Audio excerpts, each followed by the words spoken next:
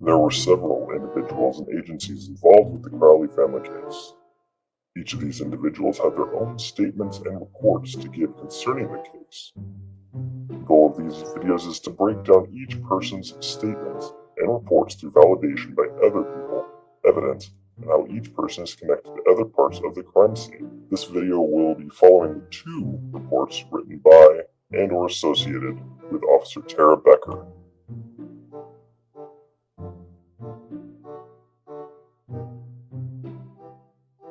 On January 17, 2015, at 12:59 p.m., Officers Becker and Broughton were dispatched to 1051 Ramsdell Drive on a report that the neighbors, Paulina and Judy Prochnow, saw dead bodies inside of the residence.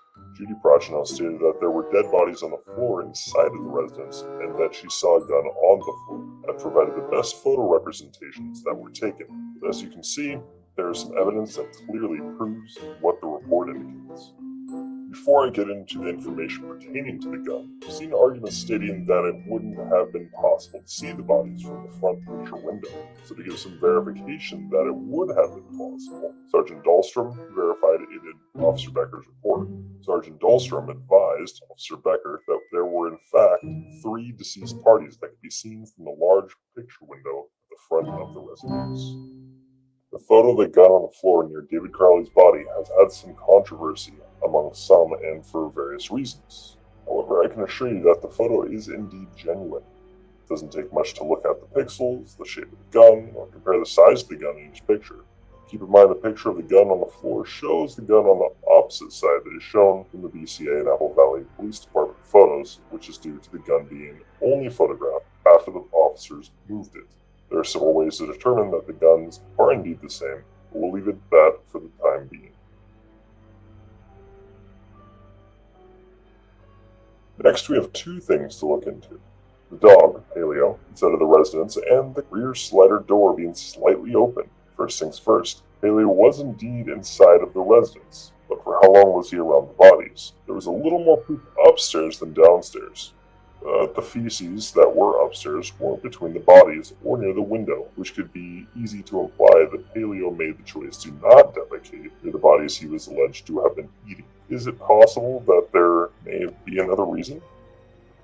We'll get into the feces in another video, but I wanted all of you to hear that early and keep an open mind about it since it could play an interesting role in this case. Let's move on to the slightly open back door. This is a very strange piece as it almost makes 0 sense for this door to be open at all. Temperature fluctuated between freezing and negative between December and January when the family was found. I highly doubt anyone would want freezing breezes coming in even a little. That brings up a few questions. When was the door left open? Who left the door open? And what was the point of leaving the door open? Next up, we have the interview between Officer Becker and Lorraine Tuppy. Let's just say that this interview shows more about the disconnect between Lorraine and the Crowleys than it does anything else. For starters, Mrs. Tuppy thought that the Crowley family had traveled to Texas for the holidays, which she would only know if one of the Crowleys had told her or her husband that. She does essentially confirm that she only knew of David, but knew that he was married to an East Indian woman and that they had a small child named Ranita. This shows us 2 things. She had been introduced to David and possibly his daughter, and that she didn't speak to them often. The final nail in this interview coffin was the fact that she called David's old cell phone number, which confirmed that David didn't see the Tuppys as important enough to have their new numbers. The last part of this report that needs mentioning is the brief interview between Officer Becker and Colin Prochnow. This interview provides some interesting details that need to be viewed through the lens of the known timeline. Before we get to the timeline, we need to note one small detail, which, like the feces, could prove to be a bigger piece to this mystery than one might suspect. Mr. Prochnow had heard Paleo barking from inside the Crowley residence, so he went to check in on the family. It was also when he confirmed the initial date that he and his wife had first noticed the presence on the Crowley family's porch, January 10th, 2015. Interestingly enough, Colin claimed that the presents had been scattered about, but he restacked them neatly on the porch. If the dog was the concern, wouldn't it make sense to have one's head up to get a quick peek into the family's home as he walked up to check to see what the dog was barking at. Colin didn't leave only those details hanging though. He claimed to have heard possible gunshots coming from the direction of the Crowley residence between December 2nd and December 19th, 2014, at around 2 a.m. However, he didn't feel a need to call the police about it, as peering out the front door was enough. This is where the timeline comes in handy, as there were a variety of things that occurred between the 2nd and 19th. Allegedly, David had spoken to Mason Hendricks on the phone. Unfortunately for Mason Hendricks' story, the call wasn't made, which then brings up questions pertaining to his false information. Danny August Mason responded to David via email concerning his removal from the Gray Estate ownership, to which Danny needed his lawyer to review the removal contract. This becomes a very curious point, as Danny later makes a statement to his interviewing officer that he wasn't an owner and that he was nothing more than an actor in the production. After that, we need to analyze the fear that Sean Wright had concerning the alleged tax information in Gray Estate The Rise. Even if we take David's word that nothing pertaining to Wright's tax information was in the documentary, we also have two different cuts that were released. In both versions, there's nothing about Mr. Wright's tax information. Lastly, we have the alleged text conversation between David Crowley and Chris Peck concerning a marijuana sale between the two. What's really strange about this one is that the Apple Valley Police Department claimed the conversation was real. However, they made it very clear that it was a text message conversation between their phones, and the phone records showed nothing of the sort occurring.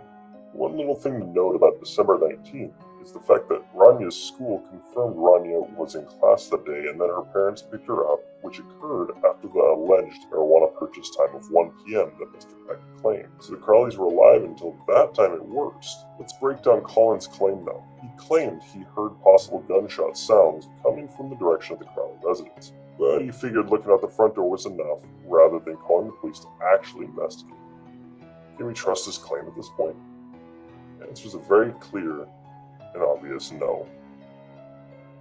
The last report, we have some interesting facts from the report that was exclusively written by Officer Becker, and it stated that she left her squad car's video camera on until the Bureau of Criminal Apprehension, or BCA, command van arrived.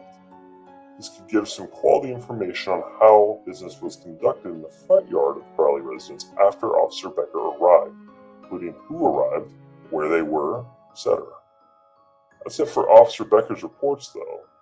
So if you have any questions or would like further clarification about this content in this video, make sure to leave a comment below and we'll talk about it. Also, make sure to hit the like and smash the subscribe buttons. Till next time.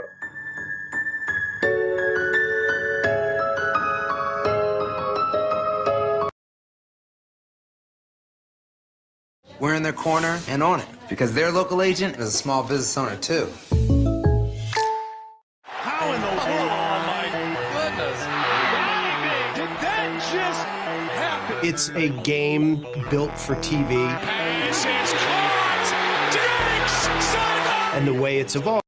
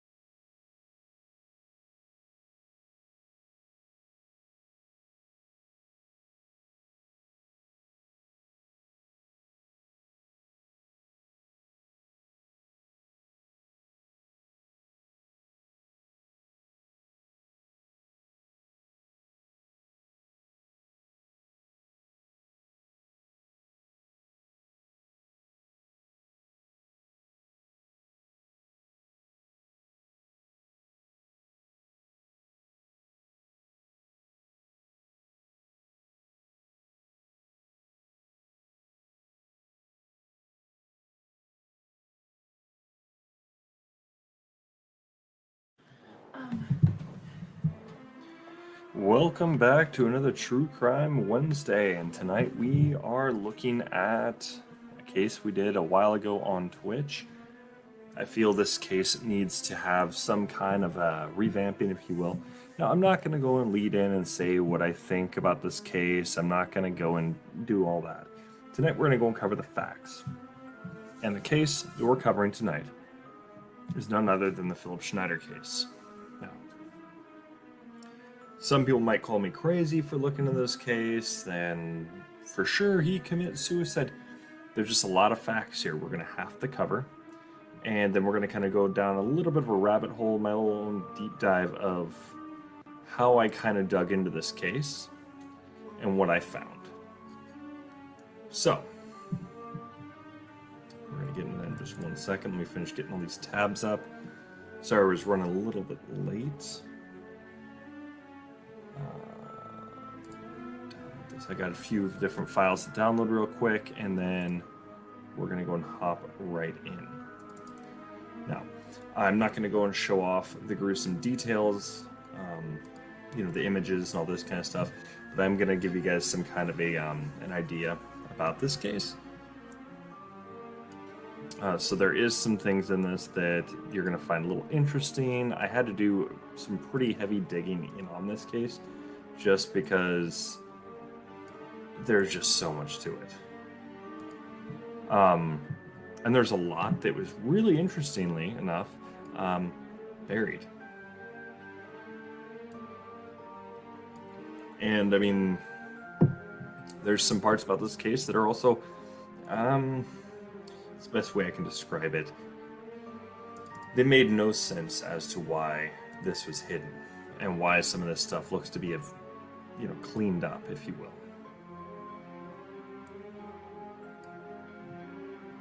So, oops, wrong one, don't need that one. Just got two more tabs to bring up just so you guys have that. I wish this would download. I'm having some issues.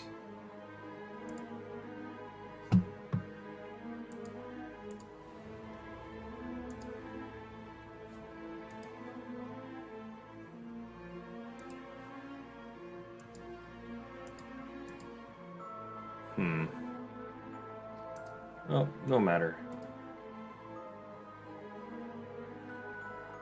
And I know I'm already having some issues too when it comes down to the lag. I do apologize for that. This is all purely Comcast, just kind of taking a crap on me. There's some other things going into it, but really it's just Comcast being kind of Comcast,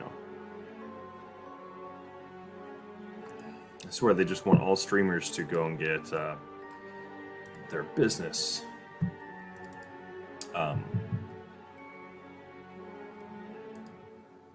their business Wi-Fi, but that's not the case. I'm not going to go and do that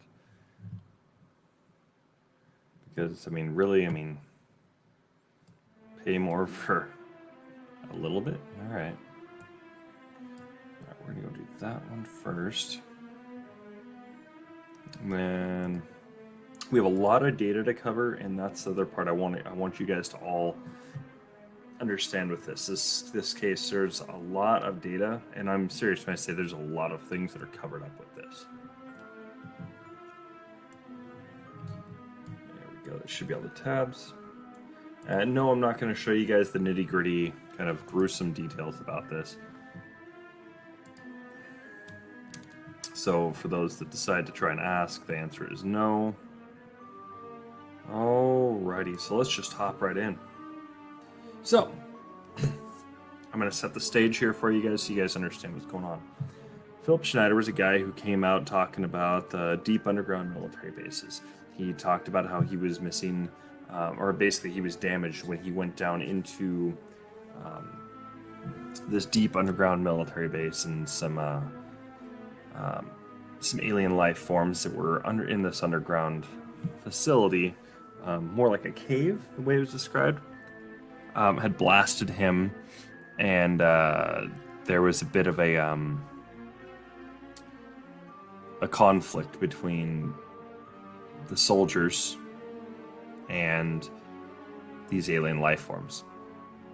But Philip Schneider was injured, pretty gravely injured. He talks about a chest scar. He talks about missing a couple fingers, taking burns, all this kind of stuff. There's a lot of things that went on with this. And what ended up happening was, after he had done a few of these little conventions, these little speaking lectures, he had these little speaking events he had done at a few of these like UFO conventions and all that. He'd done a few speaking engagements, but he was speaking out about this, and then all of a sudden, about 7 months after his last one, he was found dead in his apartment in Oregon. Now, most of the details will lead and say, oh, okay, well, it was like Wilsonville where he was living. There's some that say Portland, and there was one, I believe, that said Corvallis, Oregon. But regardless, majority of them, I believe, said Wilsonville. But he died apparently in his apartment. Well, we're going to go over those details in just a moment. Let's go ahead and get right into the first part.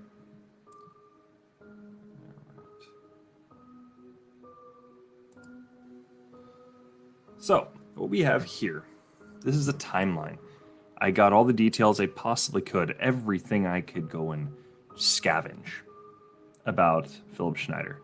And you will see also, you're going to see little time gaps, you're going to see some interesting information here. First and foremost, let's go over his birth. Well, Philip Schneider was born April 23rd, 1947. Okay. His father, just to show you this, was him, Captain Otto Oskar Schneider, allegedly. He was born in Germany and served as a U-boat captain. After his capture, Mr. Schneider was repatriated into the U.S. Naval Intelligence. He was instrumental in the design of nuclear submarines and worked with nuclear medicine. Captain Schneider also was involved with the Philadelphia experiment and Operation Crossroads. So this is like pre-Operation Paperclip. Okay. You got to look at a lot of different things when it comes to the story about this guy, but pay very close attention about this. Okay. Now, things to go and take in consideration. This right here. This inscription on his gravestone. Oskar Schneider, Captain, U.S. Navy. January 22nd, 1906 is when he was born, and he died May 13th, 1993. In memory of Sally W., which is his wife, who died in 1990. So by finding this gravestone, you can go and see these things. And then you can go and start doing your own digging on this. But we're going to go and cut to the chase. And this right here, allegedly, was him at the end of his life. Now, this is the father. So, take note, Philadelphia experiment, Operation Crossroads. Okay?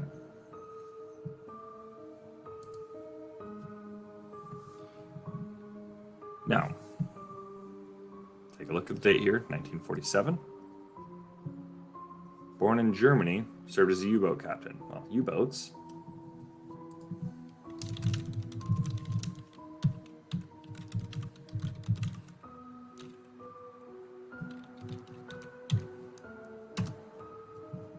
Just take a look.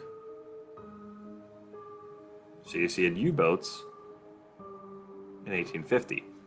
So this could be either World War I or World War II. Now, this is where you also have to do some digging on the father, and it comes down to it. You look at the dress attire. I believe, if I'm not mistaken, this is World War II. Right? Now, World War II, you look at the details. Now, I remember looking into this, and I found out that this picture here, this guy here, was an actual U.S. naval officer, but he wasn't picked up from a German U-boat.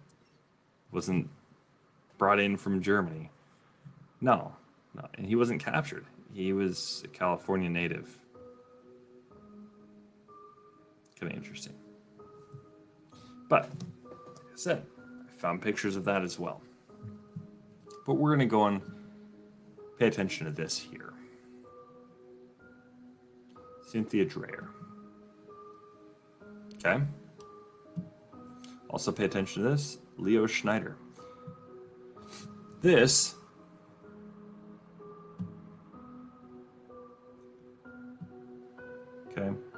is the uncle, allegedly. So, pay close attention to that. But let's get back into Philip Schneider's information here.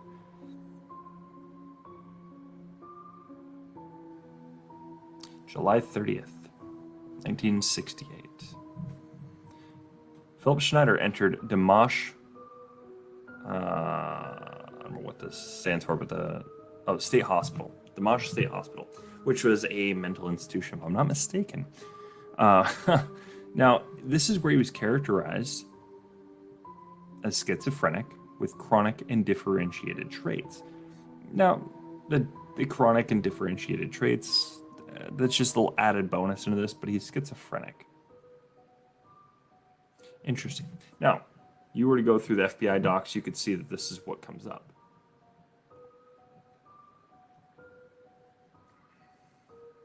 Now, this is where you can't just do the internet sleuthing. You'd have to go and dig, and you'd have to go and talk to other people. You have to get to go and talk to people about this, that maybe have known about this. Maybe there was Dimash State Hospital. Let's take a look.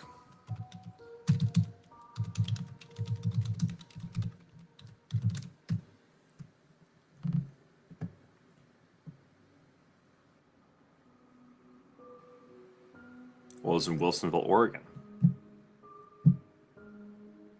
Opened in 1961, closed in 1995. This is a newer facility at that time. Okay. Well, he leaves the following year. So, Schneider exited Dimash State Hospital. Under stress, self-mutilation for, quote, self-attention. He amputated 2 fingers and a thumb. Funny thing about that.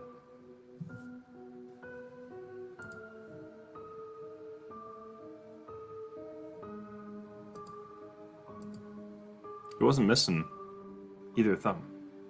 He was only missing 2 fingers. So if he amputated his thumbs, I can't get into that, but because I can't even look him up because it'll potentially show. Actually, hang on. No, I can't.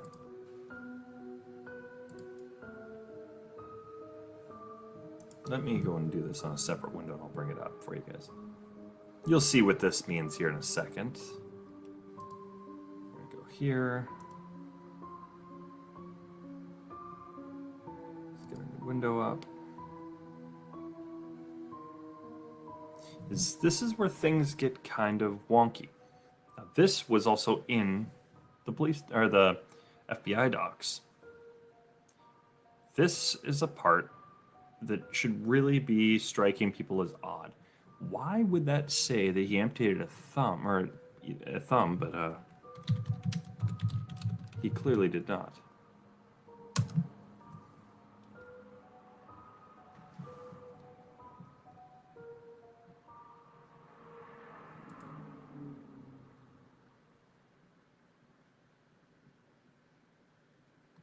It's a little interesting to say the very least.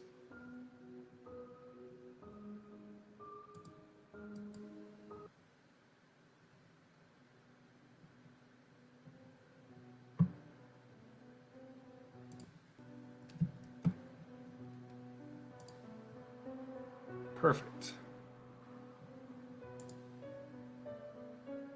Oh. Haha. So he didn't amputate a whole lot. A very clear image here. He amputated some. schizophrenia part of it?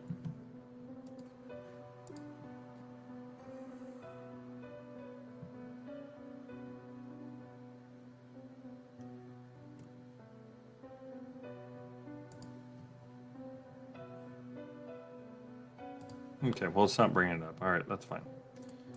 Because my Wi-Fi is kicking my butt. But that's okay.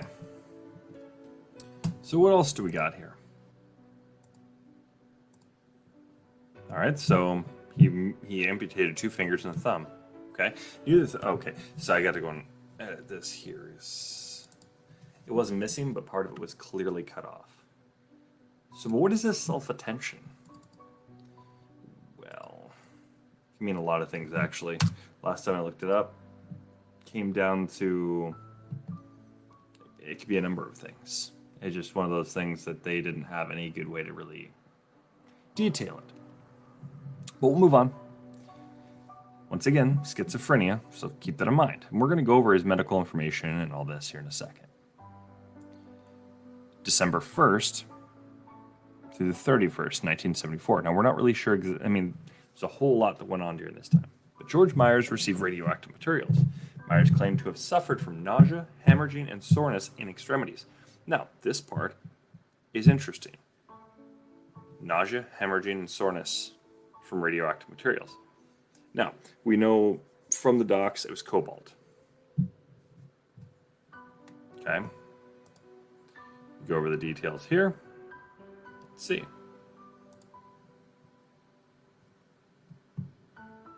If it'll load, there it goes. Cobalt. Well, it's beta and gamma radiation.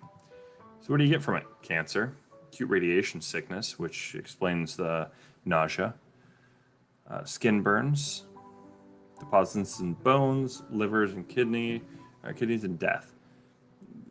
Okay, well, what else did he go and deal with? We know the nausea was there.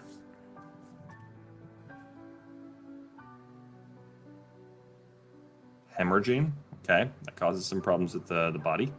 Soreness in extremities.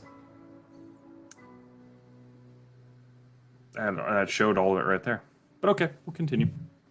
Jackson Wood and Robert Rubio suspected Schneider of crime.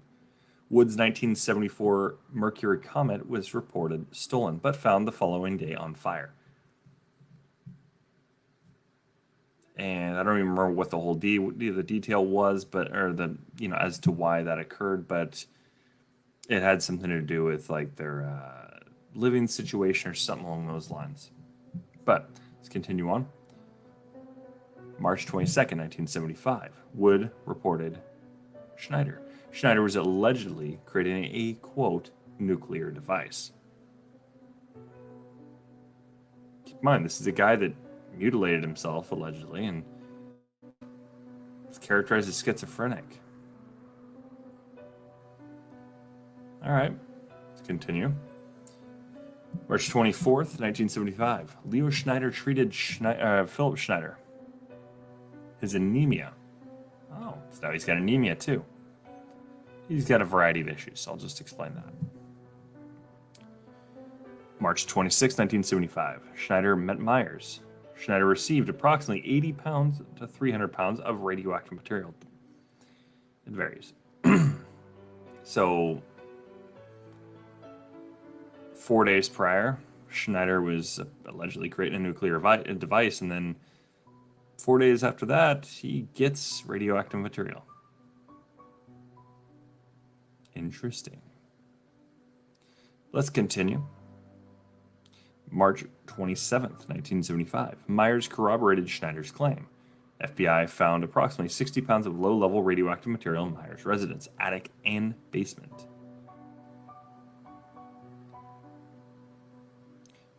February 1st, 1976. Jackson Wood and Robert Rubio suspected Schneider of crime. Again. Rubio's landlady's vehicle's windows were smashed after she became angry with him. See what I mean? Could you put it past him? February 15th, 1976. Robert Rubio and Schneider, physical confrontation. Schneider claimed that Rubio attacked him and had made the threatening statements concerning Special Agent Tomlinson. February 19th, 1976, Jackson Wood reported allegedly, Schneider intended to kill Rubio and Tomlinson. Special Agent James E. Tomlinson, Rubio and Schneider appear to have mental problems. So now you've got two people that are crazy. So now this would be an interesting note. How did he meet Rubio? And even then, after he met Rubio, where did he meet him? And does Rubio happen to have any mental conditions, any kind of ailments? That'd be another interesting one to see. 1979, Paul Benowitz claimed the existence of the Dulce bases. 1979, alleged underground extraterrestrial battle, Schneider's claim, also occurred that year. 1986, George Clinton Andrews discussed Dulce bases. May 1986, Philip Schneider met Cynthia Dreyer Simon. 1987, Philip Schneider and Cynthia Dreyer married. 1987, John Lear spoke about the Dulce bases. See, now you got three claims there. Paul Benowitz, George Andrews, and John Lear. 1987, Cynthia Dreyer gave birth to Maria Schneider. 1990, Cynthia Dreyer divorced Philip Schneider. 1993, the World Wide Web became publicly available. May 1995, Philip Schneider spoke about the Dulce bases. 7 months later, almost 8 months or so, Philip Schneider's body was found in his apartment in Wilsonville. Does this seem like somebody that's crazy? And this is why all these bad things keep happening? Or does this seem like somebody is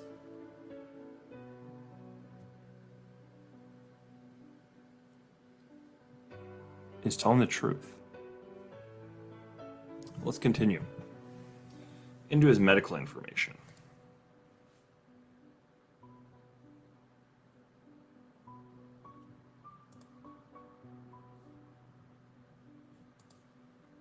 Well, he was on Dilantin, but he had allergies to, quote, something in Dilantin, end quote. His mental health, well, he's schizophrenic, he was a compulsive liar, and he was, quote, learning disabled, unquote. His medical conditions consisted of osteoporosis, multiple sclerosis, anemia, cancer in his arms, seizures, brain damage, chronic lower back pain. This guy was riddled with damage. Prior wounds, well, he had a metal plate in his head. He had some shrapnel, apparently. Scar from throat to below sternum, which we can see here. You can also see scar from side to side below sternum, missing 2 fingers on left hand and a thumb, partially. Prior lower back surgery.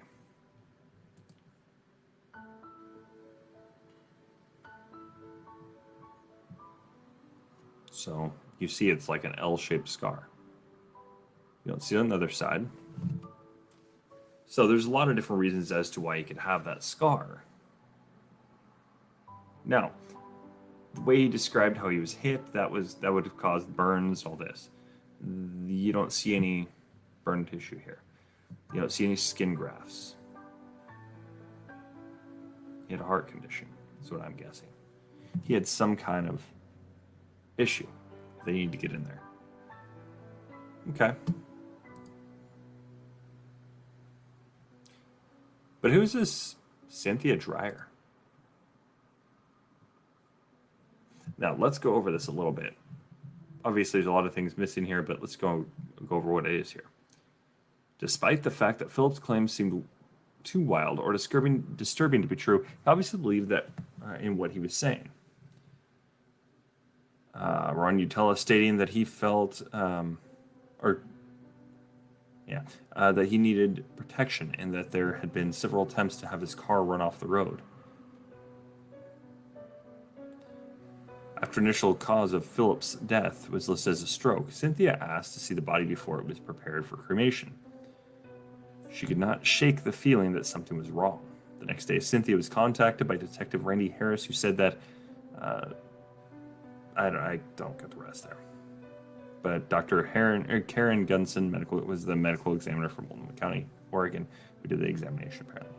Autopsy revealed that Philip had in fact died as a result of having a rubber hose wrapped 3 times tightly around his neck and tied off in a knot blocked the flow of blood to his head. He became unconscious and finally died. He was also cut as well, very clean cut. More surprising was Cynthia's discovery that Philip's lecture material, unknown medals, military photographs, and all notes of his unwritten book were also missing. When he was found in his apartment, Philip's body was in an unusual position. His feet were under the bed. His head was in a wheelchair seat, but no blood was found on the wheelchair. There were no apparent wounds on Philip's body to account for the blood. No sample of blood was ever taken, and a long time of Philip said, "I saw Philip the weekend of January 6th and 7th, 1996. We were going to buy land in Colorado. We were excited, blah, blah, blah, some black budget. He did not commit suicide. He was murdered, and it was made to look like a suicide." We've seen this happen plenty of times. So the condition of his body and all this, it's a little weird. Could he have just mysteriously cut, tied himself up that way and cut? I'm not going to show the body, but for those that do look into it, it's a little graphic, but I don't think it's 100% fair to really assume that's what occurred. Okay. When he was alive, Philip enjoyed eating out at the 76 truck stop in Aurora, Oregon. Well, 76 truck stop, you're going to eat truck stop food. Okay, that's gross. A waitress named Donna remembered his stops when Philip said, if they ever say that I have committed suicide, you will know that I have been murdered. She said that Philip believed he had, I don't know what the rest. But you can see this is a little interesting. But then this lady leaves. Cynthia Dreher leaves her email. simbid@aol.com. Well, you look into that. It takes you here to an Indonesian banking group. It's a little weird. Going to take a look into that. Malaysian Universal Bank, headquartered in Kuala Lumpur, operating in high-growth economies in ASEAN. SIM Group is an indigenous ASEAN investment bank. So what's her connection to this bank?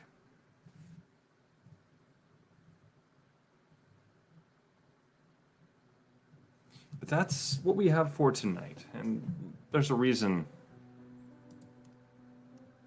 I believe this is titled Part 1 as well. But we will be revisiting this case, so expect that coming here pretty soon, most likely next Wednesday. But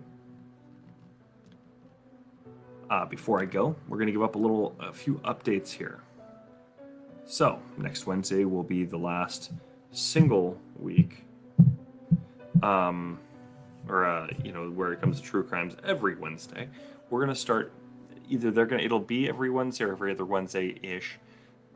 But we're also going to be airing some other content on Wednesdays as well. And just randomly throughout the week, we're going to be talking about different product development that are coming from Crowworks Entertainment, including the Comic Wars trading card game we're reviving that. And we're bringing out a magazine called Corvus Nocturnus, which will have a variety of different things for pretty much anybody of any genre almost. I don't want to say any. Nothing inappropriate, rather. You guys like Tales from the Crypt? There's stories like that in there. You guys like the superhero type comics? There's stories in there. You like things you like the kind of news, but kind of portrayed in kind of almost a fictional type way? There's stuff in there. Interested more in the Comic Wars trading card game? In the bi-monthly magazine, it comes with a free card for Comic Wars. That's the only way you'll be able to get it. These will not be coming out in any sets as of right now. And the card game will be officially being released and re-released in January 2023. On top of that, there's going to be a deal. If you show up to the conventions, you happen to go and purchase any of the old Comic Wars trading card game products. You can bring it in, assuming you got a deck. If you bring enough for a deck, which is 40 cards, plus a character card. If you bring that in, I will exchange that for a free starter deck of your choice. So, on top of that, Real News Now is going to be on the Sunday as well. So be prepared. There's a lot of stuff to cover. This actually might be one of the longer podcasts as well. So be prepared. But more to come. And starting either next week or the week after, we're going to start doing some Comic Wars trading card game and product development type of streams. So you guys will actually get kind of up-to-date stuff. I'll be showing off some of the products, what they're going to be looking like, so on and so forth. So you guys.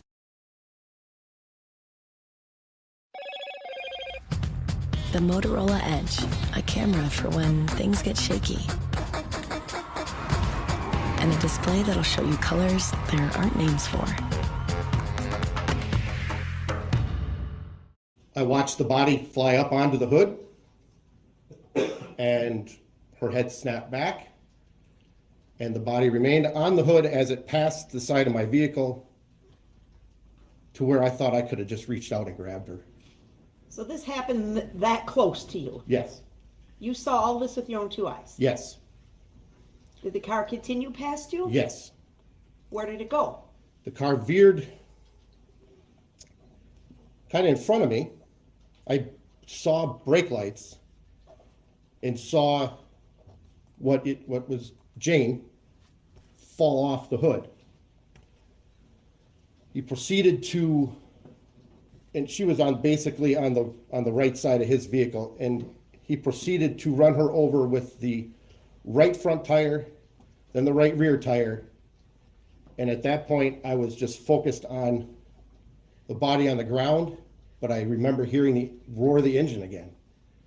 And How fast were you going? 2 miles an hour, How fast would you estimate the other vehicle was going?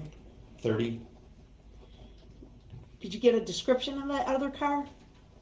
It was red, That's all you know? like a box type back end. That's all I know. That's all. I thought my wife was the woman on the car. So you see your whole life going by you,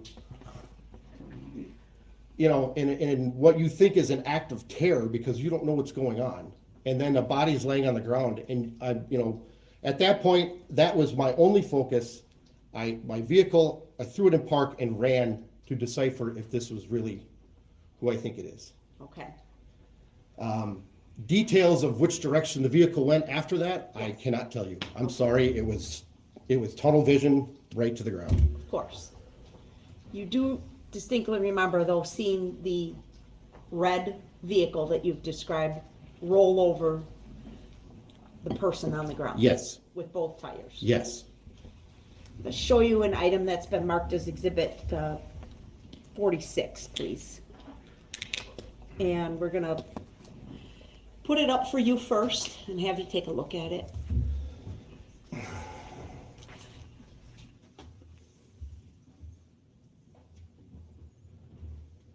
So, is it up on your screen, sir? Yep. And right now, the video is not playing. It's frozen on the first frame. Do you see that? Yep. Do you recognize what you're looking at here, sir? Yep. What are you looking at? It appears to be Jane on the ground. Is that what she looked like when you ran up to her? She was on her side, face down, yeah. I'm gonna ask Those are the pants, yeah. Okay. I'm gonna have my assistant play this video through for you. It's a total length of 15 seconds, okay? Yes. I want you to watch it and then I'll have some questions for you, okay?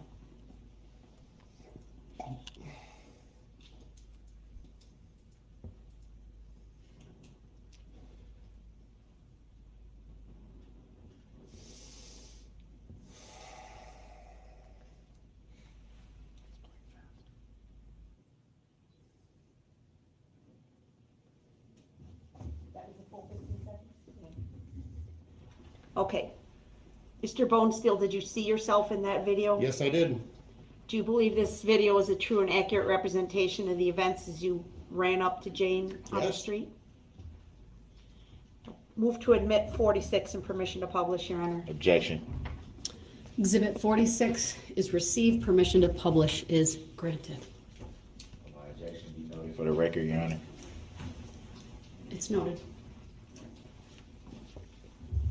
All right, so Mr. Bonesteel, in this frame, I don't see you in this frame yet, correct? That's correct. But we do see Jane laying there on the road, correct? That's correct. She's got the red top and the black plaid pants. Is that right? That's correct. Okay. We're gonna go ahead and play it all the way through, 15 seconds at normal speed.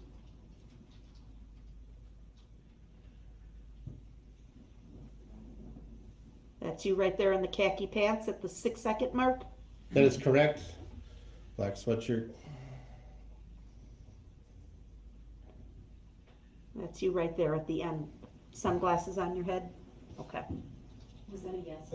Yes, it is. Yes, it is. Thank you, sir.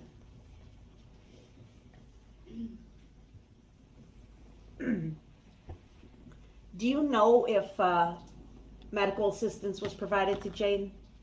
I do not. What happened? Once I realized that it wasn't Steph, I ran back to find her and the kids. And I found them Yeah, back by the vehicle. okay.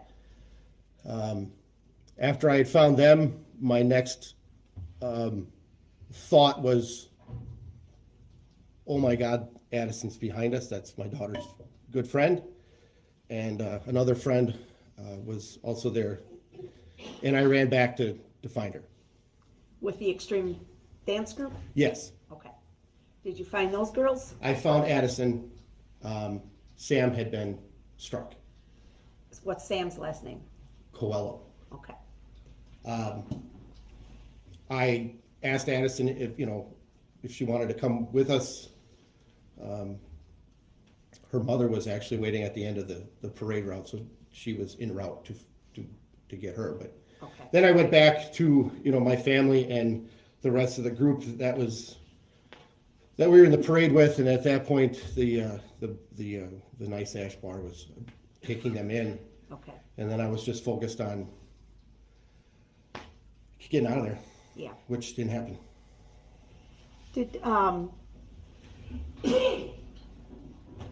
Did you learn later that Jane passed away due to her injuries from this collision? We did learn that later. My gut feeling in that was that she had passed.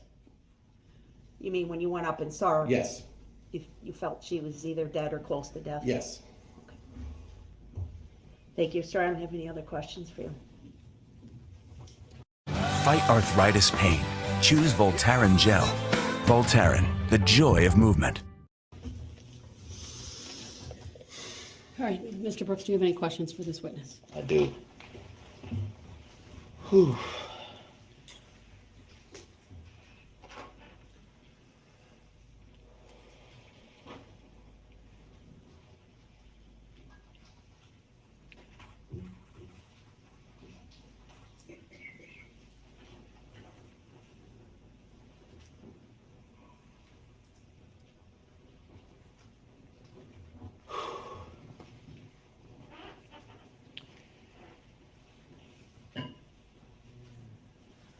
I apologize. I just needed a quick second.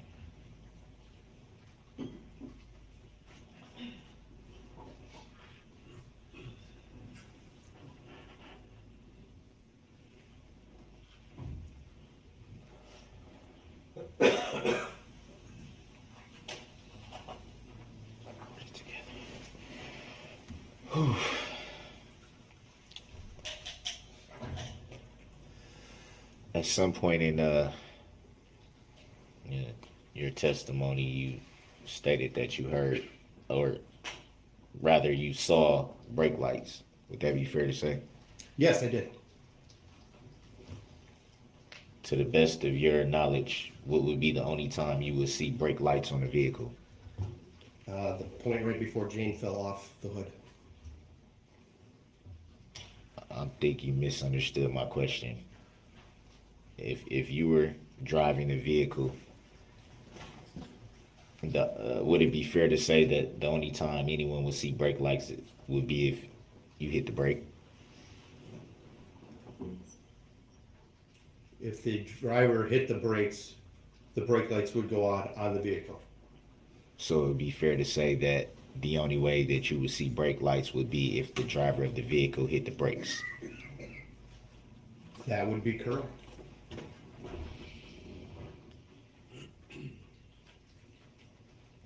You did state in your testimony that you did not get a look at the driver. Would that be fair to say? That was never part of my testimony. Nobody had asked me that question. Are you asking me that question if I had seen the driver? I do recall you saying that you did not see the driver, so I guess that's... In my testimony? Yes. Oh. Hold on.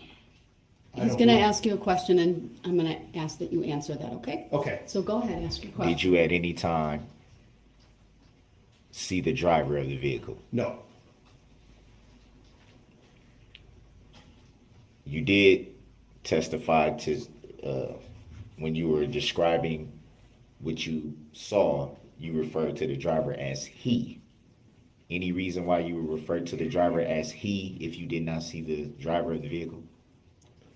That would be like the proverbial we. Well, there's males, there's females. There are singles and there are togethers. I mean, when you say we, it's the proverbial we.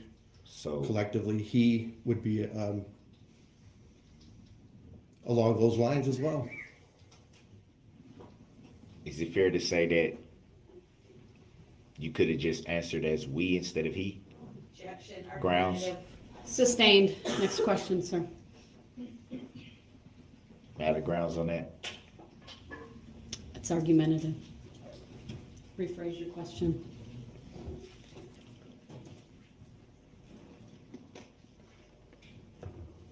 Any reason why you would answer that question as he? Objection. Irrelevant. Argumentative. Grounds. Asked and answered. Sustained. The most remarkable place on Earth, the wilderness. When it gets wild in the wild, skip the ER and go to Doc for all your sprains, strains, and breaks.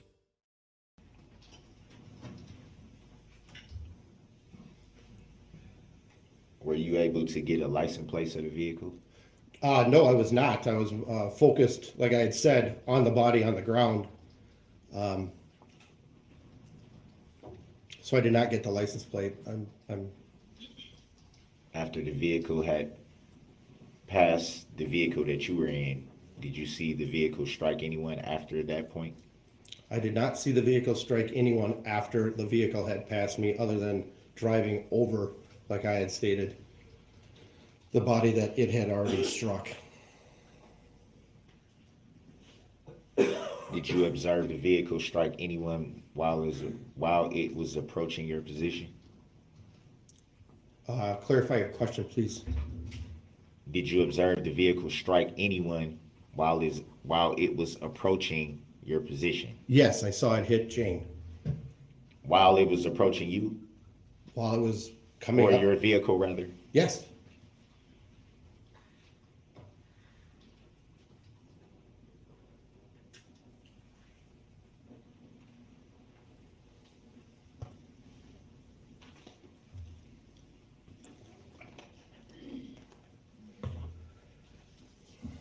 Did you observe the vehicle strike anyone else in that moment? No, just Jane.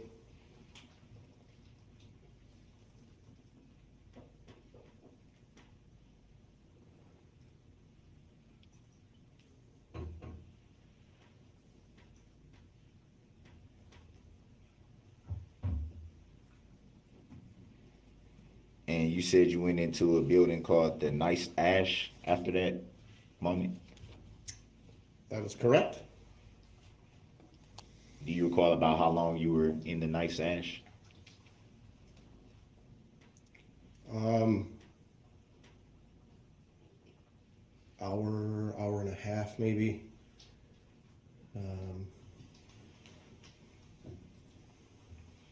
I would pop in and out because I was trying to wrap up the float and get us out of there. And then once I was told that I cannot touch my vehicle nor the float anymore because the area was deemed a crime scene,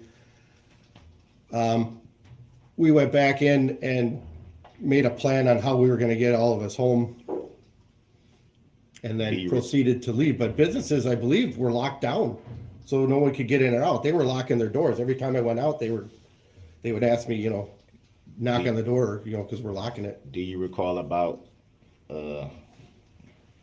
what time it was at that moment? No.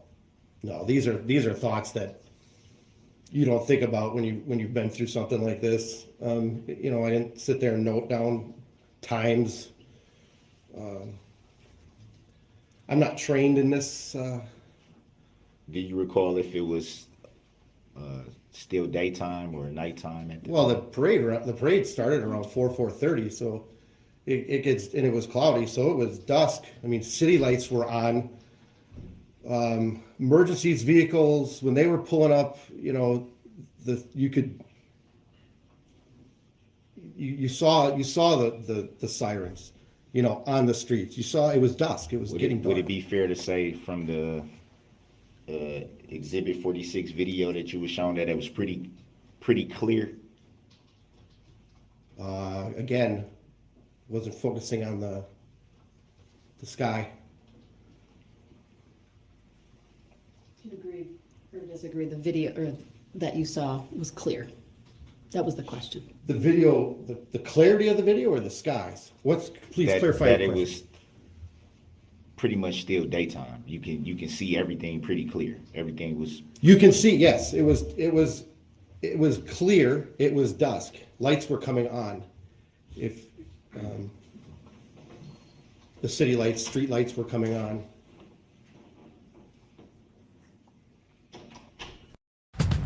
The Motorola Edge.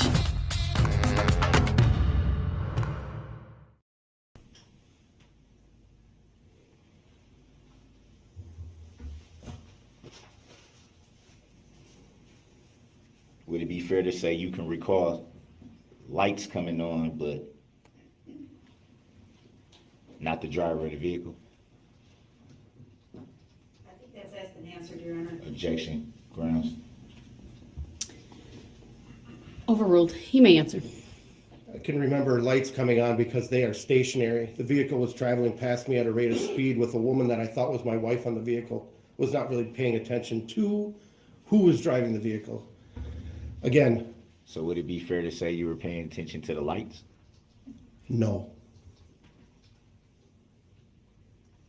So what would lead you to believe that they were in fact coming on at that time? Objection. Argument Grounds. asked and answered. The video that I... Hold on. There's an objection. I have to rule on it first. That's okay. The objection is sustained. Next question, sir.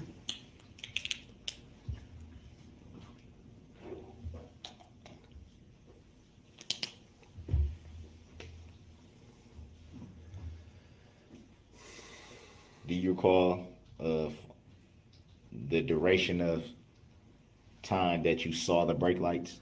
No, I do not. But you did in fact see brake lights? Correct. No further questions. Any redirect? Yes, briefly. Sir, after you saw brake lights, did you see the SUV or the red vehicle that you described ever come to a complete stop? No. Objection. Did you? There's been an objection. It's overruled. His answer may stand. Did you at any time see the driver of the vehicle pull over, stop, and get out to investigate what he or she had just struck? Objection. Overruled. No. Did you ever see the vehicle come to a complete stop at any time? Objection asked and answered. Sustained. That's all. Thank you. Thank you, sir. You may step down.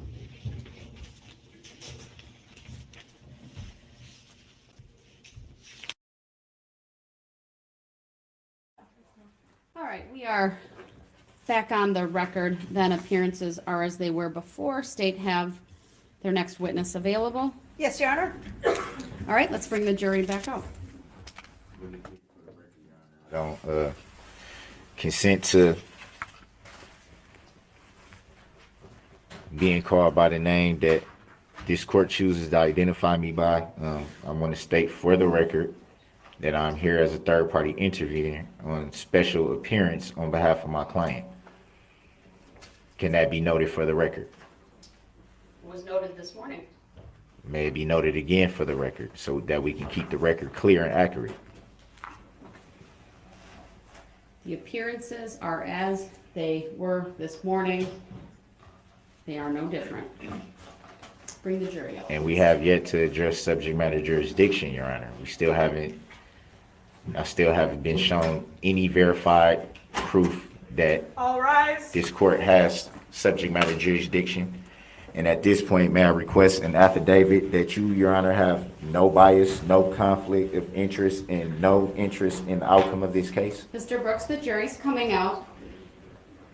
We'll address your legal issues later, if I deem them appropriate. Judge, do you hold the full Mr. judicial Brooks, power of the please, state, or is this the please. military All right, power? Can you please take the jury out? Thank you.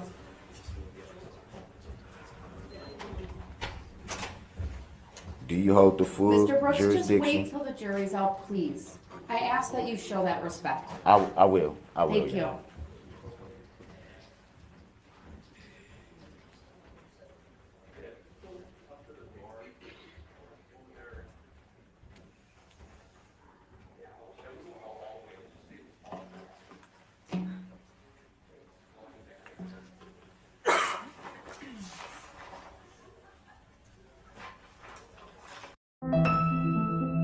Purdue University Global. Apply now at purdueglobal.edu.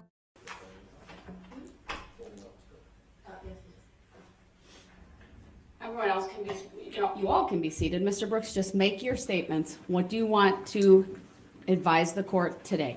I want to first state again for the record that I do not identify by that name, nor do I consent to being called that name. Your Honor, with all respect, I'm merely asking you, do you have the full judicial power of the state, or is this military power? I'm sorry? I don't understand what you're asking me, sir. I'm asking, is And on what this, legal basis are you making that request? I'm asking for the record, is this a common law court or an admiralty court? What are we in here? And I'm requesting an affidavit that you, Your Honor, have no bias, no conflict of interest, or no interest in the outcome of this case. And the reason why I want to state this clearly for the record, mainly is because of the bias that's been shown. I have not been getting any certified copies of any requests that I've made, which I was told by this court to address inmate communication forms for anything that I may need. I've done that. I've complied with that. Every time I've needed something of the court pertaining to documents, I've done it the way the court has asked me. And I've always stated that I wanted everything to be certified. I have yet to even get that. My court docket sheet was not a certified copy. When I asked Your Honor of your oath of office, I asked for that to be certified. You stated for the record that you would not give me a certified copy of your oath of office, which you are required to show if I ask for it. I've brought up my Sixth Amendment constitutional right that has been pretty much discarded, and that is based on the fact that I have the right to face my accuser, which would be the plaintiff, state of Wisconsin, in this matter. They have yet to show that a claim is I mean, A living human being can only make a claim. An entity cannot make a claim.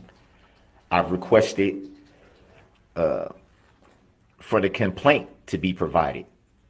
The complaint from November 23 of 2021. The amended complaint from November 29th of 2021. The second amended complaint from January 12 of this year, 2022. I have yet to see those. There was no record of a bond in my docket sheet. I asked for that to be verified by proof. That hasn't been provided.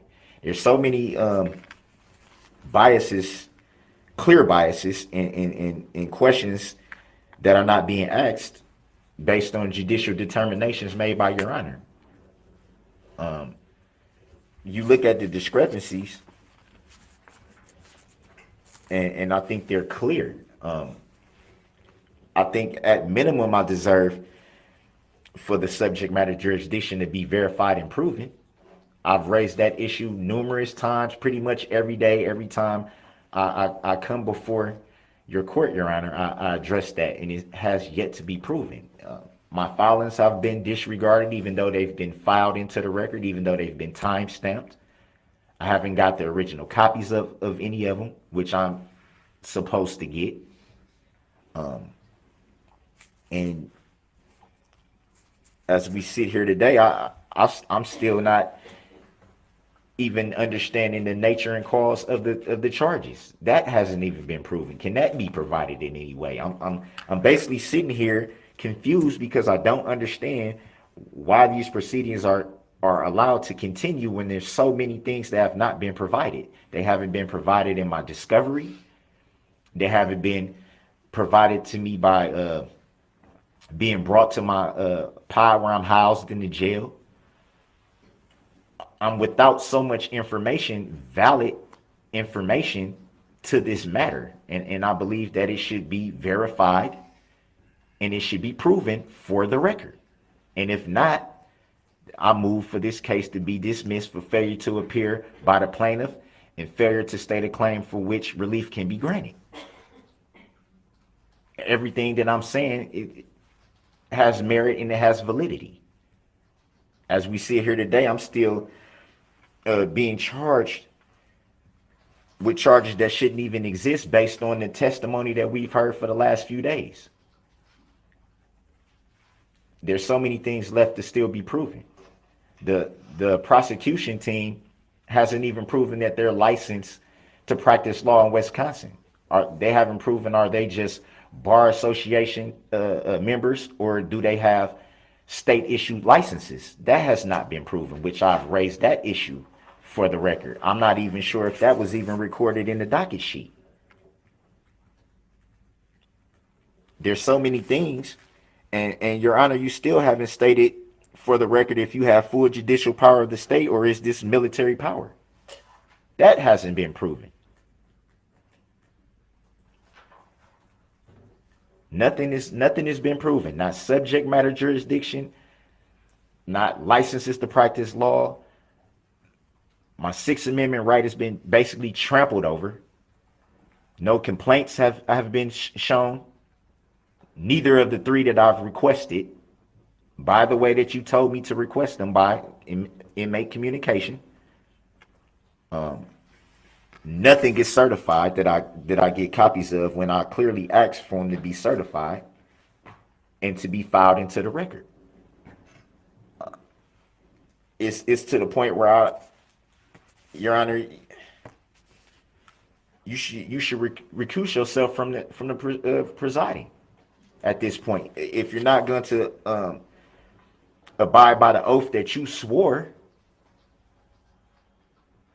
which was in your oath, correct? You swore to protect the Constitution of the United States. You swore to protect we the people. That is not being done here.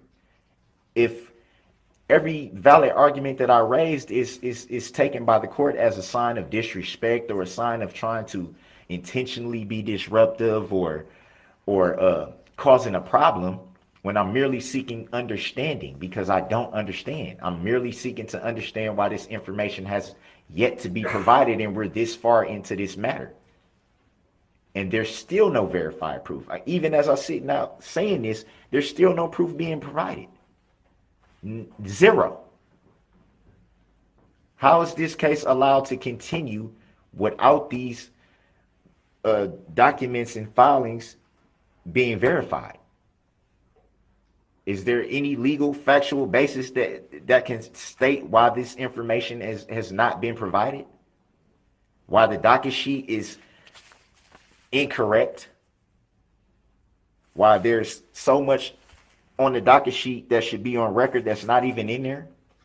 That if we had the recordings of the record, they would see was brought up numerous times that doesn't even show up. I'm just asking for Your Honor to be fair, which is another right that I have, the right to a fair trial and the right to an impartial jury. I can go on and on and on about what's not being done. I have, again, I say I have the right to face my accuser. Where's the injured party? Who's making the claim? I asked Your Honor numerous times for Your Honor's name. You wouldn't answer. I asked, did you have a claim against me? You did not answer. I asked the whole courtroom, did anyone have a claim against me? No one said anything, which you stated for the record a non-responsive answer. A non-responsive answer is an agreement, which will be a tactic agreement by you, Your Honor, that you don't have to answer these questions that you should be answering. I have that right. The plaintiff in this matter, which was stated by witnesses in testimony to be the state of Wisconsin. But when I asked, do they see the state of Wisconsin present in the courtroom, the question is shut down, which is a valid question. The plaintiff should be present in this matter. Where is the plaintiff? Who's bringing the claim? Because we know an entity can't bring a claim. It has to be a living, breathing human being.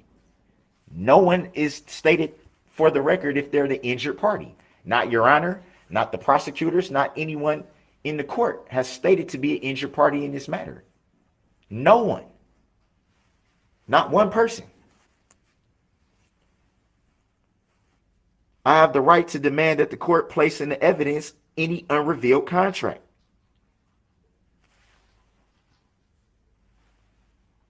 Has that been provided to me? Have that been placed in the evidence? I would like to see it, which is my right. I have the right to inform the jury about the truth and their duty and their rights. That's the First Amendment and the Sixth Amendment. But I'm repeatedly told to shut the question down when this is valuable information that the jury should be privileged to know. They deserve to know.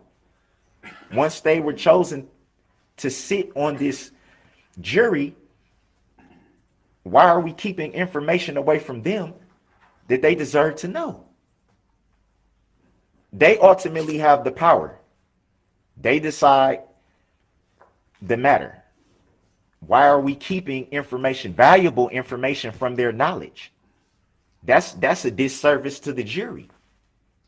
And frankly, it's a disservice to the court that they're not allowed to hear things that they should know, that they should be informed of. It's our right to inform them of everything that they have the power to know, to do, and to know. They deserve that much.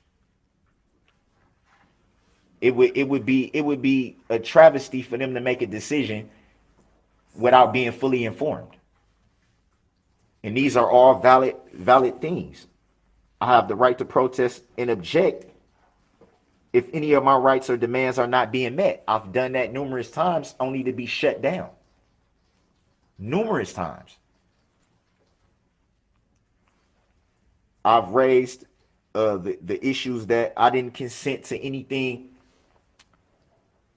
that may have been suggested on behalf of my former attorneys. I've never even consented to them making a plea on my behalf. I haven't, as a matter of fact, when it comes to a plea, I haven't even had the opportunity to entertain any plea that may have been suggested by the prosecution. We haven't even talked about that.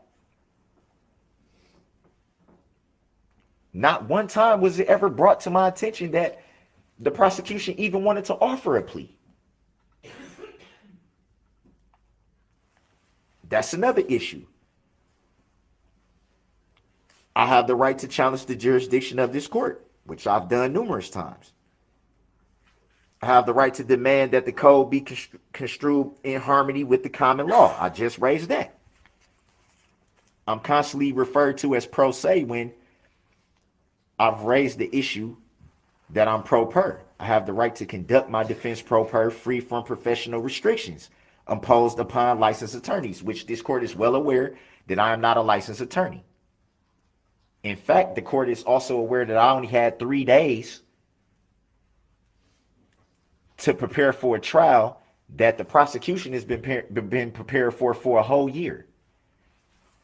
We see these boxes right here.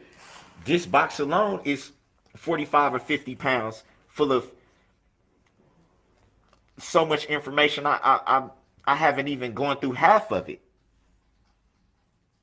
It was stated for the record that the discovery, in its entirety, was brung to my housing unit on the 29th of September, which trial was scheduled, that would be a Thursday, which trial was scheduled for Monday. How can I possibly go through all that, all the paperwork, all the digital discovery and things of that nature? How can I go through all of that and be prepared in 3 days? That's a clear bias. I did not have time to prepare for this. Everything I'm doing is off the top of my head, winging it, taking it as it comes. When the court is well aware that I was not prepared, I raised the issue that it should be an adjournment, at least at the minimum, it should be an adjournment because of that fact, at least to let me go through all the discovery. That was denied.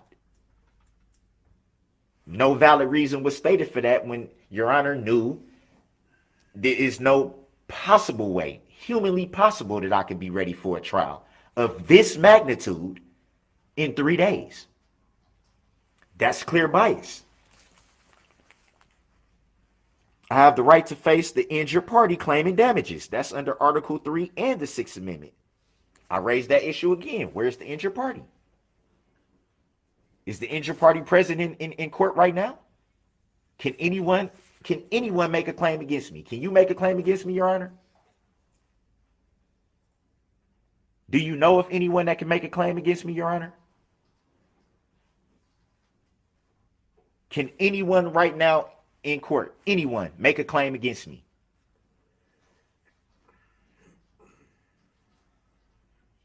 And because of that, Your Honor, the motion to dismiss should be granted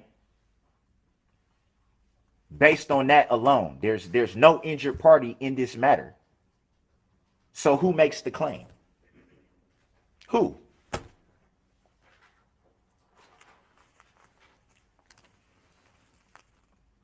I have the right to put the judge on notice of my intent to appeal and any ruling decisions during the case.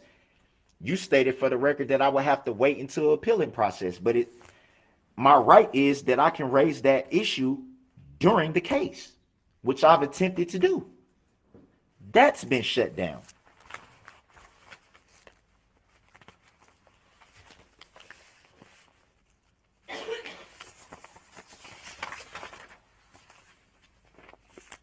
I have the right to specifically reserve all of my rights, which I do at the beginning. I have the right to say what I want and to be heard under the First Amendment. And when I attempt to do that, it's taken as a slight to the court, a disrespect to the court, or me intentionally coming into the court to be disrespectful, which I've stated that is not my intention. Never is it my intention. I never intend to walk into your courtroom, Your Honor, and be disrespectful intentionally. I never come into this courtroom to disrespect anyone. But because I don't understand, I raise these issues because they have validity.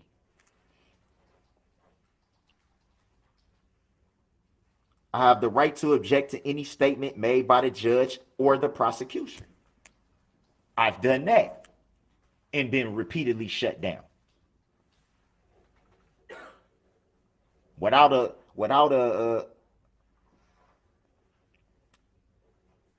lawful explanation. I've repeatedly asked the court for a motion for a finding of fact to determine if things are being done legally. I've been denied that numerous times without merit, which is also my right. I have the right to recuse the judge at any time, which is also a right. I have the right to a speedy and fair trial by impartial jury. I think it's safe to say that my speedy trial right has definitely been violated because this matter has been taking place for roughly a year. I've never consented to waiving anything related to a speedy trial. And if that was done, it was done without my consent or without my knowledge. We're way past the speedy trial date, way past. When the change of venue motion was brought up, I believe that was the first time I came before Your Honor in early March. I want to say March 11th of this year, when the change of venue motion came into play. It was decided by Your Honor that wouldn't be decided until the 20th of June, I believe. That's over the 90-day mark right there for a speedy trial. That was denied, and I still don't understand how that was denied when it's clearly obvious that at minimum the venue should have been changed based on the fact of the magnitude of the matter. There's no possible way anyone in this county would not have some type of connection or some type of knowledge, whether they were told something by someone that they may know. The news reporting alone, just that alone, there's no way that this trial should be taking place in Waukesha County. That's obvious. That's obvious from the way the motion was presented, the coverage alone, the political campaign ads that plastered the defendant's face all over the TV every single day. Every time a political campaign was brought up, it made reference to this incident. Every single time. The fact that people have children that go to the same schools in this county, that people may have worked with the same people in this county. You yourself, Your Honor, stated that you at one time worked with the father of one of the people that was injured in this matter. That is a clear conflict of interest right there. You also stated for the record that not only did you work with this father, but that at one time they may have donated to your, I don't know if it was to you becoming a judge, or I would have to look through the docket, but you said it on the record that they donated money to a cause of yours.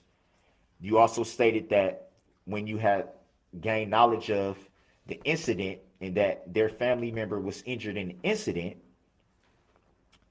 that you reached out via phone. I don't recall if it was text message or an actual phone conversation, but you put that on the record.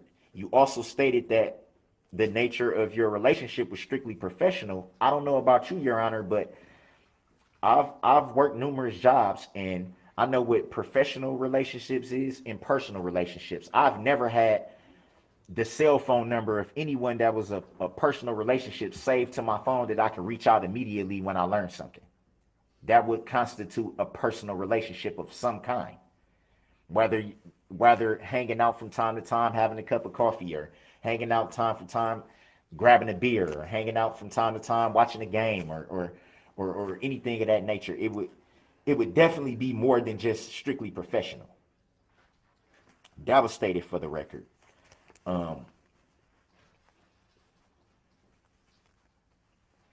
Again, I go back to the Sixth Amendment again. In terms of when I asked for the motion for the evidence motion that I raised, that was denied without any explanation. That would be strictly to place in the evidence any unrevealed contract. That's under the Sixth Amendment. Clearly, there's been repeated violations of my Sixth Amendment. We all know that the United States Constitution is the law of the land, period. It trumps everything. We also know that any law repugnant of the Constitution is null and void. We know that.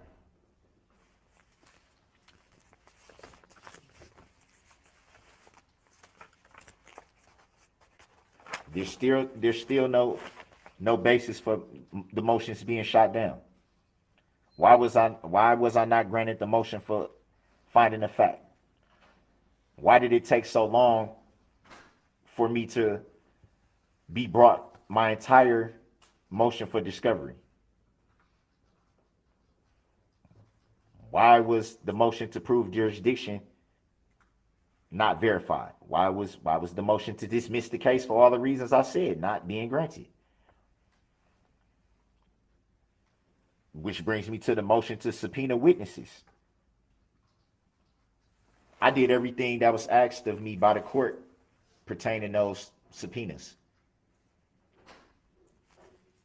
It was understood by the court that this is my first time ever having to do this. I didn't understand how to properly fill out the subpoenas, at which the prosecution volunteered that they would give assistance. The only assistance I received was for them to check to see if it was filled out right. That was it. That doesn't amount to any assistance. I was still left to fill it out on my own, and then when I did that, corrections still had to be made, which would verify what I was saying. I don't know how to do this. But I still complied to what the court asked of me. And even then, it was a big old thing about the subpoenas. I can't subpoena the plaintiff in the case. Well, how can I not subpoena the plaintiff in the case when under the Sixth Amendment, I have the right to face my accuser, which is the plaintiff of the case? So how could the subpoena not be filed? And how could the plaintiff not be called to the witness stand? That begs the question of, does the plaintiff even exist? Which it was stated for the record that not only by a witness, a Detective Casey, that got on the stand and said on the record that is an entity, which is not a living, breathing human being. And then it was stated again by you on the record, Your Honor, that the plaintiff is an entity. So the question still stands. How can an entity bring a claim if it's not a living human being? So where's the claim? Will the plaintiff in this matter, the state of Wisconsin, be allowed to testify? Will they be allowed to be in the courtroom? No, they will not, because they don't exist. Therefore, the claim doesn't exist. For all those reasons that I just stated, the case should have been dismissed a long time ago. Once those issues were raised, this case should have been dismissed. And at the very minimum, it should have been dismissed because those still have yet to be proven. We're still talking about jurisdiction. That's been being asked for over a week.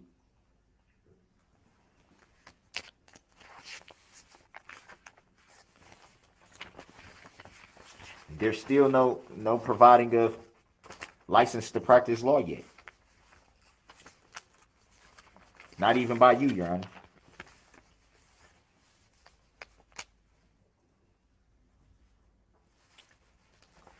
Why was I not provided with a certified copy of your oath of office?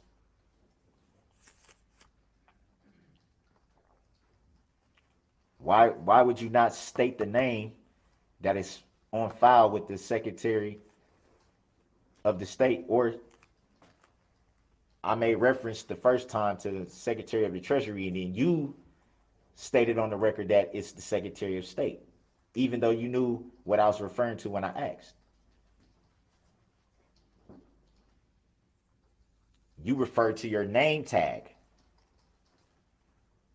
but that's not the name registered. We both know that. So why wasn't that proof verified? You gave me a copy of your oath of office, but it's not certified. So how can I verify that that is the true oath of office that you signed? How can I verify that it's valid? That's the reason why I asked for it to be certified, which you stated for the record you will not do that. You never stated any legal reason why. I have the right to ask for that legally.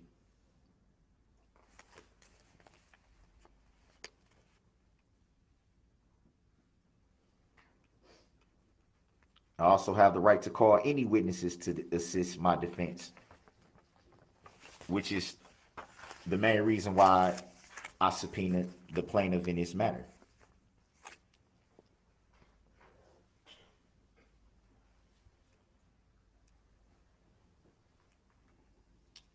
I also have the right to challenge all relevant laws in this trial in terms of their intent, interpretation, fairness, enforcement, and whether they serve and protect the people.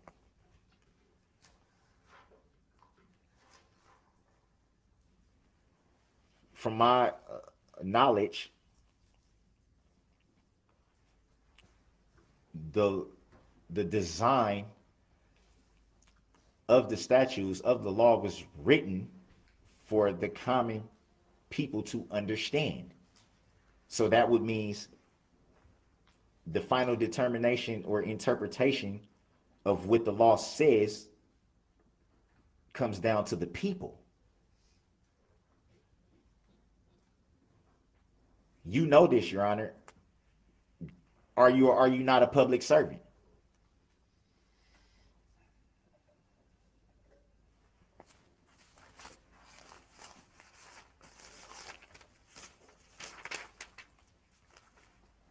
You also know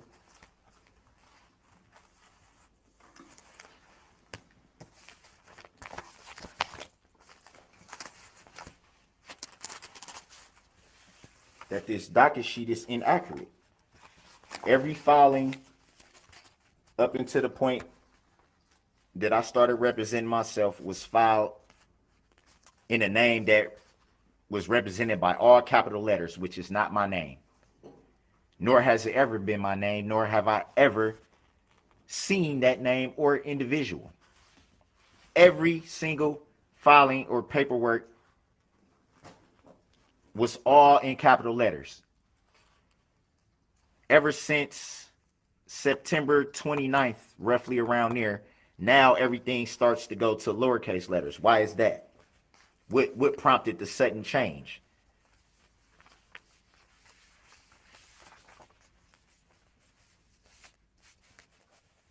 I still have filings that have all capital letters. which I state every time I come into your courtroom, Your Honor, that that is not my name, nor do I consent or agree to being called that name. I'm merely here as a third-party intervener on behalf of my client. Did I accept for value in return for value? We go through this every time I come here. Every time.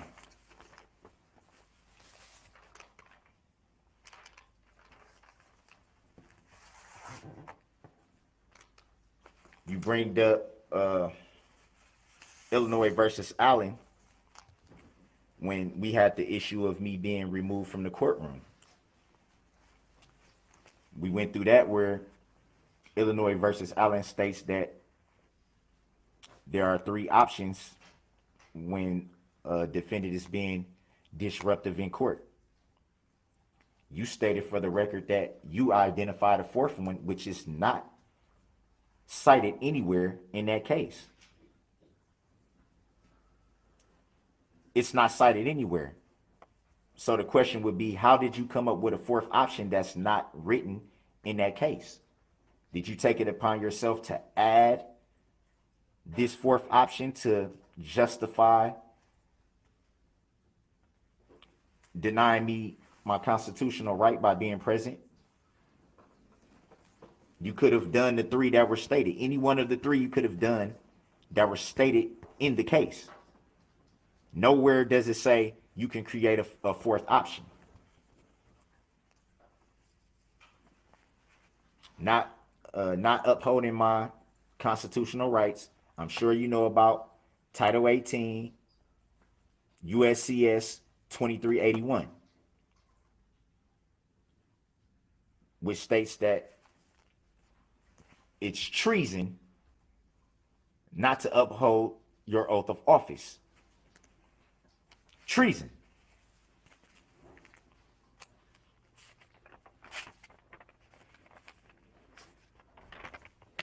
You repeatedly make judicial determinations that clearly prejudice my defense. And then when I question you about, are you making judicial determinations, I'm repeatedly shut down.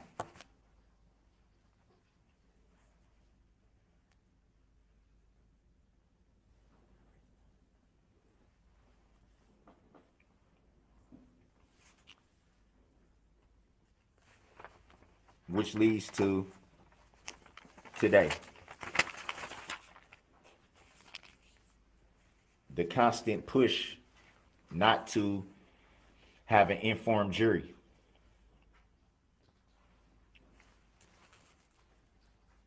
Not giving legal valid grounds on objections. Not noting objections for the record to make sure that the record is clear.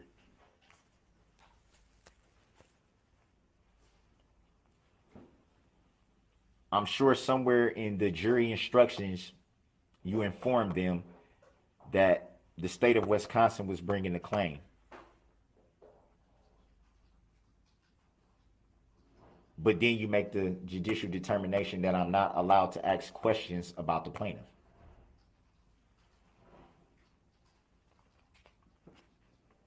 That's clear bias. And it prejudices my defense.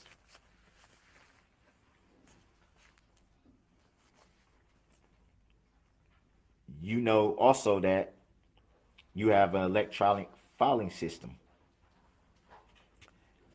I find it hard to believe that I was told yesterday about my subpoena for the plaintiff that I had to wait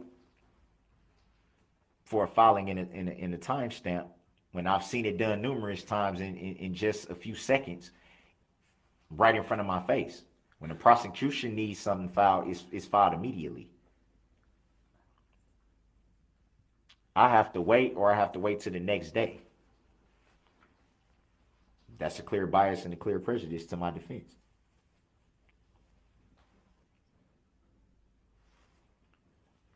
Obviously, the court knows that I'm not privileged to the same filing system.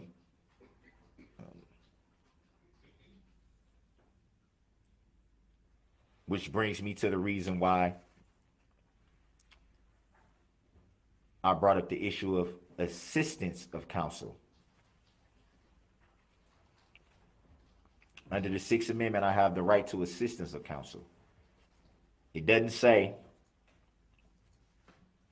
anything about representing yourself without assistance of counsel.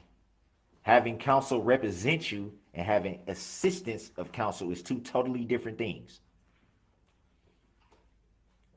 You, Your Honor, gave me paperwork that was a waiver of counsel.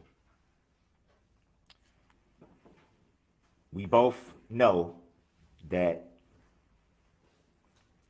any contract can be altered if I don't agree to certain terms.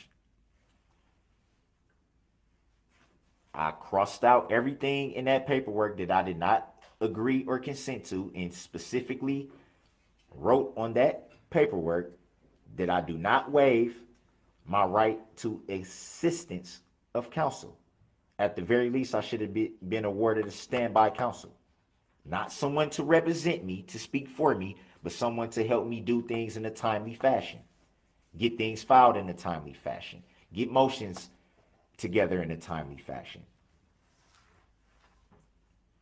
Make preparations to get things done that I don't have the privilege to do in my current situation of being housed at the Waukesha County Jail. I gave you back that paperwork and you accepted the paperwork that I altered, that you understood that I didn't agree and consent to those things that were altered. You accepted it and you filed it. That is in the record. I have copies of the same paperwork that you accepted. So when you accepted that, with no objection, that becomes a tacit agreement.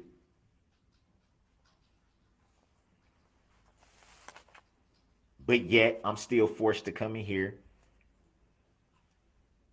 with zero help.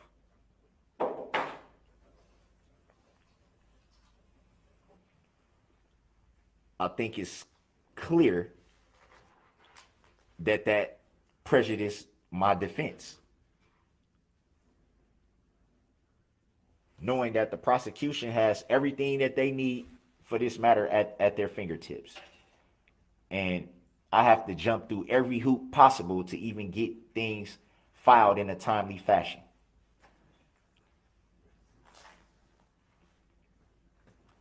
It was stated for the record that the unit that I'm housed in the Waukesha County Jail, and per Jail Administrator Angela Wallenhoff, that I'm only allowed out of my cell for a few hours a day. So I'm roughly locked down 22 hours a day. Not given the privilege to access everything that I should be able to at the time that I should be if I was general population. Arrangements could have been made months ago for me to be at least in some form general population with an upcoming trial.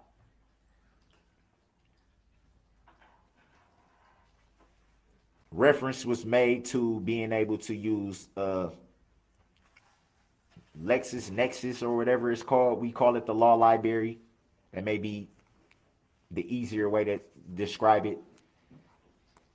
I'm only allowed to access the law library at certain times during the day. The rule of the jail is that when you're not in the day room, you can't access the law library, which is on tablets. We are not allowed to have those tablets in our cells.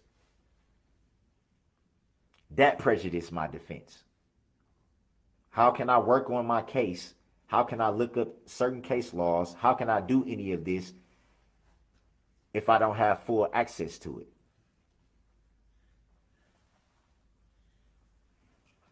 I even suggested some type of order that could be made by the court to allow me more time out of my cell, or to talk to jail administration about allowing me more time out of my cell to be able to use those when needed.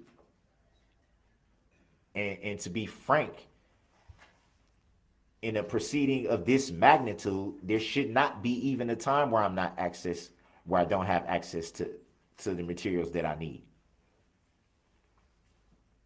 If I'm not in the courtroom or sleeping, I should be awarded the time to work on this case, seeing as how I only had a couple days to prepare for a trial of this magnitude.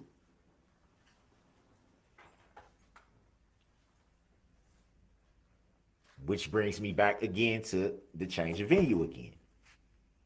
Even right now with trial going on, there's still political ads being shown every day that reference this incident. There's still talk throughout the jail about it. There's been a ton of hate mail received to the jail since the beginning of this. It did die down for a little bit, but it picked right back up the closer we got to the trial. Hate mail that comes from people right here in the city of Waukesha.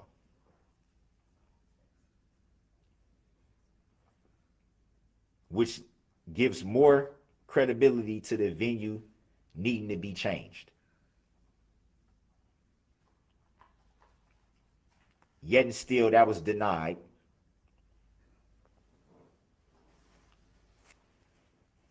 It's impossible for impartial jury to be found in this county. And that's not to discredit people in the county that can be impartial. It would be unfair to say that no one can be impartial. That wouldn't be accurate. But with the level of scrutiny that this whole incident has, the reporting, the Facebook groups, the constant, there were Facebook groups created because of this.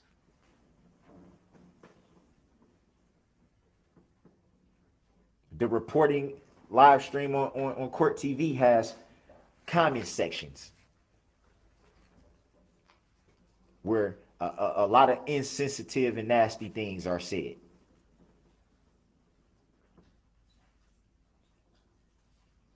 The sheer insensitivity of some of the things that are said on there.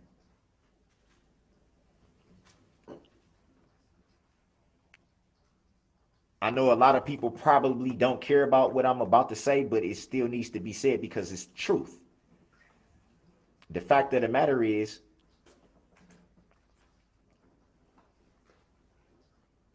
that I have children too. Family too, loved ones too. That also have been ridiculed and had their names drugged to the mud and have threats towards them.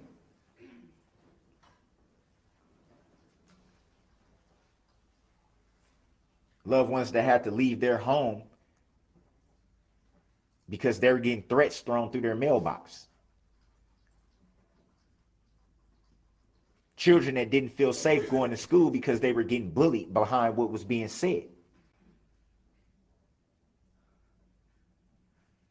And that's not to sweep anything under the rug whatsoever.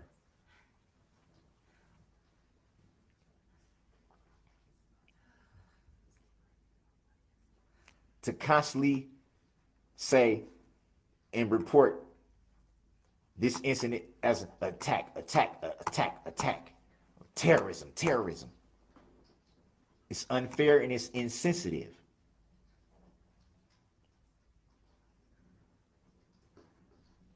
It's a definite tragedy. Definite. And that will never be swept under the rug.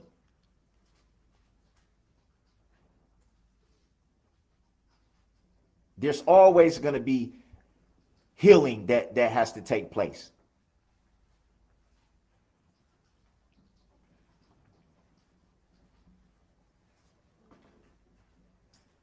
It's going to be difficult.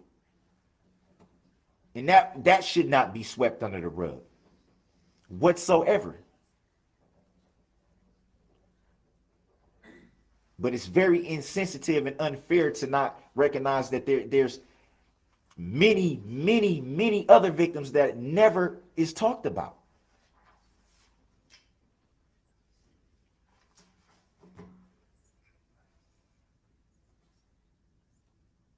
And for people to paint a certain picture, mostly from this county, to put this picture out there,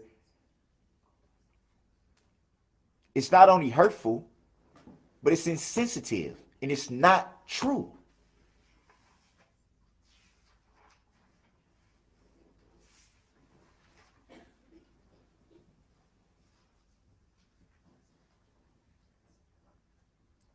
I'm sure the court read through the motion for change of venue. I'm assuming, though it was a lot of paperwork in those motions, I think it was obvious that the venue should have been changed. Obvious. It's too many connections and it's too close. It's too close.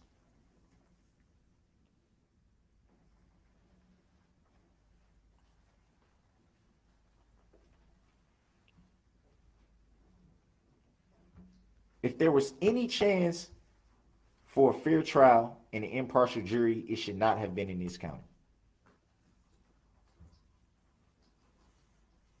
But yet it was denied without any validity. Zero.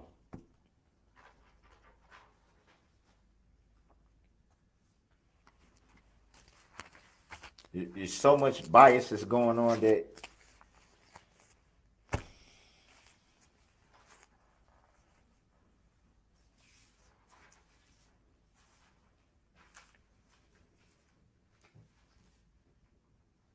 and even with all this, for the record,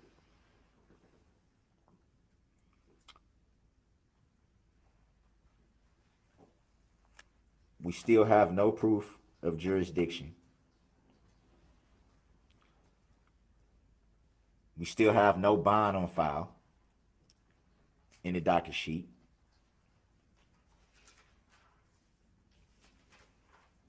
We still have no plaintiff. We still have no claim.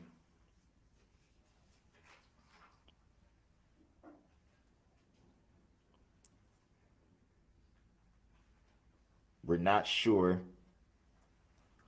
of the relationship between you, Your Honor, and a father of one of the people that was injured. We're not clear on that relationship, no matter how well prepared the speech was, because it was a prepared speech. That was obvious. Where's the proof? I just asked that same question. Can an affidavit be given that there is no bias, no conflict of interest, and no interest in the outcome of this case?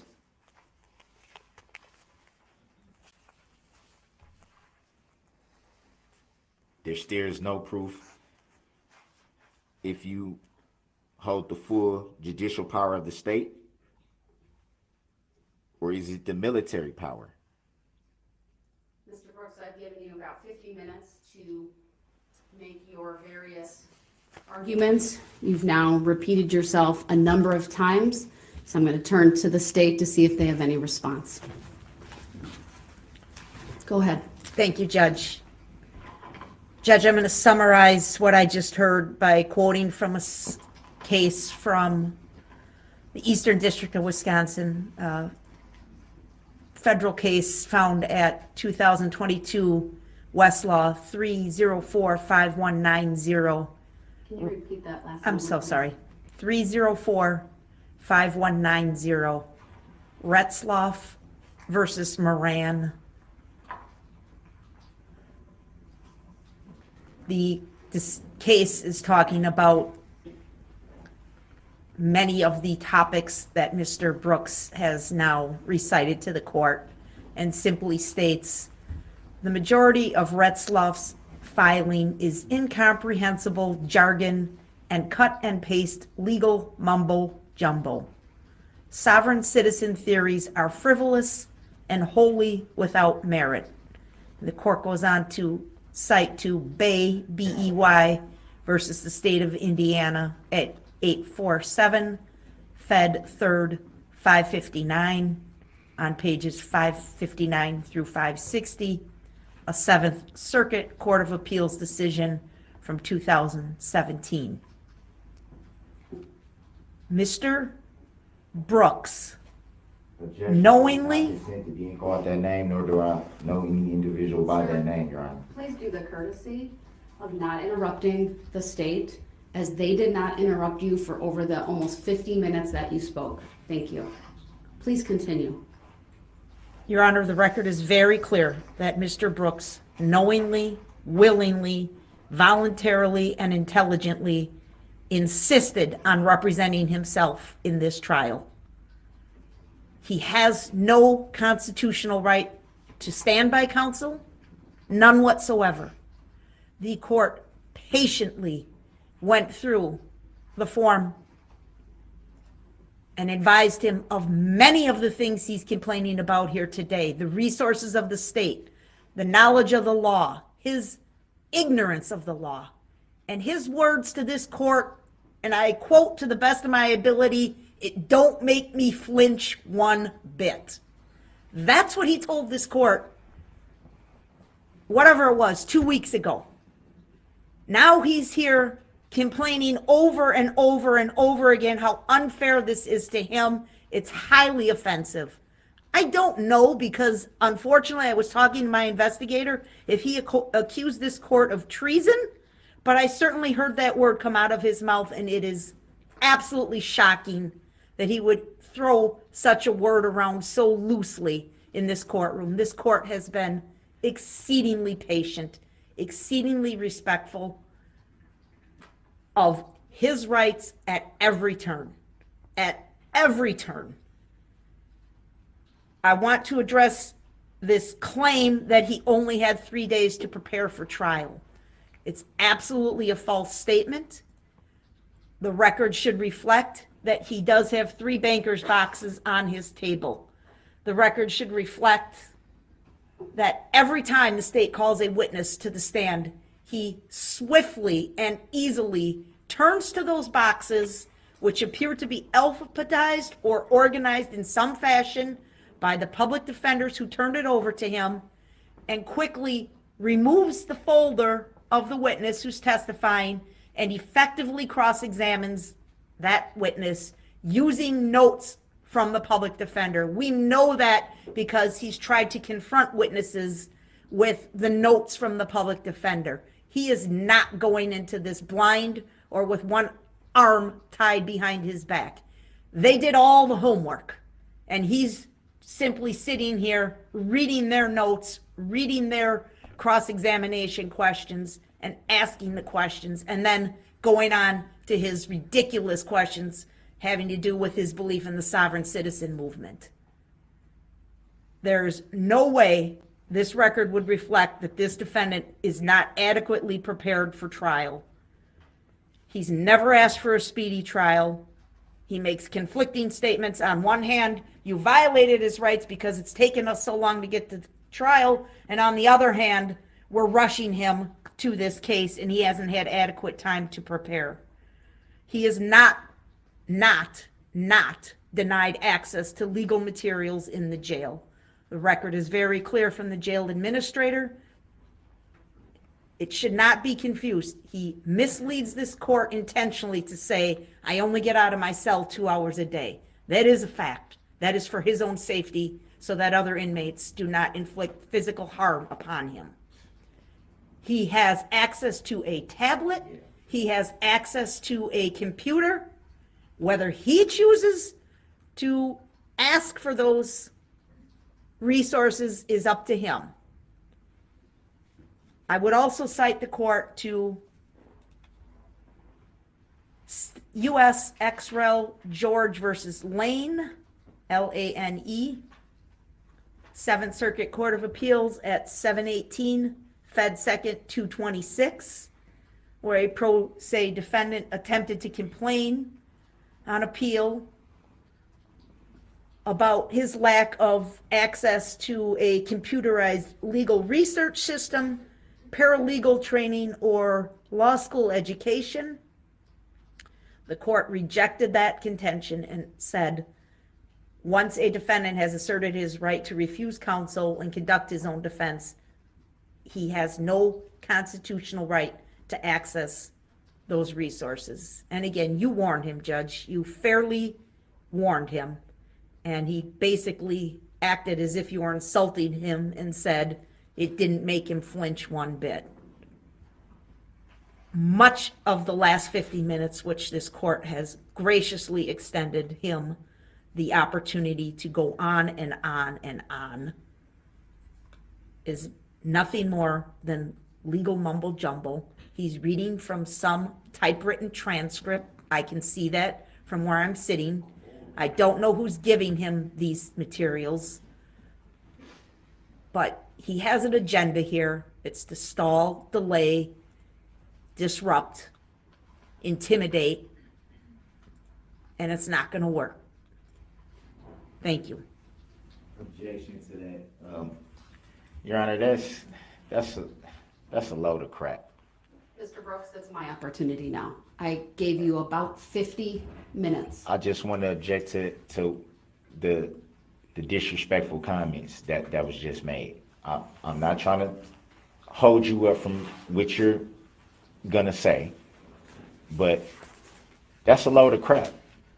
Mr. Brooks, for her to sit there, Mr. Brooks, for her to sit there, objection is noted.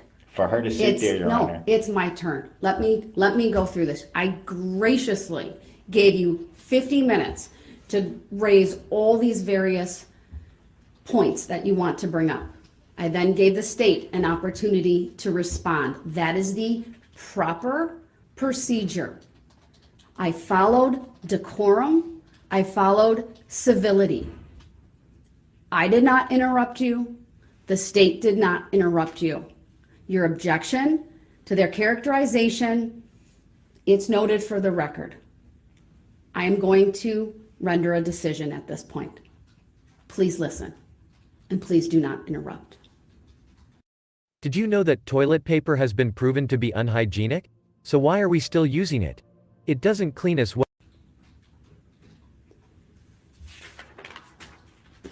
As I indicated, the defendant spoke for about 50 minutes, raising a litany of complaints and issues and theories regarding his view of how this case has proceeded. Many of these issues, if not the vast majority or even all of them, have already been addressed by this court in one way or the other. Looking at, for example, his complaints about change of venue. It is true this court denied the change of venue motion. The court made a record at that hearing. I stand behind that record and that decision. The arguments made regarding that decision, which I would note he has yet to file an interlocutory appeal challenging that, are nothing more than speculative, without a basis in law or fact. To say that this jury is biased would be a complete miscarriage of justice and a mischaracterization of the process this court painstakingly took in order to obtain a fair and impartial jury. There is absolutely nothing on this record before the court throughout these proceedings to suggest that this is a biased jury. I stand behind my previous determination and the process that this court went through, including initially calling an unusually large panel for which the clerk of court's office sent the initial qualification questionnaire, and then ultimately a case-specific questionnaire was sent to approximately 1,400 jurors or potential jurors.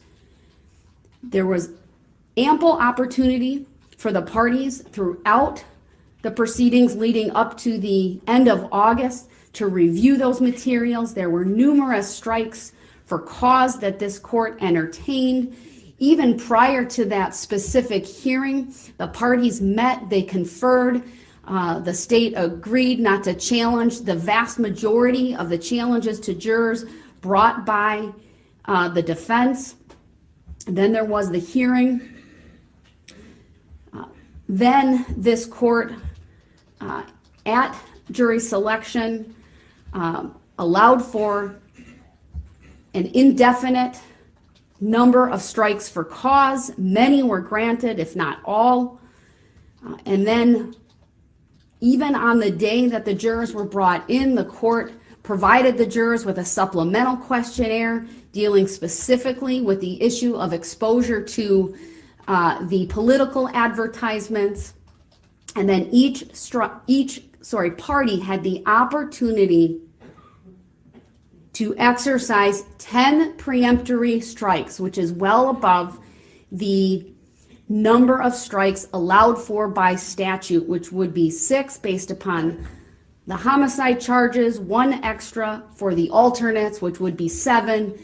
But out of an abundance of caution and in the interest of justice, the court gave each side 10, for which many of those Mr. Brooks chose not to exercise. And then pursuant to state law, the clerk of court chose names to strike by lot. Again, there's nothing on this record before the court to suggest that this jury that we have is anything but fair and impartial. And I take issue with the characterization that they are anything but. They've been diligent, they take notes, they are attentive, they come to this court as the case law says. There's a presumption that they come to the court without bias, and it's through the jury selection process that the parties and the court ferret out that bias. Many of the jurors who were brought in were struck for cause. Many others were not. But ultimately, we have a fair and impartial jury. As I listen to the litany of issues and arguments and complaints raised by Mr. Brooks, I would note that they are all unsubstantiated, conclusory allegations and assertions without an adequate basis raised in law and fact. There's been several misstatements by Mr. Brooks regarding either the record that's been made, items that's been provided to him, or the basis for the court either sustaining, I should say, or overruling objections, for an example. There's been a mischaracterization of his rights that he claims to have. As I have stated repeatedly, your constitutional rights are not absolute when you're in a criminal trial, meaning your First Amendment right is not unfettered.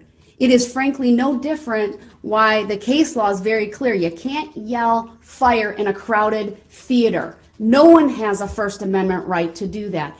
In a criminal case, the parties have an obligation to follow not only the Constitution and the statutes that are applicable, but to follow criminal procedure, the rules of evidence.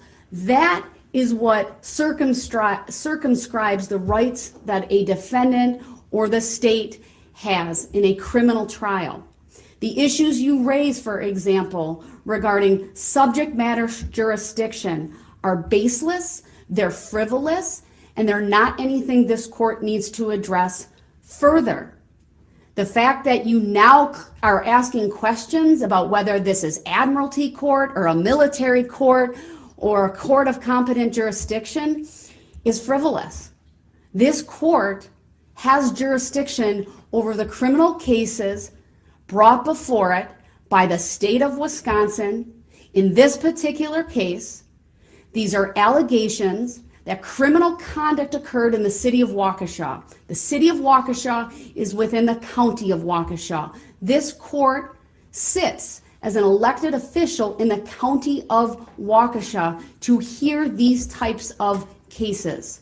That is clear. The only argument or relief that I could discern through the course of those 50 minutes was Mr. Brooks's request that this case be dismissed for lack of subject matter jurisdiction. And as I have just indicated, this court has jurisdiction. It's not been raised. Let me rephrase that. The issue has not even been raised properly. There's never been a written motion. There's never been even an oral motion that would comport with 80201, which requires that the basis for the relief being requested be stated with specificity and be based in law and fact. The vast majority of the points that you raise, sir, are issues that you can raise on appeal. It is true, you have a right to an interlocutory appeal. I would not be the judge to decide any of those issues. So the fact that you complain about what I do, it's noted, the record is going to be very clear, all right? I have a court reporter who's taking down the record of everything that is said and done in this courtroom when we are on the record. And so I don't have to all the time say it's noted for the record because we're on the record. I sometimes do that to hopefully make it clear to you or to note it. I don't always do that, but I'm not required to do that. You raise issues concerning, I guess, plea bargaining. I have never been made aware that you would want to change your plea in this case, and that you're not aware of the state wanting to do that. That is the first time any such issue has been raised, and I see it as a distraction and as simply a statement made by you as part of the litany of things that you are not perhaps pleased with. As far as my conduct in this case, I already addressed those issues. I'm not going to revisit issues related to my familiarity with the father of one of the victims. That was done very early on. I made a very thorough record, and I gave the parties at that point an opportunity to address that after they had ample time to digest that information. While it's true you have a right to seek substitution of judge, it is not unfettered. There was a time limit for that. In fact, it was exercised because a prior judge was assigned to this case, and your attorneys on your behalf exercised that right of substitution. So to say that you have the right to seek recusal at any time would be a misstatement of the law. And even if you think that should be exercised, or there is a valid claim for that, sir, it's not been raised in the proper way before this court. This trial will keep going. I still expect the basic rules of civility and decorum to be followed.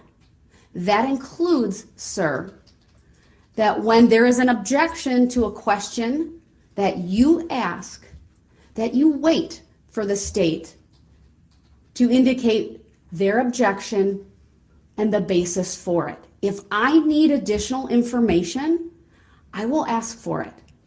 If I don't need additional information, I will rule on it. And I do expect that even if you disagree with that ruling, that you will abide by it and that you will move forward.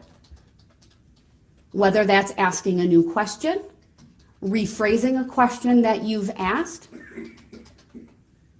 I do ask that you follow that simple rule of decorum, and that's you not interrupt, and then you follow the rules of procedure. As far as the other issues you raised concerning your right to assistance of counsel, the record before this court over the many days that that topic has been raised, even going back to the 2 afternoons of hearings this court held, I will not revisit those. I believe I honored your request to represent yourself as is required by the Constitution of not only the United States of America, but the Constitution of the state of Wisconsin.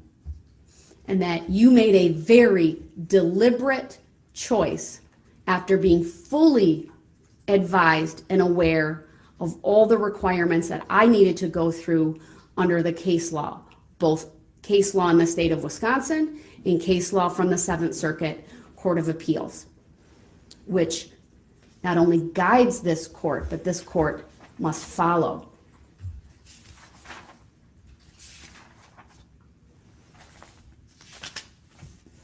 I agree with the state and would draw your attention to the 2 cases that were cited.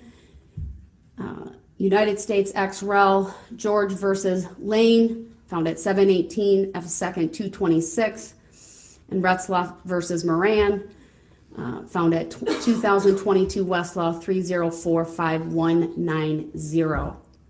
I let you put on the record all of those points in order to give you that opportunity to make a full record of the issues that you have believed that you are entitled to raise.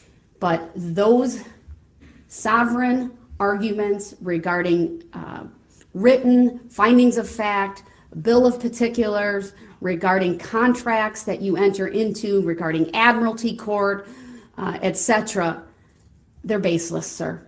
And this court need not address them further. Now, with that, I know it's 11:30, but I would like to get one more witness on before at least we break for lunch. The jury, of course, has been out for quite some time. So I'll instruct Madam Clerk to bring the jury out. For the record, Your Honor, you didn't bring up the Higgins-Levine 415 U.S. 533 decision. That was not addressed, and the issues are still not addressed. There's still been no proof to anything that you said, anything that the prosecution has said. There still hasn't been. As noted, and we will continue. Bring the jury out, please. There still hasn't been Mr. Brooks, any proof. I've addressed them There to the still extent hasn't that been I any will. proof. There still hasn't been any proof. I never once. The comment about me not flinching was when you said that there's 66 years of experience at that table. That's the comment I said, that doesn't make me flinch. That was mischaracterized. That should be for the record. There's still been no proof. Mr. Brooks, please stop. I'm not going to address whether there's verified proof or not of jurisdiction, Because whether it's not. there's anything along those lines. It is frankly not required under the law. You may disagree with that. You can take that up on appeal, whether that's an interlocutory appeal or whether that's a direct appeal if there is a conviction. But I'm not going to address it any further. Because there's no verified proof. There does not need to be, sir. All right, I It does believe the need to jury be. is coming out. Is that true now? In order for a case to. All right, the To record go should on, there should reflect be that the proof. jury is coming out, and we are about to continue with the state's next Not once witness. was the plaintiff addressed. That wasn't addressed. Where's the plaintiff? Where's the injured party? That's because The jury will disregard the statements presently being made by the defendant. Because y'all don't want the jury to know the truth. The jury will disregard those statements I understand. made by the defendant. I see. It is not his opportunity to testify. what's They are going on. comments, and as such are to be disregarded. I see what's going on. Ain't gonna work. All right, thank you, everyone. You may be seated.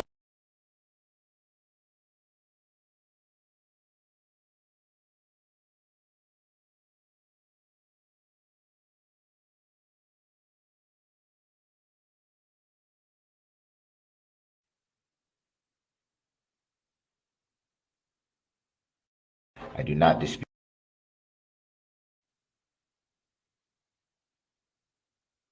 State of Wisconsin versus Daryl Brooks, case number 21 CF 1848. May I have the appearances, please? Good morning, Judge. Sue Opper, Leslie Basie, and Zach Witchow appearing for the state of Wisconsin. Good morning. Please state your name, sir. I'm here as a third-party intervener in that matter, appearing as authorized representative for my client. I accept for value in return for value all of the charging instruments in this matter and make my exemption available for the discharge of all obligations and charges connected with this case. I do not dispute any of the facts in the charging instruments, and for the record, I do not identify as that name nor consent to being called as that name. The record should reflect that the individual known to this court as Daryl Brooks is present in person in custody. He is wearing street clothes. He's wearing a suit and tie. He's also wearing a mask. All right, we are starting a little bit early today, given the extended break we had yesterday. Anything the parties wish to take up prior to the jury coming out from the state? Just one thing, Your Honor. For the record, we have served all of the subpoenas for Mr. Brooks at his request. The subpoenas had indicated a report date and time of tomorrow, which would be October 14th at 8 a.m. Given where we are in the case, we do not believe that we will have rested the state's case by 8 o'clock tomorrow morning. We believe we're probably on track to rest sometime on Monday at this point. So with the court's permission, we would like to advise those witnesses that they do not have to report at 8 a.m. tomorrow, and that we will update them probably Friday afternoon as to a date and time to appear. All right, thank you. Any objection to that procedure, sir? No objection. Just wanted to state that those subpoenas were filled out, as you know, by your assistants, that they should have been filed with the date of the 14th at 8:30 a.m. So just wanted to state that for the record. And also, again, I do not consent or agree to being called that name. Your lack of consent is noted. I would note, though, you've not provided me with a different name, number one. Number two, every inmate communication form has the name Daryl Brooks Jr. So I like to refer to the defendants by their name, frankly, out of respect for them, to not continually use defendant over and over again. Not that that would be improper, it's just a practice. So I'm going to still keep referring to you as Mr. Brooks. I know you as Mr. Brooks. Again, you've filed all sorts of inmate communication forms with that name, and you've never given me another name for which to call you. So I just want you to know that's not a disrespectful thing. It's out of respect for these proceedings. But at times I'll still refer to you as the defendant. No disrespect taken whatsoever, Your Honor. And for the record, I still would not consent to that name or agree to that name. All right. No respect, no disrespect taken whatsoever. Your position is noted. All right, do you have any documents to file today, sir? Yes, I do. All right, if you could hand that to the bailiff. Just very brief things I would like to put on the record. I'll have the bailiff first show it to the state, as that is proper, and then it'll come to me.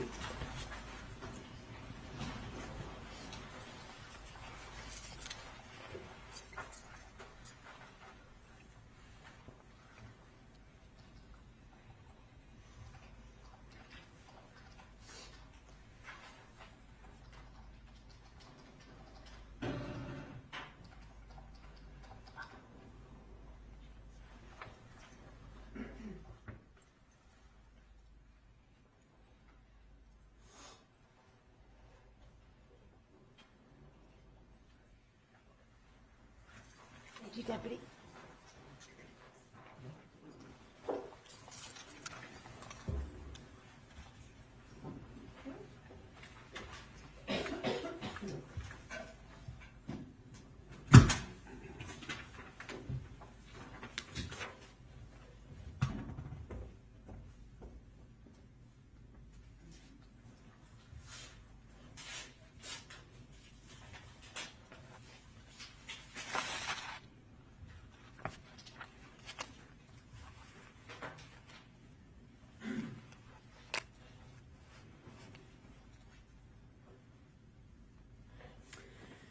Right, the record to reflect, I have received a document that has a caption for this case, a heading that says bond, then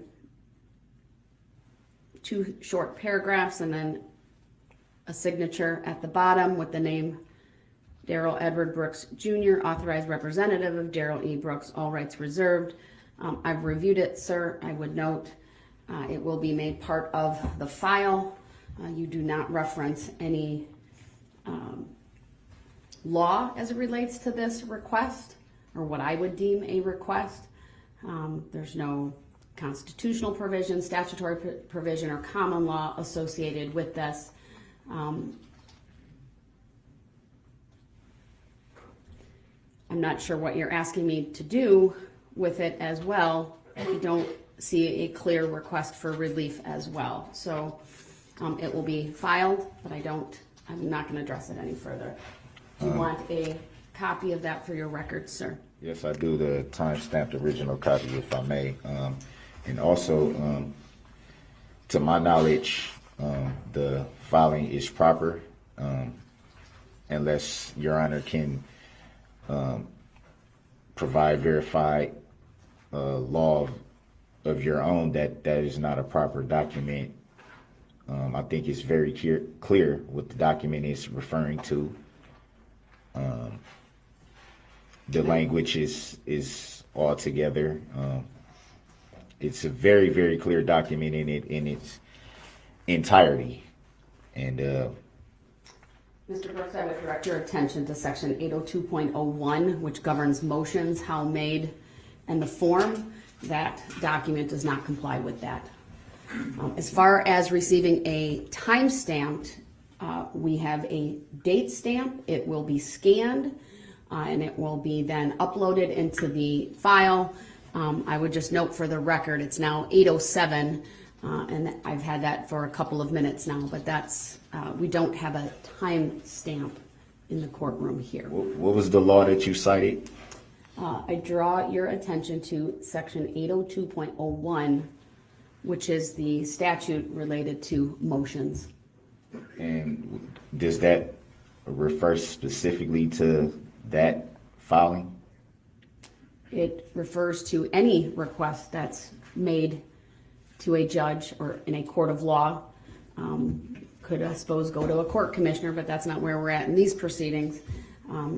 That, to me, does not provide a legal or factual basis for the request that you're making. So that's how I will address it. For the record, I believe it does, Your Honor. It was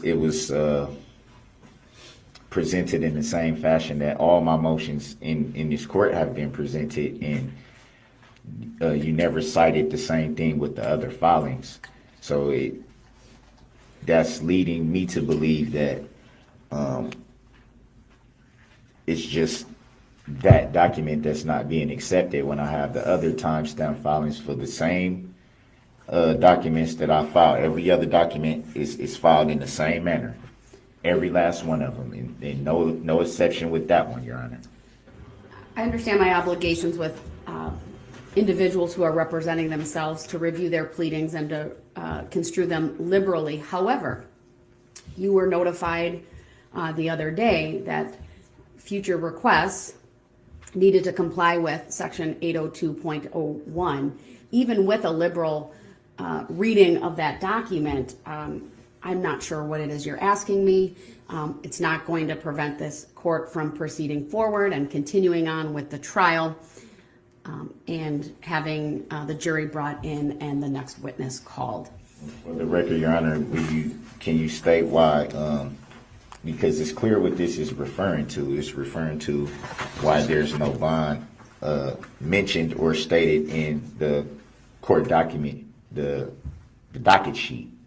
There's no bond in any of these writings. Not one time does it mention it, and so that was what this was referring to. I understand what it's referring to, sir. Also, there's no legal basis for your argument.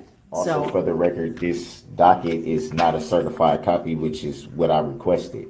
I do not control the clerk's office, you need to make a specific request to the custodian of the court record, which is the clerk of court, for a certified copy. I did that that, can't be Your done here in this courtroom. You have to do that through an inmate communication form. That's what I did, Your Honor. The ICF should be on record that I specifically requested.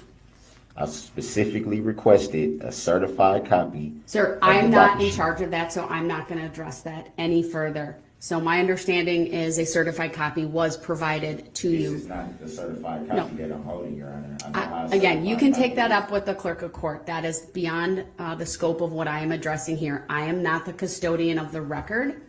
I would not be the judge to address any concerns that you have if you believe your request was not complied with. It clearly wasn't, because this I'm is not the a- person to do that, sir. It's not the proper venue in this case or forum. All right, the custodian of the record needs to reply to that. That is our clerk of court. If you believe she did not do that, then you have recourse available to you, but it's not through this case. So with that, I'm going to move on. Let's have the jury brought out. I was not provided with exactly what I asked for. If I'm told by the court to submit an ICF for any requesting, and I requested specifically a certified copy of the docket sheet and was not provided with what I specifically asked for, then Sir, how? I can't address that any further. So I again, would like you need that to take stated. that up with the clerk of court, and you can communicate directly with her office. Can But I'm that not be- going to do it through this court proceeding. I would like that stated for the record, that I did not receive what I specifically asked for, and I'm sure that the ICF is on record. I can get. Mr. Brooks, for the record, we're on the record. And so Okay. everything that we're saying is on the record. So it's noted. Bring the jury out, please. Also, I had one more thing I wanted to state for the record, Go ahead. which was also submitted via inmate communication form. So that should be on the record, and it should be filed. I know it should have been received by now. It was addressed to Miss Monica Paz, and it was it was asking for the complaint that was filed. It was 3 different complaints, and they're found in the docket sheet.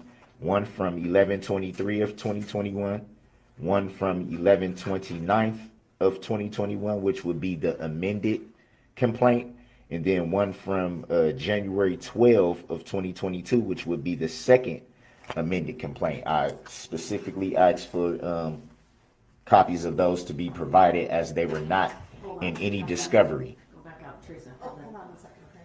Sorry. Mr. Brooks, I am not going to answer for Clerk of Court Paz. She is the custodian of the record. All right. So you're going to have to communicate directly with her. If you're looking for just copies, I'm happy to print those off for you. I've already provided some of those things to you. I hear you saying you want certified copies. That would not be provided by me. Are you looking for certified copies or just copies? Certified copies. All right, then that will have to be addressed by Clerk of Court Paz. So how would I do that? Because I can't, sir, I've is it already through- told you need to make the request to her. That's how I have to leave it, sir. I'm not the custodian of the record, so. I addressed it that way, Your Honor. I addressed it the way I was told to address it from My the court. understanding is it went to her. So with that, let's have the jury brought out. Your position's noted. Your Honor, can we address the subject matter jurisdiction before the jury comes out? The jury comes out? We've already done that. And is that a judicial determination that you're making, not to address the subject matter jurisdiction, which has yet to be proven at this point? It has not been Mr. Brooks, verified? please, the jury's coming out. I know what you're doing, but I've already addressed that. So is that a judicial determination that you're making? My decision on the record stands, sir. And I would like the record to reflect that you have not shown verified proof of subject matter jurisdiction whatsoever. And that by refusing to answer, that is a tacit agreement by you, Your Honor, which you understand what that means. I know you do. Mr. Brooks, I have not entered into any such agreement, and because the jury is out and you are claiming that there's some issue, I'm going to take this up later, but I will entertain a request from the state for a curative jury instruction.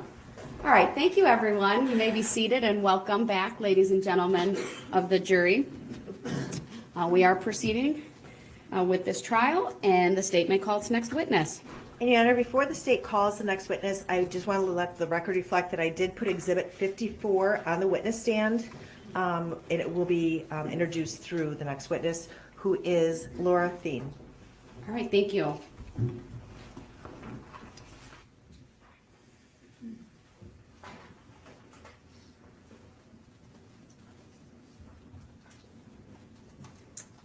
Good morning, Ms. Thien. If you would please make your way to my witness stand, which is all the way up by me. It is up one riser. When you get there, please remain standing. Raise your right hand. My clerk, Teresa, will swear you in. Do you solemnly swear that the testimony you're about to give shall be the truth, the whole truth, and nothing but the truth, so help you God? I do. Thank you. Please be seated. First thing I will ask you to do is to state your first and last names for the record and spell each. Laura, Laura, Thien, Thein. Thank you. And sorry I put an M on that previously. All right, go ahead, your witness. Good morning, Mrs. Thien. How are you today? Very good. Okay. Ma'am, I'm going to direct your attention to November 21st, 2021. Were you at the City of Waukesha Christmas Parade on that day? Yes. Were you there as a spectator? No, I was in the parade. I was in one of the units. Okay. And which group were you with? The Milwaukee Dancing Grannies. How long were you with the Milwaukee Dancing Grannies? How long? Yes. 8 years. Okay. And how would you describe, first of all, how many people at that time were in the Dancing Grannies approximately? There were 9 of us in the parade. Could you describe, were you guys friends, close? Did you see each other often? We were like sisters.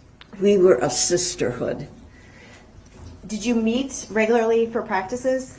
Every week. Okay. Without fail, pretty much? And we had some social outings. And then we've seen each other again every weekend for a parade. So would it be fair to say that the 9 people that were at the parade on November 21st, you knew pretty well? Very well. Is it normal for the Dancing Grannies to be part of parades? Oh, yes. We do lots of parades. We do about 21 of them in summer and about 5 to 6 in winter. Did you talked about practices, did you have certain numbers that you did for example, for the Christmas parade this past year in November? Yes, we do Christmas routines and for the holidays, and then we do different type of routines for summer. Okay. In November, would you have a pretty standard formation that you would keep to do each of your routines during the parade? Yes. Did you have uniforms? Yes, we did. Can you describe them for the jury? Objection, relevant. Overruled. You may answer. Brown sweater. They were long skirts with white fur. They were blue with white fur on the bottom. Blue jackets with white fur for cuffs and around the neck, and a white fur hat. Did you have, I'm assuming if you were dancing to music, that you had something that played the music? Yes, we have a music vehicle. Where would that music vehicle be in relationship to the group who was performing? Right behind the group.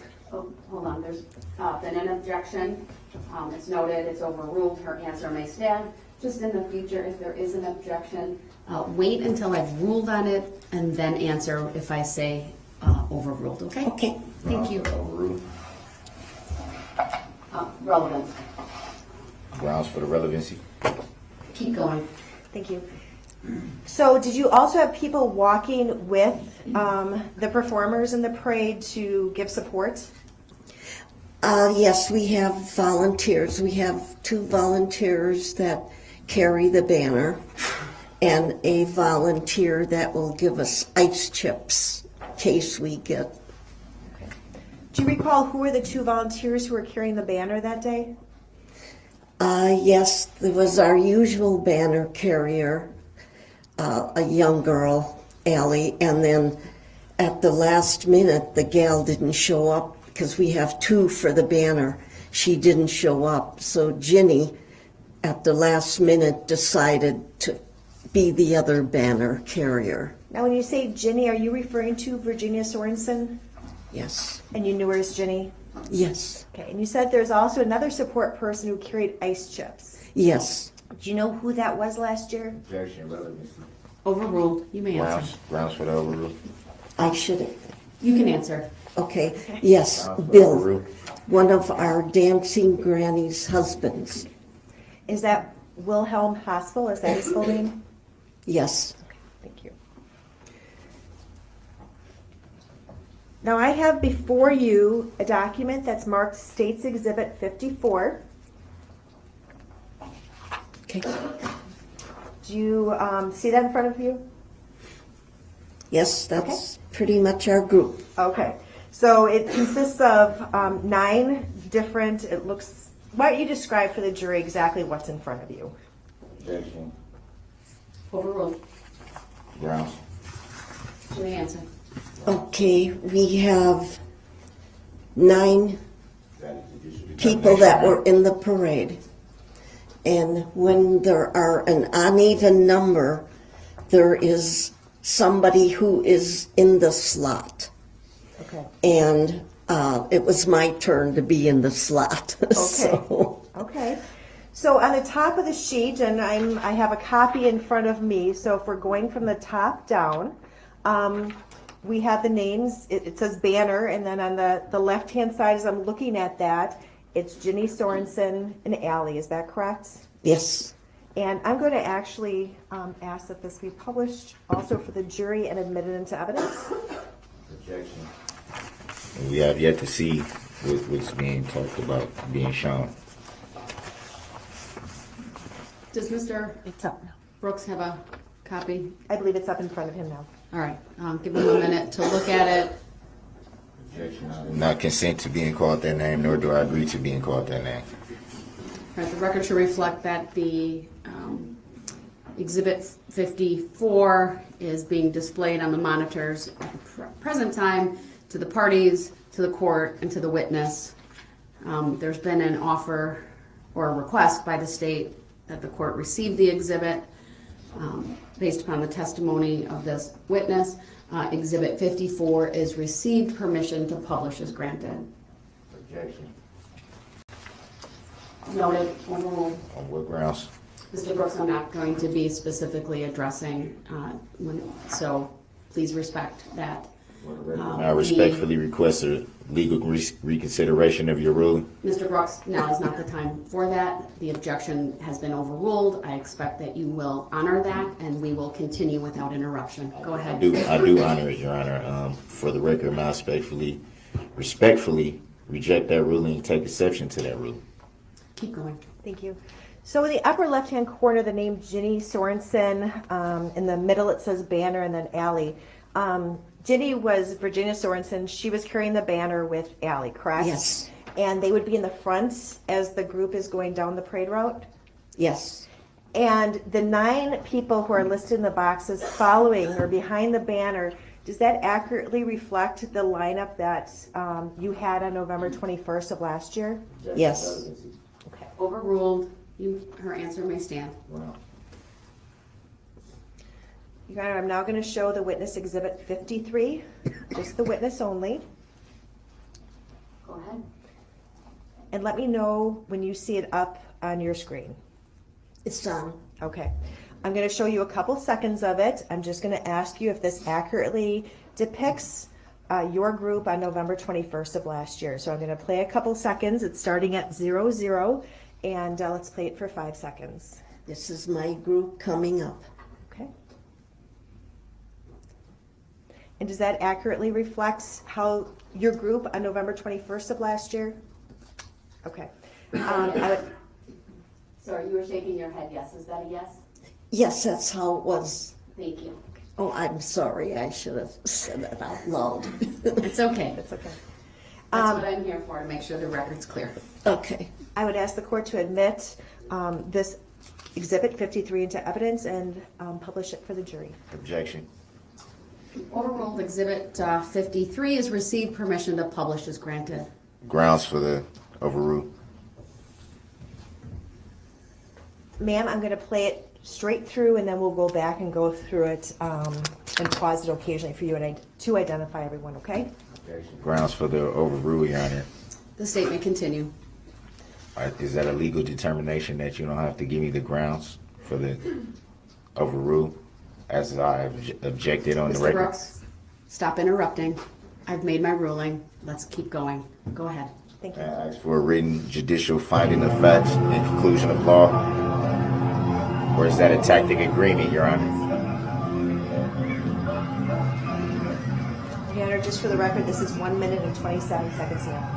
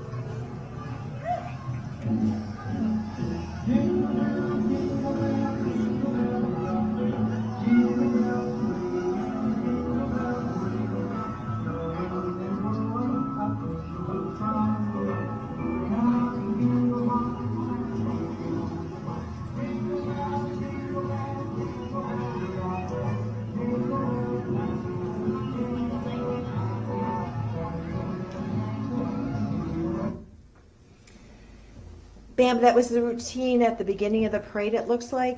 Is Yes. that correct? And will you be able to identify each of the people if I go through the exhibit and kind of pause it occasionally for you to tell us who they are and a little bit about them? Objection, hearsay. Thank you. Overruled. Grounds for the overrule. Not hearsay. Go ahead. Okay, so I'd ask that we begin playing it without sound at 00. If we can pause it. Again, can you circle Virginia Sorensen on the screen? The screen in front of you is touch. Okay. This is Ginny. Okay. Can you tell us a little bit about Ginny? Ginny was our glue. She held the group together. She was in the group the longest. And I think she was in the group for close to 20 years. So she was in there for a long time. She was close to everybody. Like I say, we were like sisters. And if you had a problem, she would always ask you about it, talk to you about it. Ginny was always there. Okay. If we can continue on, it stopped, I'm sorry, at 1 second. If we can continue on from 1 second.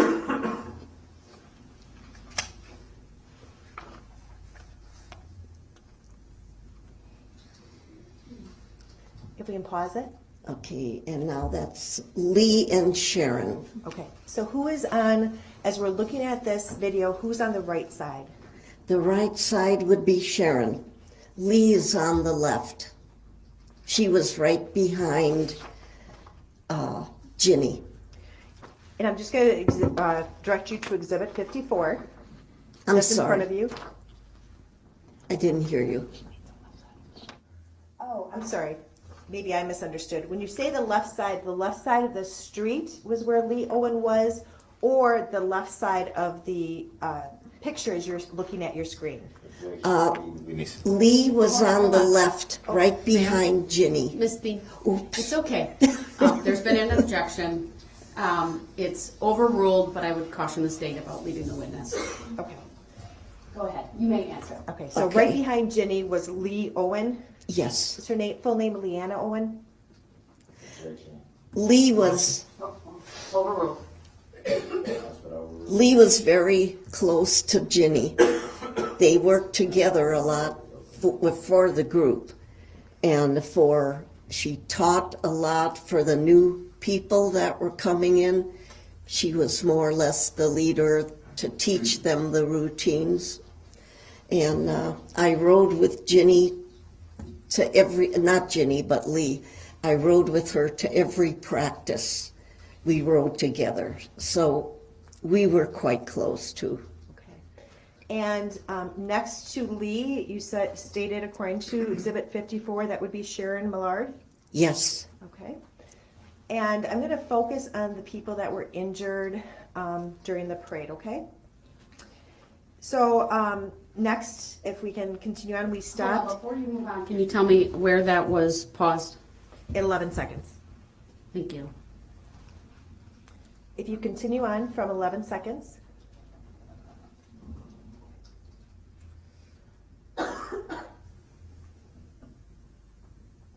And pause. The state has paused at 21 seconds. Okay. There's a woman who seems to be between, in back of Lee and Sharon. Do you recognize that person? That would be Betty. And do you know Betty's last name? Betty String. Okay. And did you know her very well? She was fairly new. She was only in the group for a couple years. Okay. And so, but we knew each other quite well. Would she go out on the events with you and you do social events? Absolutely. Okay. And I think I said it, I stopped at 21 seconds. If we can continue on.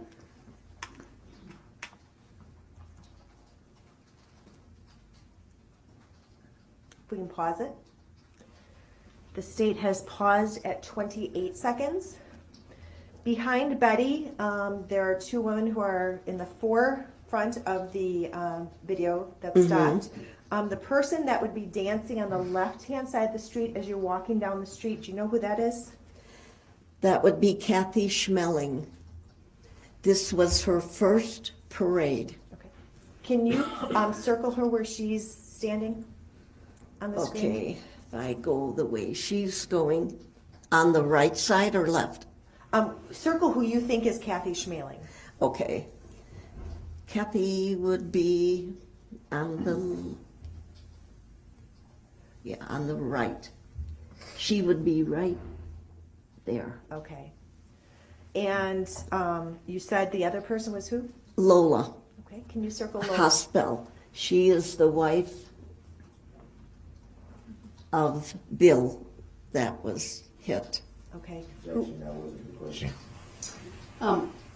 Noted, it's overruled. Her answer may stand. Next question. Grouse. And you stated that Wilhelm or Bill was a support person that was marching the parade that day? Yes. What did you know about Lola? Lola was the mother figure. She was, I think, the oldest in the grannies. And she was rather on the quiet side, but she was just friendly with everyone. Okay. Was she in the grannies when you joined 8 years? Oh, yes, she was in quite a long time, similar to Ginny. Okay. So continuing on from 28 seconds, I'd ask that we continue playing it. If we can pause. The state paused at 34 seconds. Can you identify the person who is behind Lola and Kathy in the video? Yeah, she would be in the middle. That is. Hold on. There's been an objection. It's overruled. Grouse. She may answer. Grouse. That's Tamara. Rosentier. It's hard to pronounce her name, but Rosentier. Rosentreater? Would that sound right? Yeah. Okay. Can you circle her on the screen? Okay, that's her right there. Okay. And what can you tell us about Ms. Rosentreater? She was, I would say, about 5 years into the group, 4 to 5 years. And fun person, very friendly. All of us are very friendly. Okay, you seem like you might be. Okay, if we can clear the screen and continue from 34 seconds.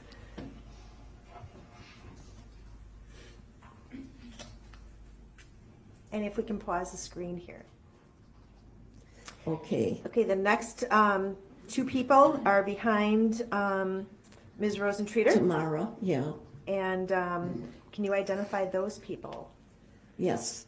This is Tamara Duran. So you had two Tamaras on your team? Yes, we do. Okay. And two Kathys, too. Okay. And this is Kathy. Is that Zartek?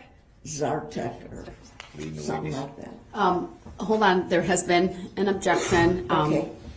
I'll sustain the objection on leading grounds. Her answer may stand, but I would again caution the state to. And I would just note for the record, Exhibit 54 is in front of this witness, and it does have the first and last names, and she's already said that it accurately reflects the people who are marching with the Dancing Grannies on November 21st of last year. That was not the question. It was leading. Understood. For purposes of identification, though, I'm going to instruct her to turn the Exhibit 54 over to make sure that her testimony today is from her recollection and not from reading from a form. So if you could turn that over, please. The paper document that you have. There you go. Thank you. Go ahead. Now you circled, can you circle Tamara Durand again, Tamara? Okay, this is Tamara Duran. Okay. This would be Kathy Z. Okay. Direct your attention to Miss Durand. Can you tell us a little bit about her? I'm sorry. Directing your attention to Miss Durand, can you tell us a little bit about her? She was new, and this, again, was her first parade. She was so excited about being a granny because she had worked for months and months to learn all the routines. And when she knew she would be in that Christmas parade, she was so excited. She just couldn't wait. So she was looking forward to doing all the parades. That was the first and last parade she ever did. If we can clear the screen and continue on with the video from 42 seconds.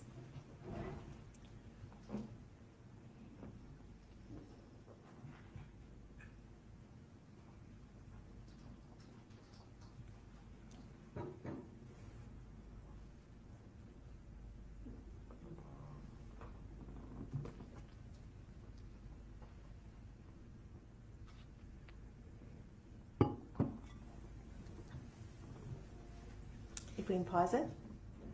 Okay. Last but not least, That hopefully would you be get me. this one. Okay, that's you. That's me. Okay, if you can circle you on the diagram, I think there's only one person in it. And you said you've been with the Dancing Grannies for 8 years, correct? Yes. Okay, if we can clear this, and I stopped it at 1 minute and 9 seconds. If we can continue forward.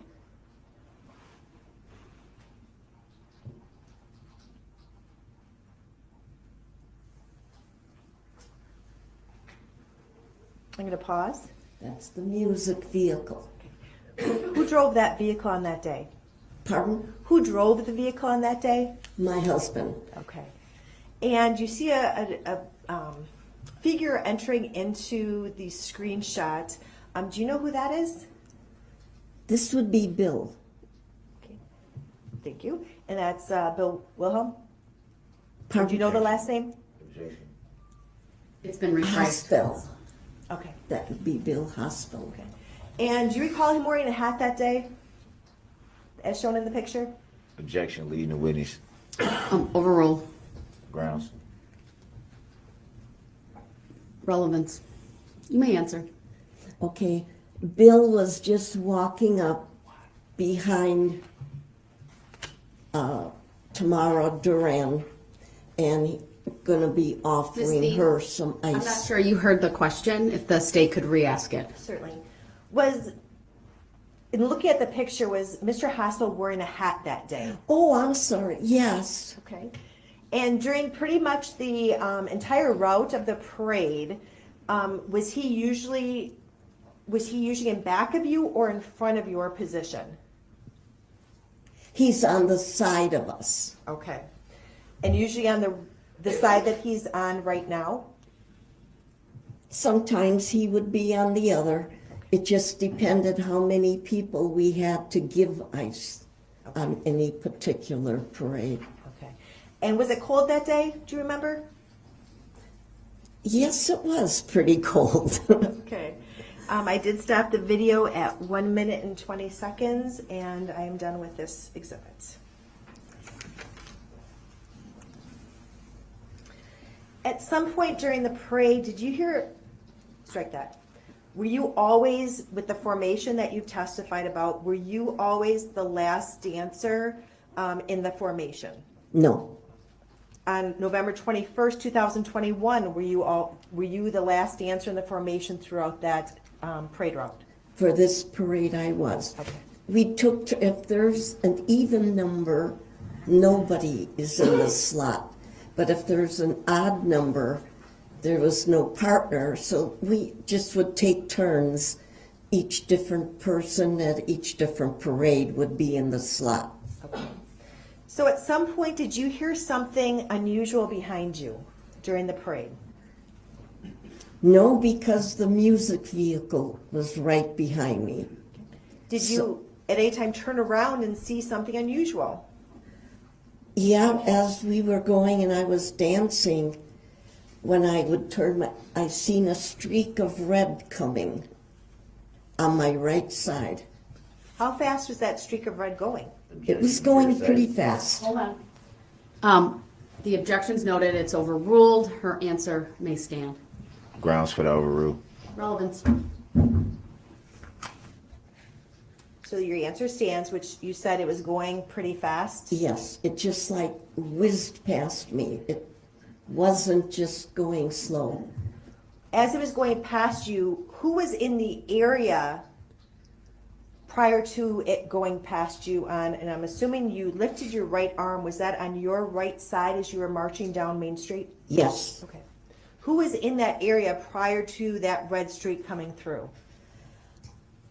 Kitty corner for me, that would be Bill and Tamara Duran.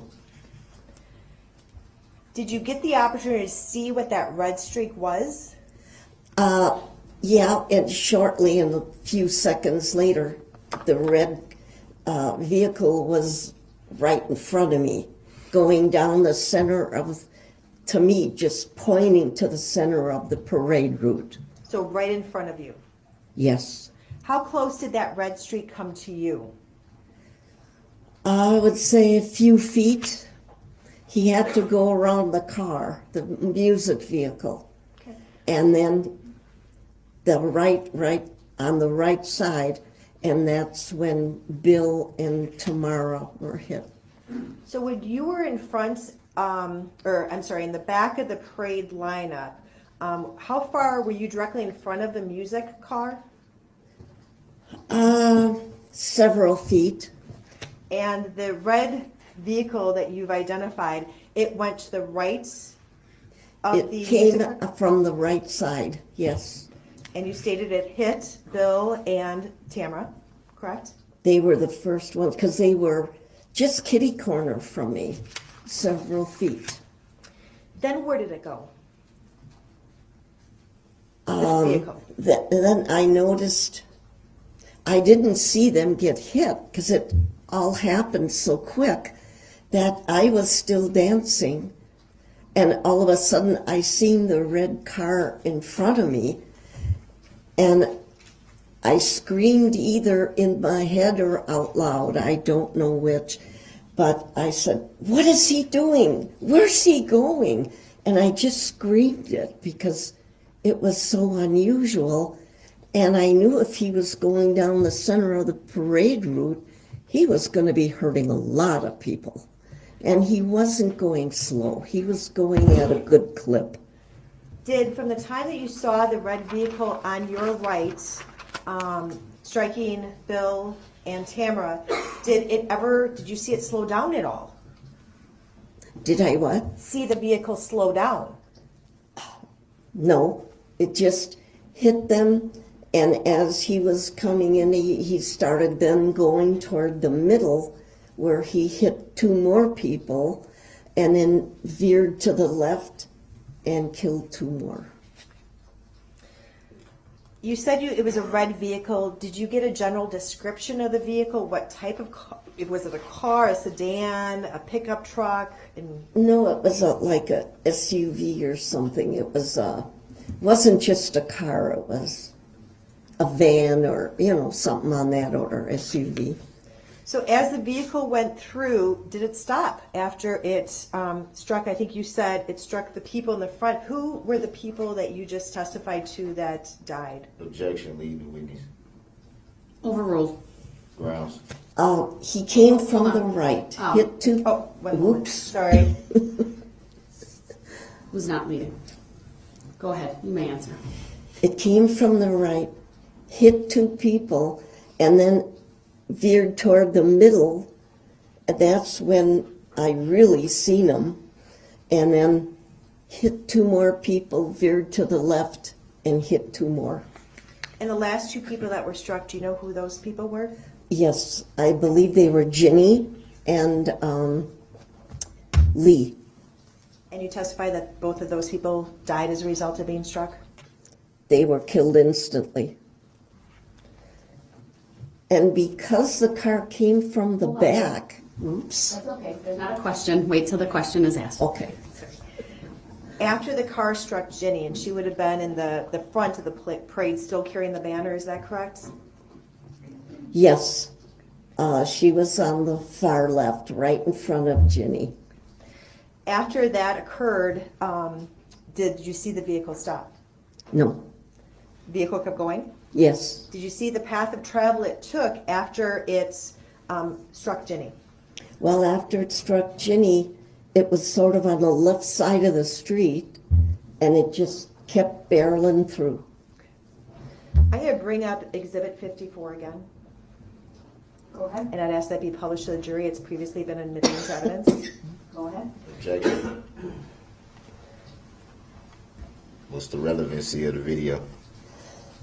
It's Exhibit 54. The court's already admitted it. It is shown to the jury. Go ahead. Ma'am, can you, when the car went through, can you approximate where Bill was on this chart? You can put an X where you think he was. Bill was about here. I thought the sheet wasn't being shown. You specifically made a ruling for the sheet to be turned over. That was during her testimony. She's now being asked to annotate the exhibit. So it's proper. Your objection's noted. It's overruled. Go ahead. Thank you. Can you show the jury, using this chart, and maybe you just using a line, the path that the red vehicle took? It struck there, hit Tamara, Betty, Lee, and then Ginny. Thank you. If we can take a screenshot of that, and it would be State's Exhibit 54A, I believe. And you stated after it struck your group, it continued going in the left hand? Yes. Side? Do you know what group was in front of you? What was in... I'm sorry, do you know what parade group was in front of the Dancing Grannies? And if you don't remember, that's okay. Yeah, I'm not real sure. That's fine. For the record, the court did capture the annotation and marked it as 54A.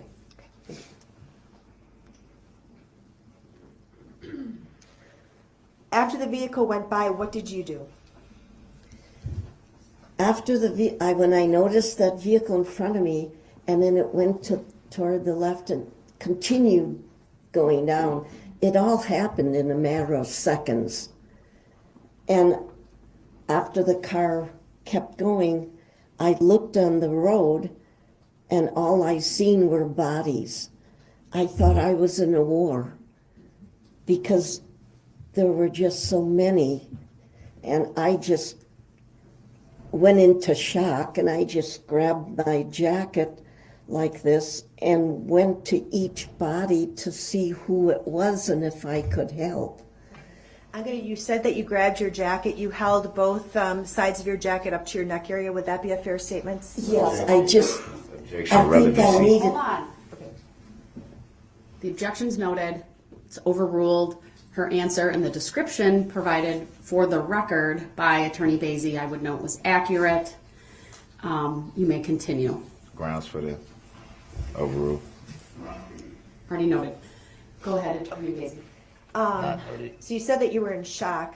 I just went into shock seeing the bodies. I needed to hold on to something, I think. So I just grabbed this and just went from body to body. And then the people were running into the road with blankets, and anybody that was in the medical group quick came and were helping the people that were laying in the road to see if they could help. The people that you saw laying in the road, were all of those people from your group? Objection, Yes. hearsay. Overruled, not hearsay. Just a reminder, once again, let me rule on the objection before you answer. It's okay. I'm sorry. Go ahead. Thank you. Can you walk us through who you went up to and what you observed after you said you started going to each of the bodies to check and see if you could help? Like I say, the people from the sidewalk, they just ran into the road to help. Spectators? Spectators from the sidewalk, yes. They were wonderful to try to help, bringing blankets to cover the people, to keep them warm.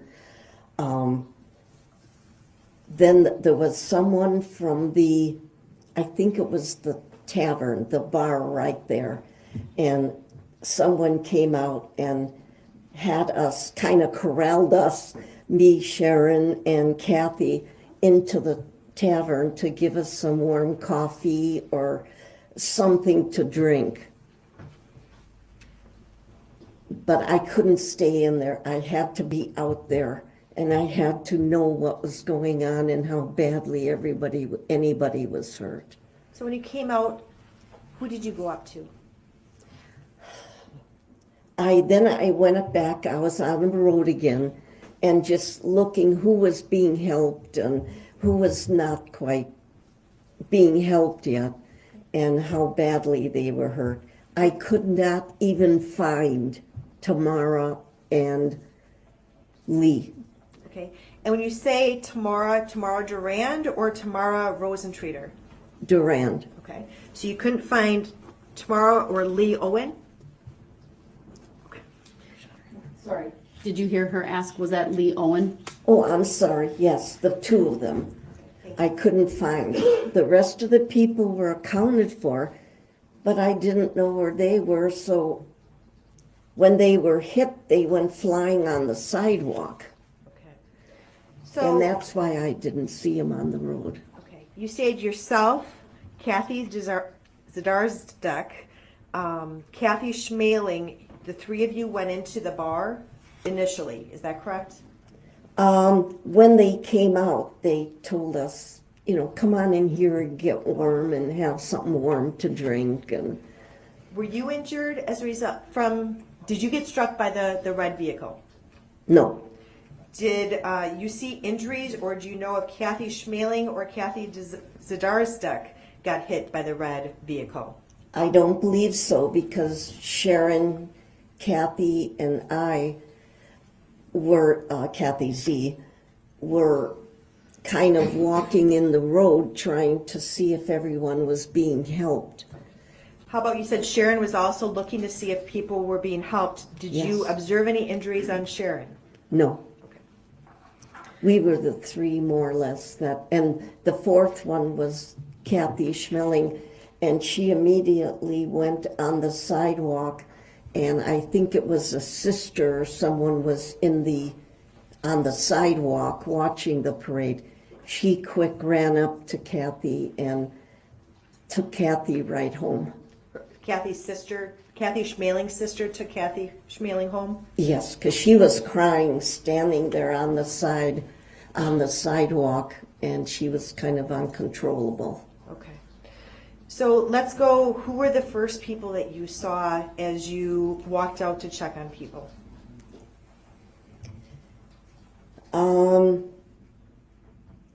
Sharon, I seen her. I'm sorry, of the injured people. Oh. Who did you see of the injured people? Approximately where were they and what did you observe? Okay, I went straight ahead and it was mainly Tamara. Rosentreater? Yes. And then it was Betty String. Were they both on the ground? Yes, they were laying in the road. Did you see, were they able to move? Pardon? Were they able to move? Not much, because the people were telling them to lay still, because I believe Betty had 2 skull fractures, and they didn't want her to move her head or anything. But yet she was awake, and she could talk. Okay. So. How about Tamara Rosentreater? Now, she had several broken bones, ribs, arm and wrist, leg. So she had a lot of broken bones, but she too could talk and communicate. How about Lola Haspel? Lola immediately ran to her husband. He was laying kind of on the sidewalk, because when he was hit, he just went toward the sidewalk. And now he was hurt. He wasn't killed instantly. And she had a blanket for him, and she stayed with him until the ambulance came and took him to the hospital. Did Bill recover from the injuries sustained by that vehicle? No, he didn't. He died during surgery. Did you note any injuries or find out of any injuries to Lola Haspel? No. And Lee Owen, you said you could not find. Did you find Lee at all that evening? Yes. Later, the police had me identify her. They had her picture on their phone, and because I asked where Lee was, and they showed me, is this Lee? And it was her. She was thrown on the sidewalk. That's why I didn't see her in the road. Do you know what side of the sidewalk she was, or what side of the road she was thrown on? She was on the left. So as you're marching down Main Street, she was on the left side? Yes, she was right behind Ginny. Okay. And the picture that they showed you of Lee, was she alive when they took that picture? No, she was killed instantly. And Ginny, did you see Ginny that night? Ginny was killed instantly also. She was right there on the road. Again, on the left-hand side? Yes. And did you go by Bill Haspel? Bill was on the right side. He kind of was thrown on the sidewalk. Did you go by him at all, or? Yes. Objection. I talked to him. Hold on, there's been an objection. Oh, I didn't hear him. It's overruled, and her answer that she gave me. I didn't even state the objection, but.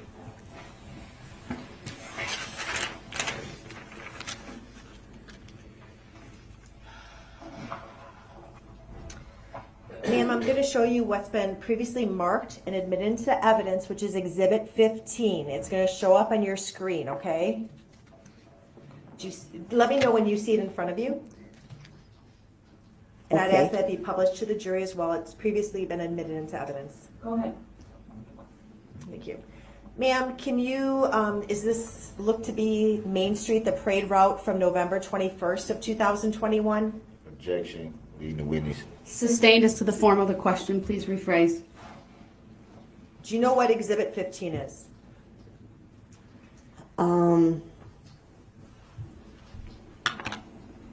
No, I don't know what this really is. Okay. Do you see, does it appear to be a map or something else? Objection. Pardon? Leading the witness. Overruled, she may answer that.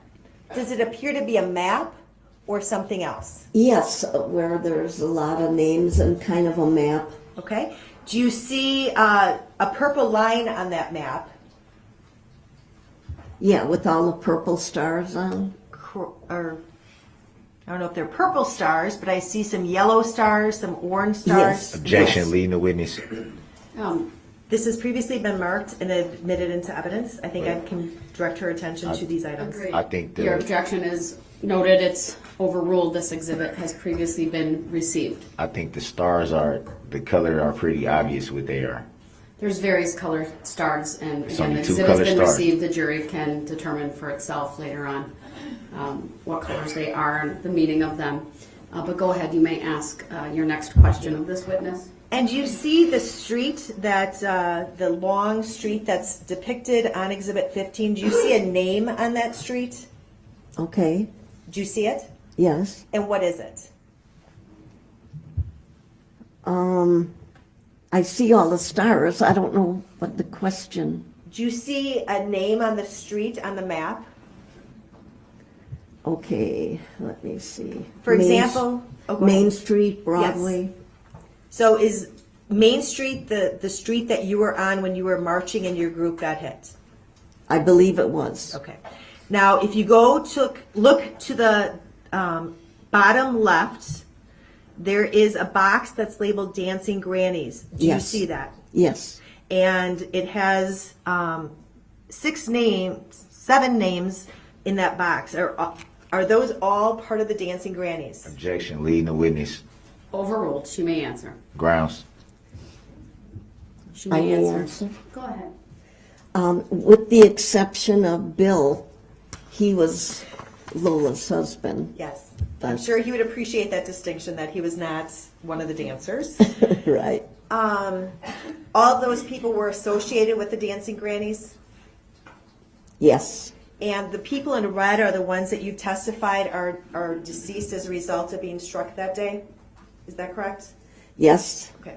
And the other 3 that are in green are those people who were injured as a result of being struck that day? Okay, 1, 2.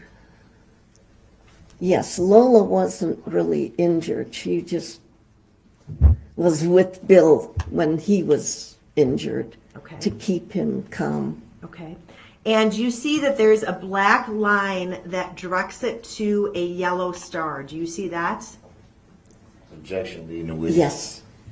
Overruled. This exhibit has previously been received. It's fair for the state to direct the witness's attention to a particular part. And her answer may stand. Does that appear to be the location where your group was struck? Okay, yes. It does? It looks like it would be, yes. Thank you. We can take that off the screen. I'd now like to show Exhibit 55. Go ahead. I'm assuming just for this. Yes, just the witness. If we can play it for approximately, first of all, do you see it in front of your screen? Yes. Okay. Starting at 00, we're going to play it for approximately 10 seconds, and then I'll ask you some questions about it, okay?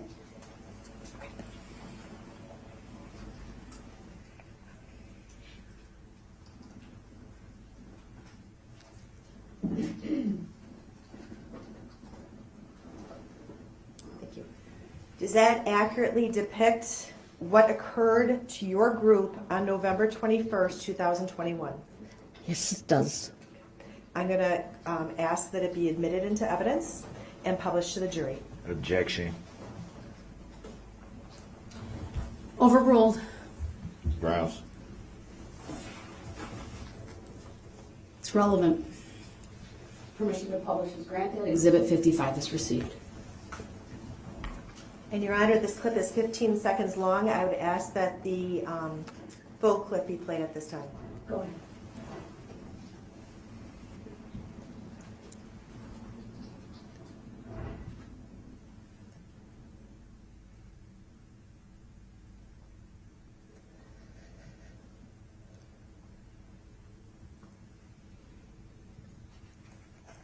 Ma'am, the group that you saw on the right-hand side of the screen, was that the Dancing Grannies? Yes, it was. And did you see headlights coming through your group?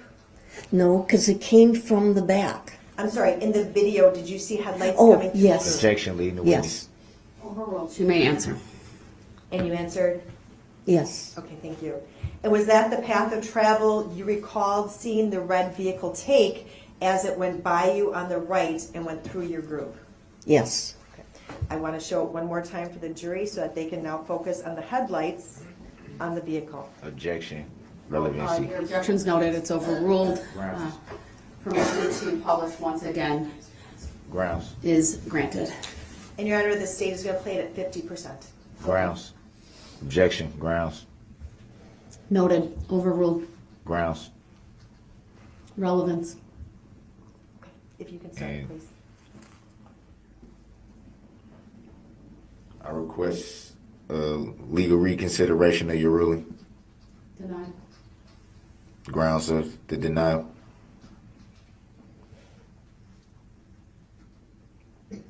For the record, may I request a legal or factual basis for your ruling?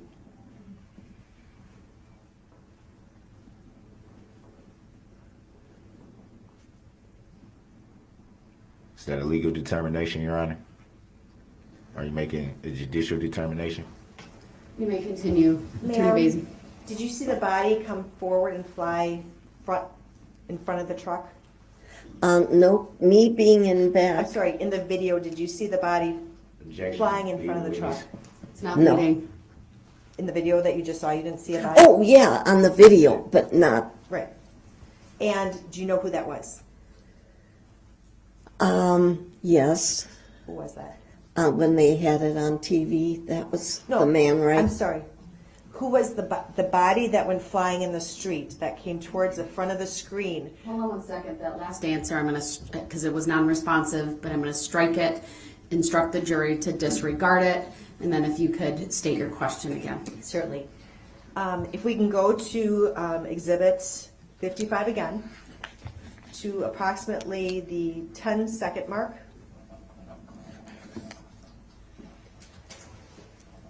Are you withdrawing that last question then? Yes, I am. Okay, thank you. Can that be struck? The question?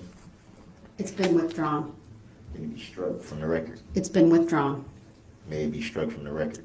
There does not need to be struck. So the request is denied. It's been withdrawn.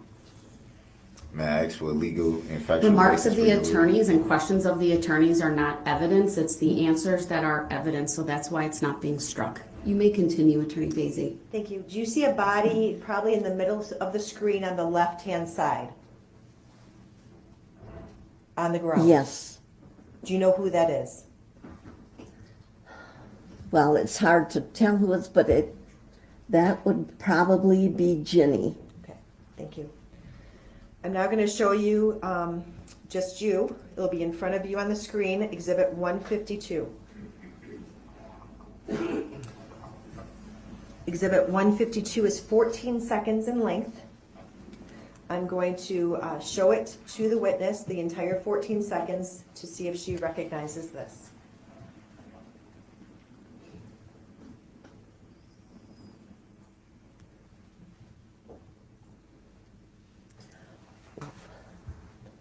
Do you recognize what's depicted in that video as what occurred and what you saw on November 21st of last year? Yes, Okay. but when the car hit them, it was, it was on my side, and I didn't see them flying or anything. I just, But you saw the car come through, and you previously testified that you saw the car strike them. You didn't see where they went. Is that correct? Objection, leading the witness. Overruled. That answer may stand. I'm going to ask that this be admitted into evidence and published to the jury. Objection. Where's the relevancy? The Grounds for objection's relevancy. noted, it's overruled, and Exhibit 152 is received. Permission to publish is granted. Grounds for your ruling, Your Honor. Relevance. I'm going to play it at full speed initially, and then I'm going to play it at 50%. So I will ask you questions after I play it full speed, okay? If we can play the whole 15 seconds with some.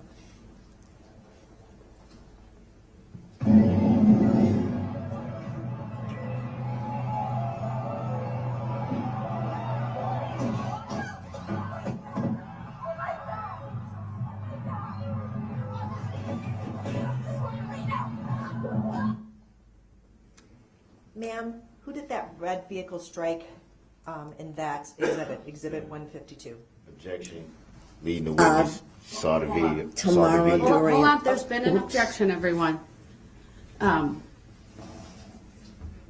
The objection is noted, it's overruled. Now you may answer the Grounds for question. the overrule, Your Honor. It's overruled, you may answer. Grounds for the overrule, Your Honor.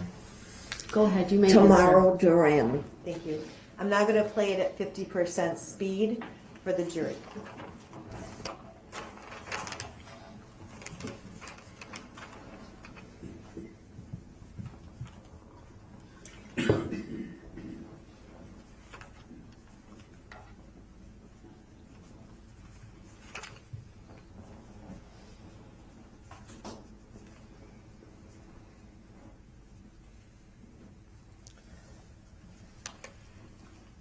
And that was the car that you saw travel in front of you? Yes. Objection. Leading the witness. Overruled. Grounds for the overrule, Your Honor. It's overruled. Next Grounds. question. Ma'am, I'm now going to, if I did not already do it, I'd ask that Exhibit 152 be admitted into evidence. I would then direct the witness's attention to Exhibit 153, which will show just in front of your screen, okay? Grounds. Exhibit 152 was received already. No need to address the request for grounds by Mr. Brook due to that. And then the exhibit is up in front of the court, the witness, and the parties, but not published. Objection. I do not consent to or agree to being called that name, Your Honor, for the record. Go ahead, Attorney Basie. Thank you. This clip Would that be is... noted for the record, Your Honor? Go ahead, Attorney Basie. Thank you. May that be noted for the Mr. record, Your Brooks, Honor? stop interrupting. I just want to make sure Mr. it's Brooks, stop. I just want to make sure it's on the record. Go ahead, Attorney Basie. Thank you. This clip is 38 seconds in length, Your Honor. Again, I'm going to show you the first 5 seconds of this clip and ask if it accurately reflects your observations from November 21st of last year. If you can start.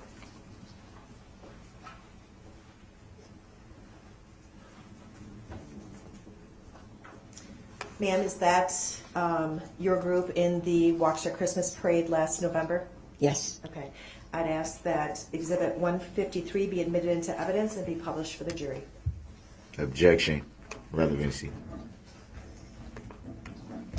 Exhibit 153 is received. It may be published to the jury. The objection is noted and overruled.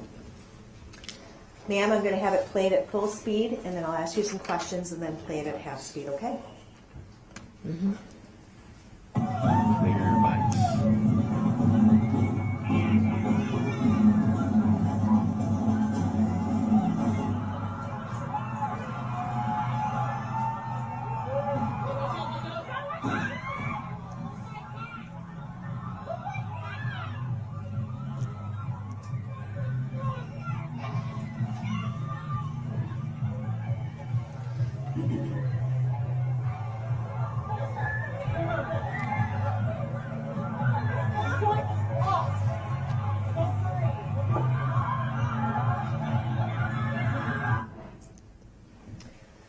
Ma'am, what did you see in Exhibit 153 that was just played before you? I seen Bill being hit and thrown towards the sidewalk. And that's Bill Hostel? Yes. And I'm going to show it now to you and the jury. Just a clip of it, starting at 0 seconds at 50% speed. What I'm going to be asking you about is where you are in this clip. Okay? So if you can start it. I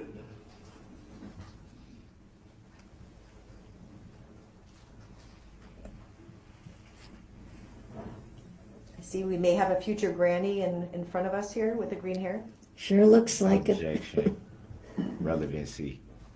Your objections noted, sustained. The jury will strike that last question and answer.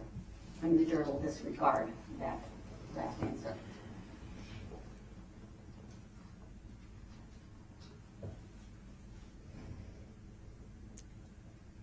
Now, if you look at the street, pause. Sorry, keep going.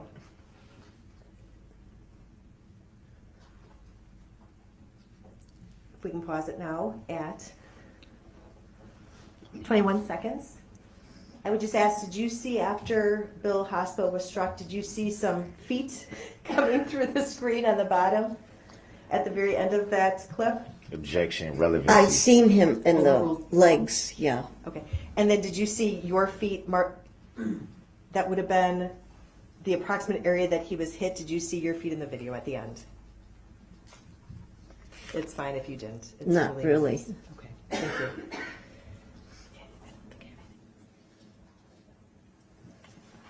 Nothing further, thank you. Ma'am, I'm going to give Mr. Brooks an opportunity to ask you questions as well. Please answer those for him. Go ahead, your cross. During your testimony, you kept referring to a he. Who were you referring to when you said he? I can't understand him. Can you please state your question a little bit louder? She was not able Yeah. to hear. I apologize. I'm sorry. You need to be closer to the microphone or project your voice, okay? I got it. Thank you. During your testimony, you kept referring to a he. Like a lot of times you would say he. Who were you referring to by the he? Who did you mean by the he? He, Yes. when it was showing Bill, No, not Bill the, would be the he.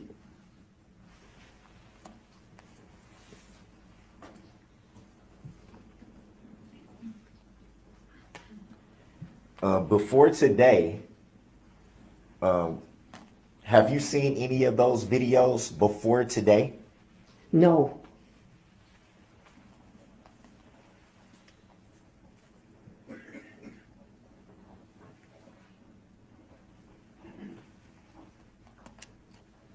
You stated that you saw a red vehicle strike the grannies. Do you remember if that was, or let me back up. Do you remember what type of vehicle you saw? It was like an SUV. It wasn't just a car. It was, the flat back. I'm bad for cars.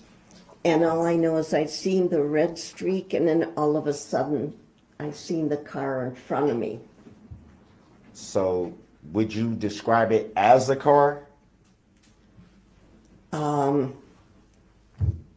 It was a vehicle.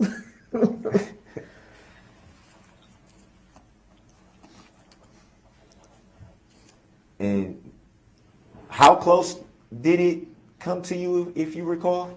I would say several feet.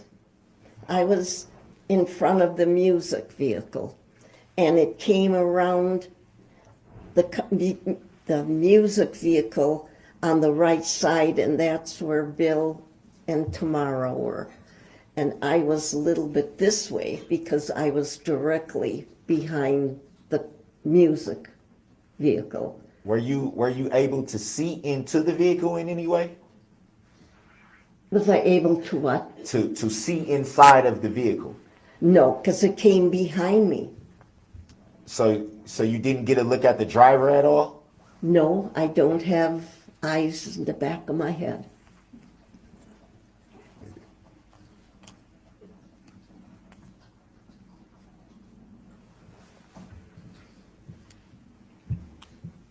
Do you recall what happened when people were struck by the vehicle?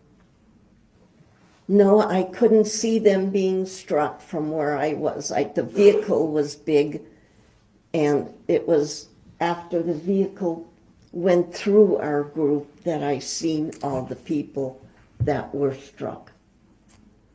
Earlier you testified to people being thrown to the side of the street. Would it be fair to say that, and I'm going off your last answer to the last question, would it be fair to say that you didn't see that with your own eyes? No, that's where they were found. But you didn't see it with your own eyes? No, I couldn't. Sorry about that. You also stated that a few of the people that were struck died instantly. Would that be fair to say? That died instantly, you mean? Yeah, you stated that a few people that were struck died instantly. Would that be fair to say? Some of them, yeah. And 2 were injured, and how would you know for sure that they died instantly if you didn't see them struck? because the police found 2 of them on the sidewalk, one on the left, one on the right. They were already dead. So were you told by the police that they were dead? That what? Were you told by the police that they had passed away? I could see they were working on them and weren't getting anywhere. They were trying to get the heart started with the heart machines. Nothing was working. And you know that for sure? I seen them working on them, yes. Not all of them, but on some of them. So was it fair to say at that time that you had no medical diagnosis at that point in time? Nobody gives nobody diagnosis. They just were working on them and trying to get them revived, but they couldn't do it. So it would be fair to say at that time you had no knowledge of the injuries sustained? No.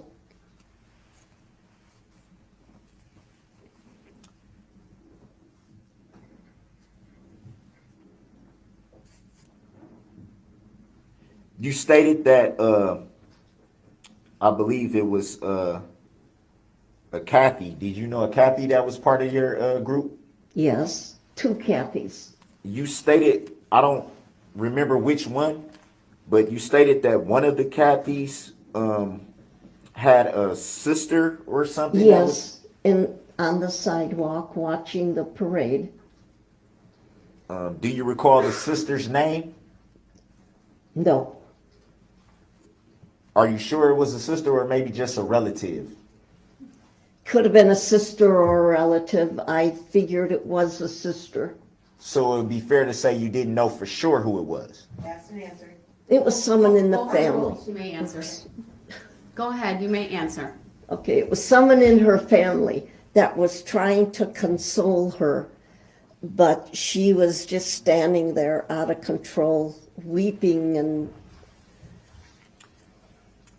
You stated that there was a music van of some sort? A music vehicle.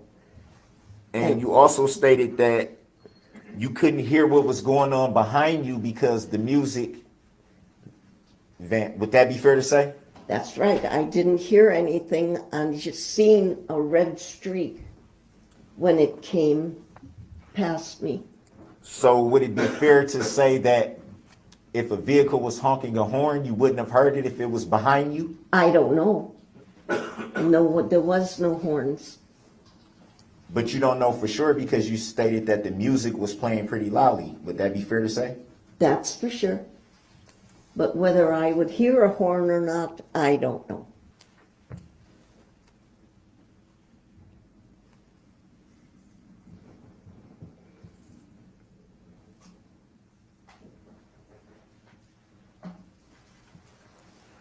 Were you able to see a license plate number of the vehicle? No. I was just shocked that a vehicle would be in the parade route.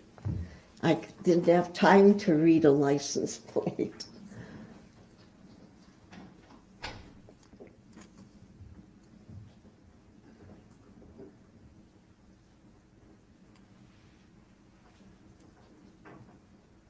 And you stated that there's also a member of your group named Lola? Named what? Lola? Lola, yes, it was her husband, Bill. And she, to your knowledge, to your recollection, Lola was not injured? No.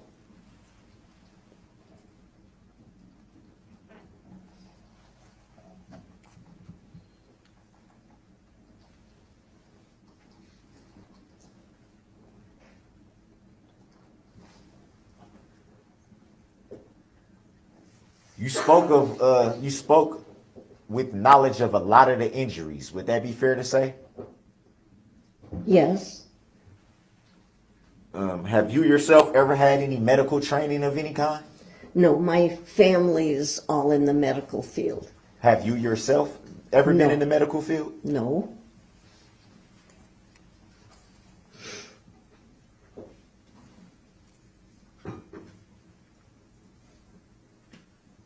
Did you see anyone behind you struck? No, because I was behind the music vehicle. I mean, in front of the music vehicle. And you yourself weren't injured, right? No. The car couldn't get at me because they would have to go through the car.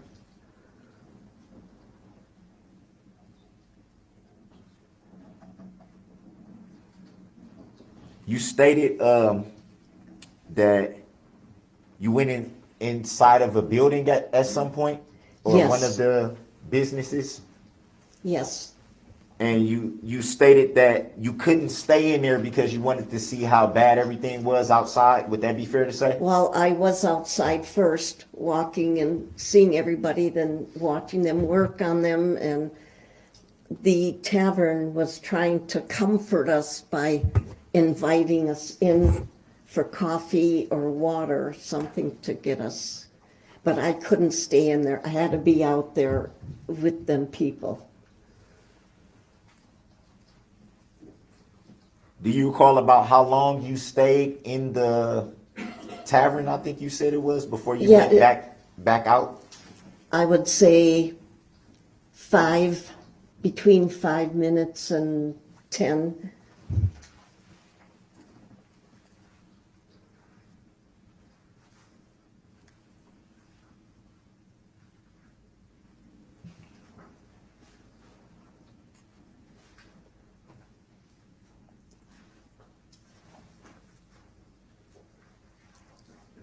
So when were you informed by, I guess I would say, medical personnel of the injuries to your group?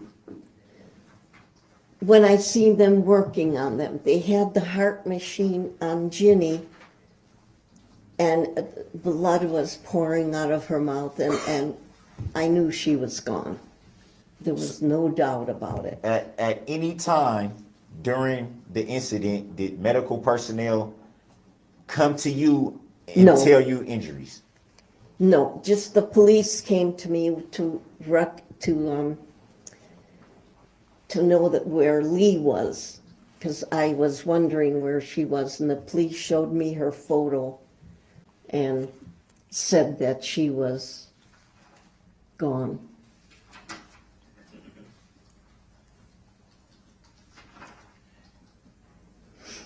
At one point in your earlier testimony, you pointed to the defendant table and said, "That's him from the news." Any reason why you would say that?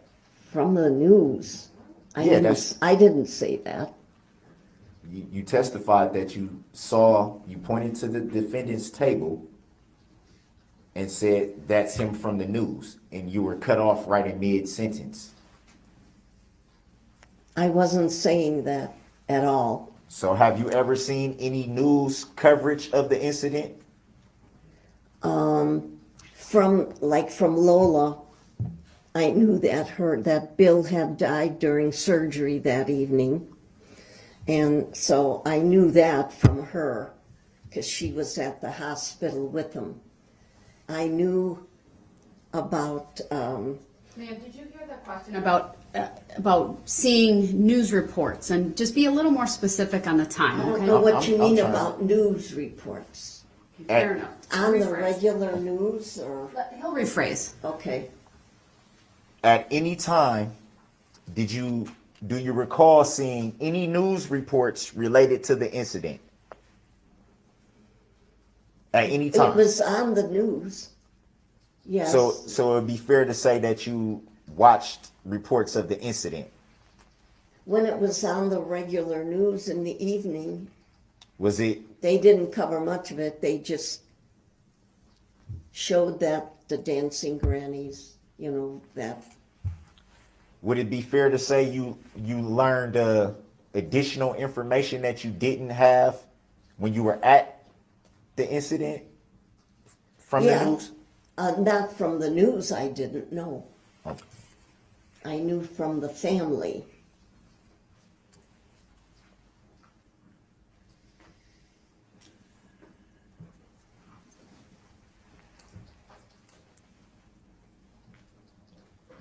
So would it be fair to say that before you received information from the families, you weren't sure of the exact injuries to the grannies in your group?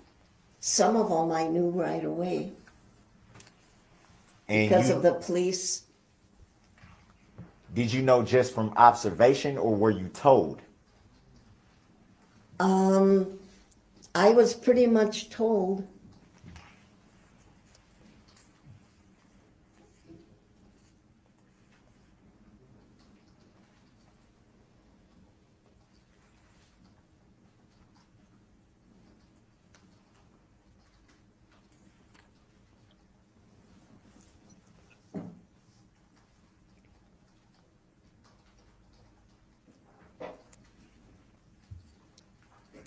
And from the videos that you saw here today, which you already stated it was your first time seeing any of those videos. Yes. Did you see anything in those videos today that you didn't see at the time of the incident? Yeah, the people being hit and flying.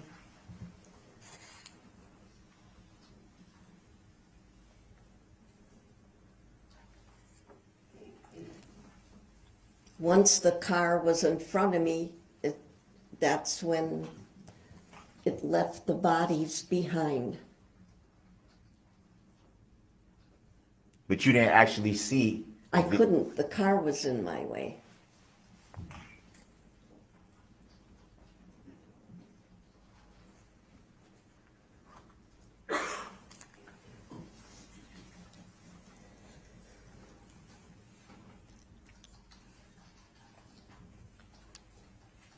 And do you recall who else was not injured from your group besides Lola? The four of us were not injured. Do you recall the names of who was not injured? Kathy Z, Sharon Millard, me and Lola and Kathy. The other Kathy. There's two Kathys. Both Kathys, to your knowledge, were not injured? No, they weren't.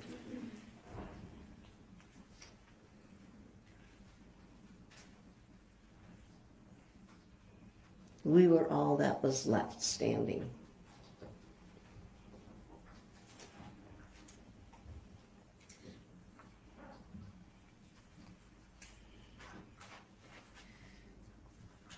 Do you recall about what time you left the parade after the incident? What do you mean after the incident? Do you recall what time you left the parade? That was when everybody was taken away, and I think then we were in the bar having a cup of coffee, and then I had to find a way home because the music vehicle had to stay there because it was a crime scene. So Kathy Z's family took her home, so they gave me a ride right away too. And you don't recall about what time that was? No. That would be fair with everything else going on.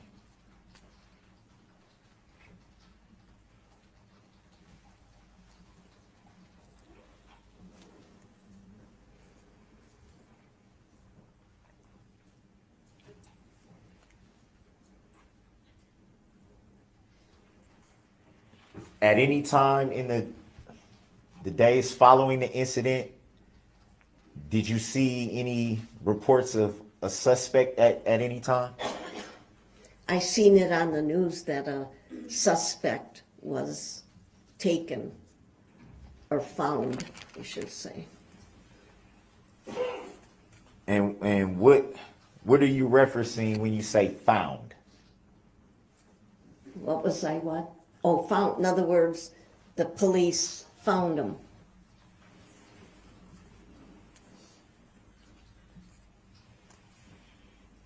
I didn't know who, where, or who he was at the time.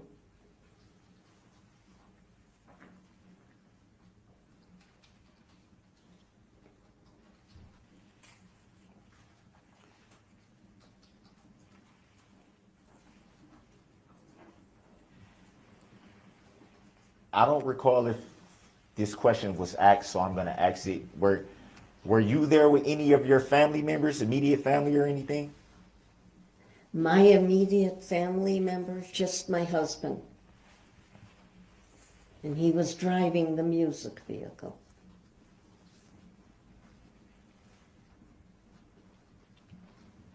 Was he injured in any way? No.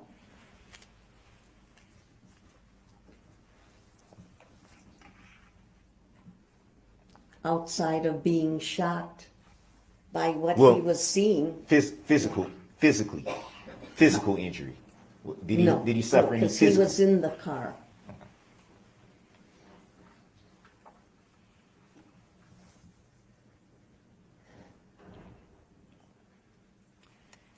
Do you recall giving any police statement, or were you interviewed by any law enforcement after the incident? Yes. Do you recall if it was the same night of the incident or in the days following? Both. Both? Right there at the time, and then the next day.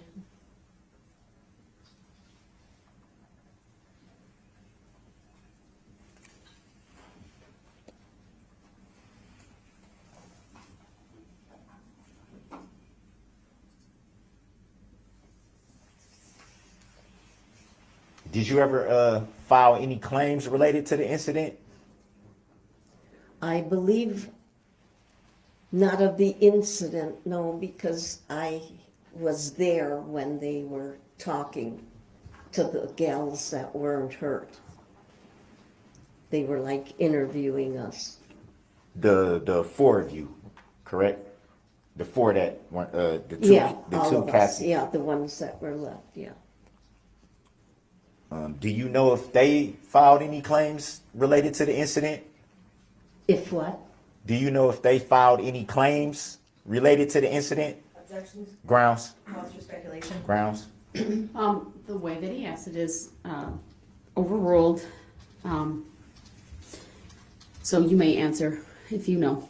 Okay, no, because we were all together and came to every interview that they needed from us.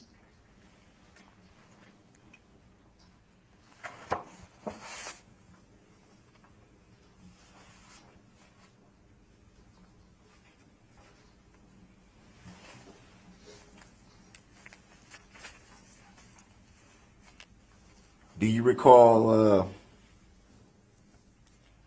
seeing or reading any complaints related to the incident? Grounds? Sustained as to the form of the question. You don't have to answer that. Okay. Should I rephrase the question? Or? It was sustained as to the form of the question. At any time during any interviews with law enforcement, were you shown a complaint related to the incident? Objection, Ben. Grounds? Sustained as to the form of the question.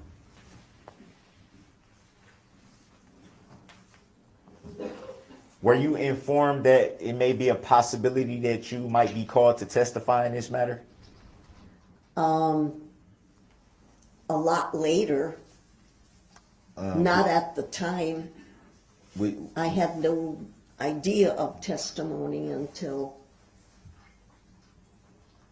Would you say much later, as you say, would that refer to weeks, months?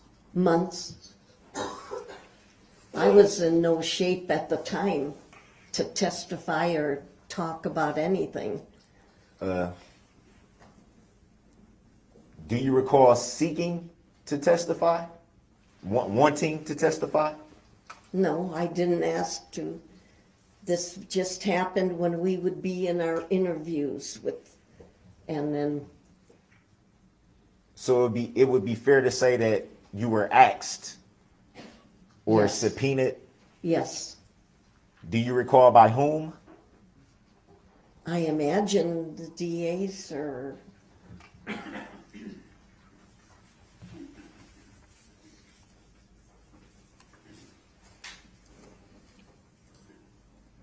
When you say the DAs, do you mean the district attorney's office? yes, Did they ever identify to you as being the plaintiff in this matter? Grounds. Sustained. Next question. Grounds for the sustain, Your Honor. Relevance grounds.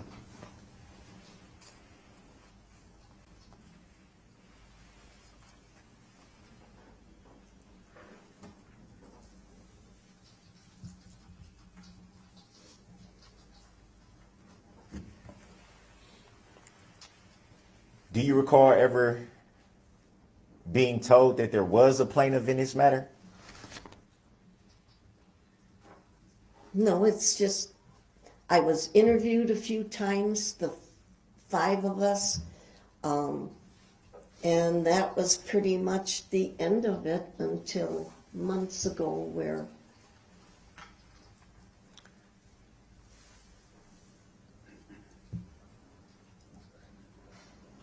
I think probably a little explanation is needed.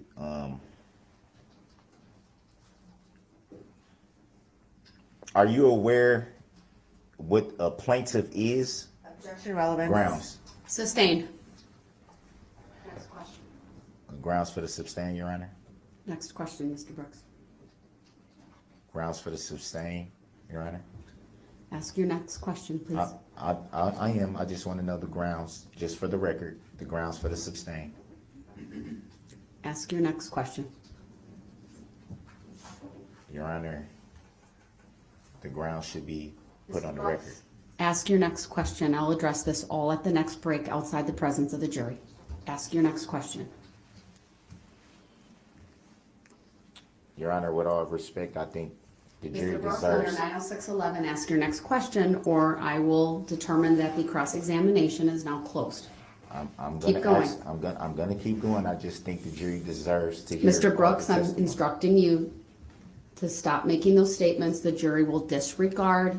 This is the cross-examination. It's not your opportunity to make legal arguments or to testify. You'll have an opportunity if you so choose to do that later. With all respect, Next that is not question. question fine. The jury just deserves to know. All right, under 90611, the cross-examination I still will be have a question, determined. Your Honor. Sir, you didn't follow my very clear instructions.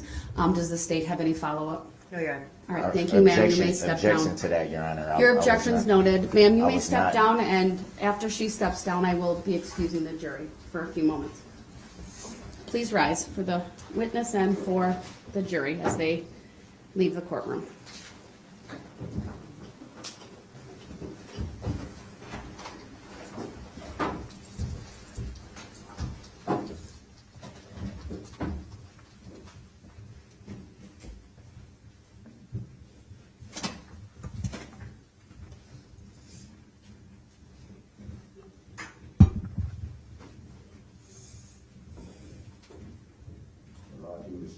Mr. Brooks, please wait.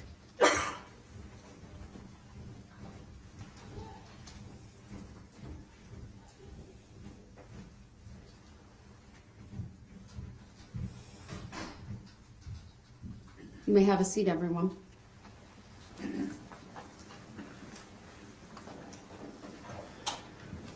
To specifically address the repeated request by Mr. Brooks for the court to state the grounds, sir, I am not legally required to do that. Those are legal determinations that if you feel there is an error later on, you can address on appeal if you are convicted. I have been answering many of them at your request, but I may not do that at all times. In fact, you're asking me to provide that explanation and really highlight for the jury the court's opinion on relevance. That's why we don't state that. There's an objection, a party makes it, states the grounds. Sometimes I ask the opposing party for their position. Sometimes I do not. Many times it's very self-evident. Either the objections are baseless. Many of the hearsay objections are baseless. Your objection to hearsay is it's not hearsay. So that's why to me they're self-evident. I say sustained and we go forward. So you need to be aware, sir, that when you ask for the grounds, you're asking me to state a legal conclusion in front of the jury, which I don't feel is necessary. For the reasons that I've already stated, that you're asking me to highlight my opinion on relevance and my determination on relevance. So going forward, you need to be aware of that. Again, not a sign of disrespect. It's the record is self-evident many, many times. If I feel that more argument is needed, I'll excuse the jury. But I haven't felt the need to do that up until this point. And I will caution you once again, sir, 90611 is the statute, mode and order of interrogation and presentation controlled by the judge. The judge shall exercise reasonable control over the mode and order of interrogating witnesses and presenting evidence so as to do all of the following. A, make the interrogation and presentation effective for the ascertainment of the truth. B, avoid needless consumption of time. C, protect witnesses from harassment or undue embarrassment. And it goes on, but for purposes of what I'm going through, that's the most relevant portion of 90611. So when I give you the warning that under 90611, I will cut off your cross-examination, it's because you're violating 90611. So is that a judicial determination that I violated 90611 when I'm advising you, sir, it's not a specific determination as to anything that's happened thus far, just a summary of why I am relying upon 90611 throughout the questioning of witnesses and the presentation of evidence. Your Honor, so with that, we're going to continue. I'm going to have the state be ready with their next witness. Your Honor, I'm not interrupting you. I'm letting you make a clear record. Mr. Brooks, you have actually interrupted me. I just let you go through the whole citing of 90611 without saying anything. I'm not asking for the parties to make an argument under 90611. So I'm advising you. Stop interrupting me, please. I'm advising you, sir, so that you have hopefully more knowledge and awareness as it relates to the statute that I've cited dozens of times during this trial. I'm well aware of what I'm citing, Your Honor. Well aware. All right, so and I'm just seeking for the record to be clear. With all due respect, Your Honor, that's judicial misconduct because you're not allowing the jury who deserves to hear certain aspects of testimony.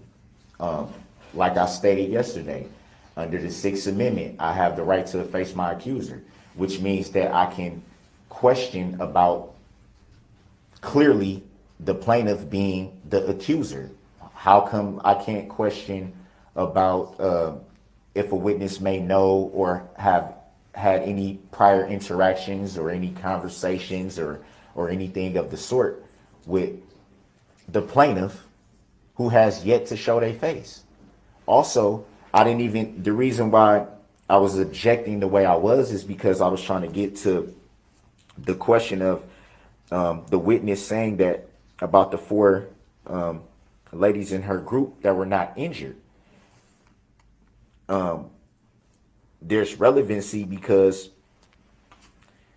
with her stating on the record, clearly for the record, and for Your Honor, and for the court and for the jury that these ladies were not injured in any way, but yet there's still charges associated with these ladies who were not injured. that should be dismissed. We are not at that point, sir. The charges I would refer you to the preliminary jury instructions for first-degree recklessly endangering safety and the elements, or the elements they don't need to prove. There are certain elements.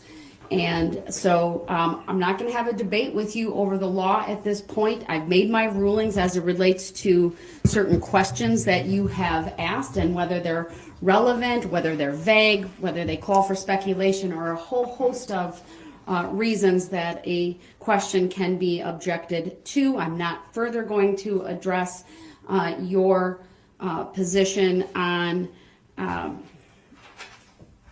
May I request a legal reconsideration of your ruling, Your Honor? You interrupted me. I'm not done with what I was trying to say.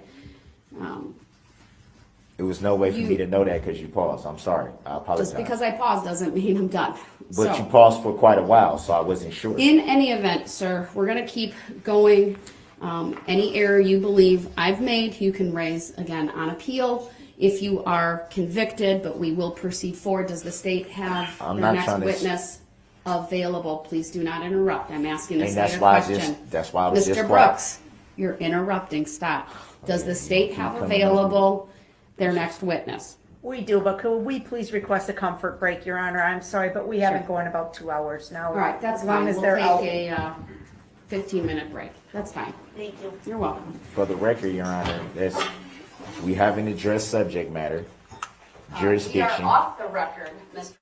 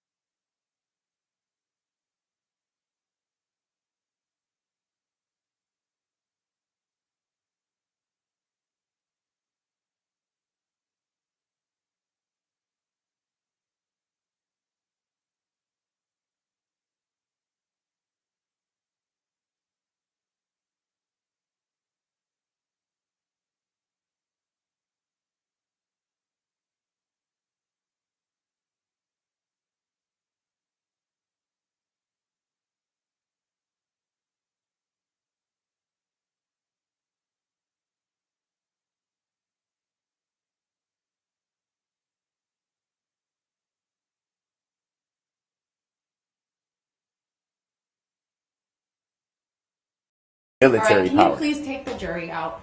Thank you. Military All right, can you- power. Any verified proof that All rise. this court has subject matter jurisdiction. And at this point, may I request an affidavit that you, Your Honor, have no bias, no conflict of interest, and no interest in the outcome of this case? Mr. Brooks, the jury's coming out. We'll address your legal issues later, if I deem them appropriate. Judge, do you hold the full Mr. judicial Brooks, power of the please, state, or is this please. the military All right, power? Can you please take the jury out? Thank you.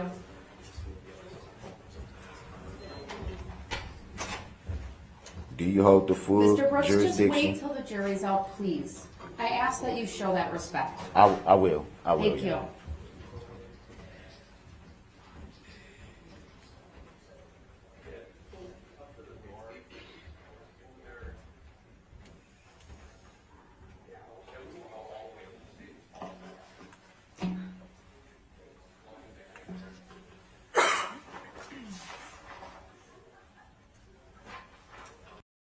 Of second 226 and Retzlaff versus Moran, found at The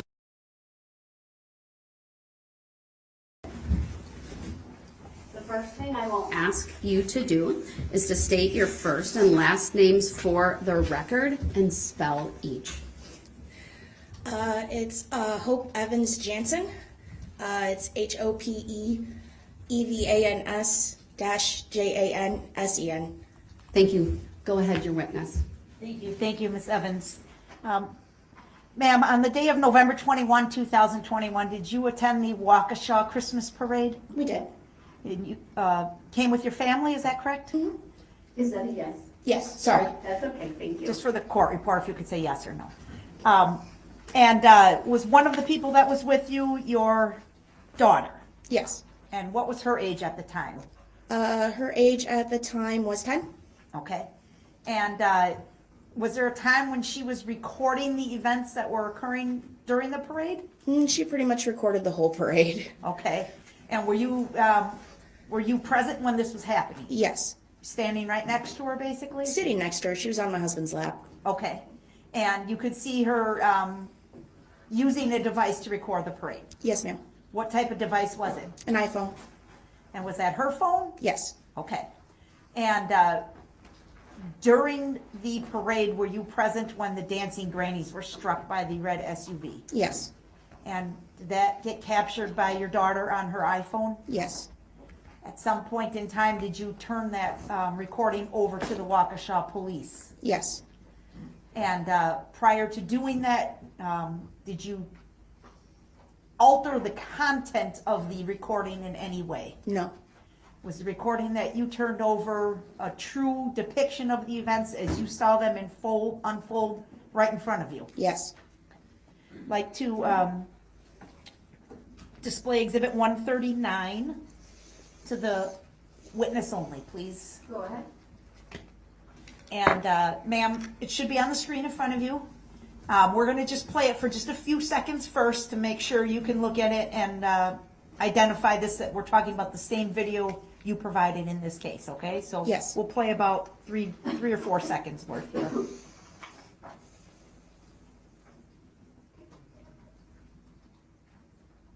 All right, does that look familiar to you? Yes. Okay. Is this the recording that your daughter captured that afternoon? Yes. And same recording that you turned over to the Waukesha police? Yes. All right. Move to admit number 139 and permission to publish. Objection. Exhibit 139 is received. Permission to publish is granted. The objection is overruled. Your Honor, this particular recording is 15 seconds in duration. I'm going to ask that it be played with the volume on. Go ahead.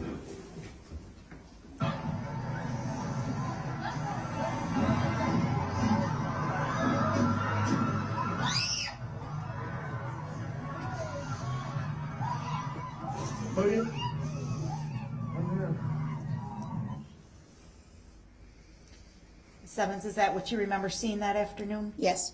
Did you hear those loud thuds? Yes. Thank you. I don't have any other questions. Mr. Brooks may have some questions for me. Any cross? Yeah, and I object to being called that name again, and I don't consent to it again for the record.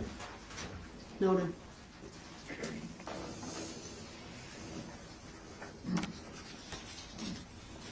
Just a few questions.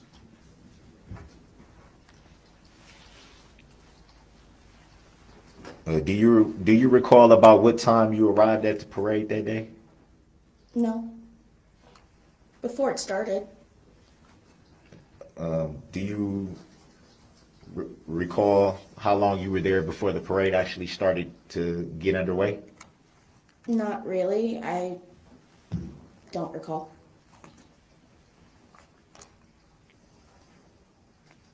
And who all were you with? My family, my friend's son, my daughter, my husband, my mother-in-law, myself.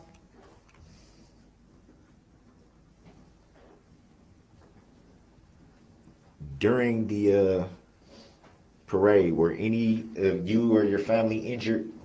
No.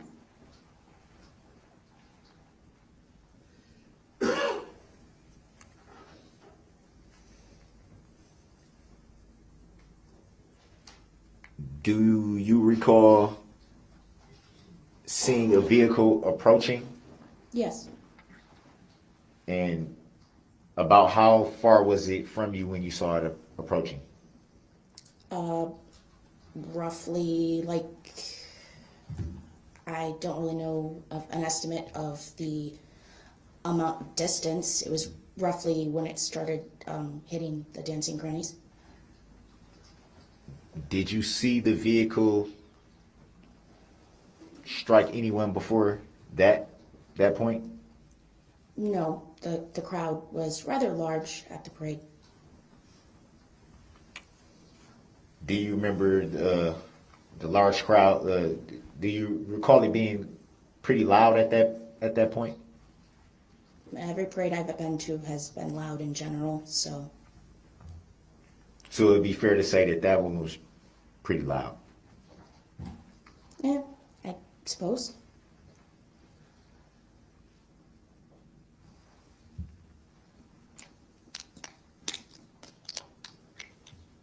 Do you recall what you did when you saw people being struck? My husband pressed my daughter into his chest so that she couldn't see. I passed her to somebody behind me, and then I got my mother-in-law up to go inside of the karate studio that we were sitting in front of, as well as the young man that was with us. And do you recall how long you were in the karate studio? No. Was it briefly or? We were in there until we were told that we were able to leave by the police. Did you hear at any time a report of shots fired? No. Did you hear any shots? It was loud and chaotic. I can't say for sure if I heard shots or not. So would it also be fair to say that if a horn may have been blowing, you wouldn't have heard that either? I would have heard a horn. We weren't that far from where the vehicle came through on the road. So it'd be fair to say that you think you would have heard a horn, but not shots.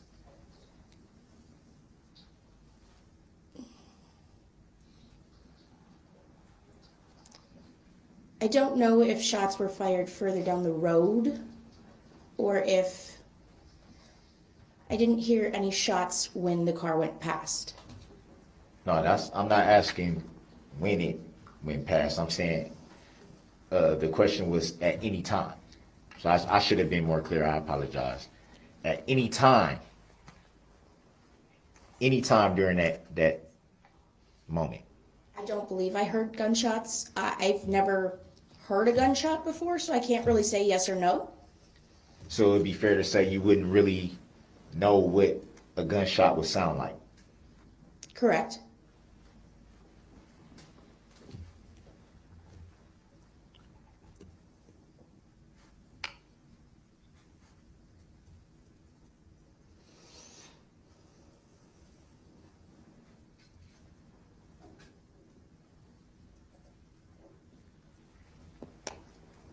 seeing as how you've never heard a gunshot before, would it be fair to say that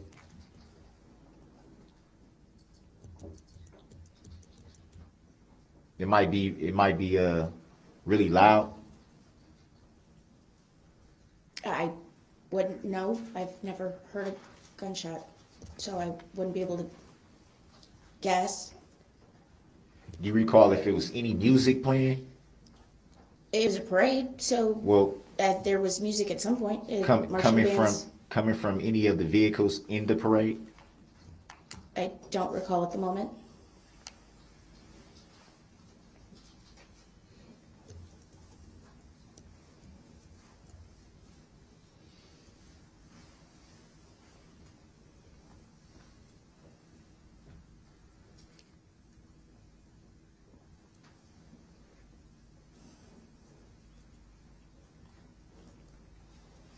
Do you recall about what time you and your family left the parade?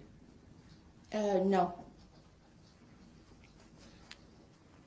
You recall making a statement to law enforcement at any time during the incident? No. After the incident, the days after? When I sent the video in to the police department is the only time I talked to anybody about this. Do you recall when that was that you sent the video in? Was it a few days after the incident, or a week or two? Or I don't honestly remember. were you contacted by law enforcement about any follow-up to the video? No. Did you follow up with law enforcement about the video? No.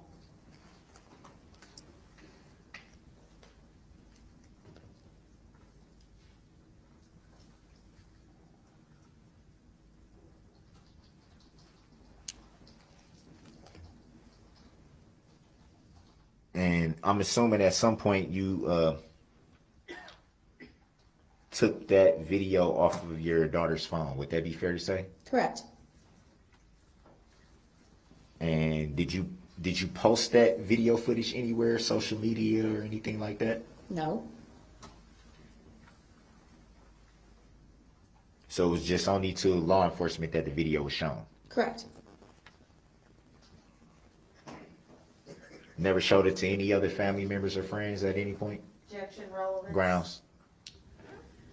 Overruled. You may answer. No.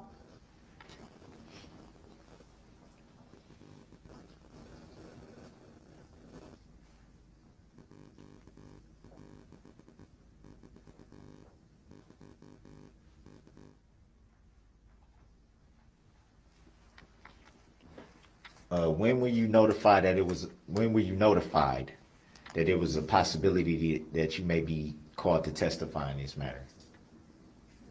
I received correspondence in the mail. I don't remember the exact date of when I received it. August, I think. So, not that long ago then would be accurate. Yeah. Or pretty recently, rather. Yes. Do you recall if that was in subpoena form? Yes.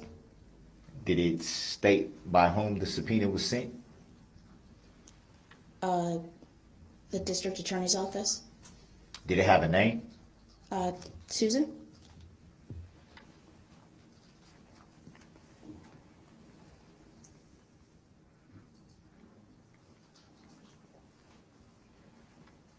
Did you contact the district attorney's office after receiving the subpoena? I mailed back the subpoena, and I did call on October 3rd to see if I would have to come in, because I had received no notification about anything.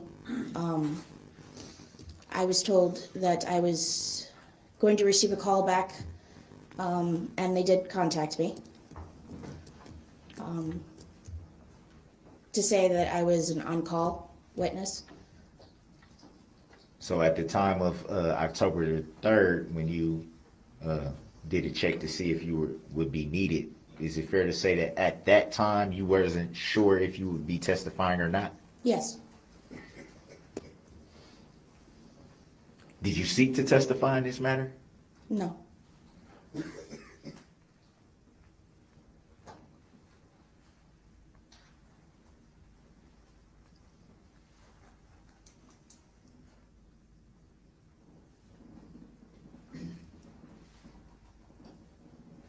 And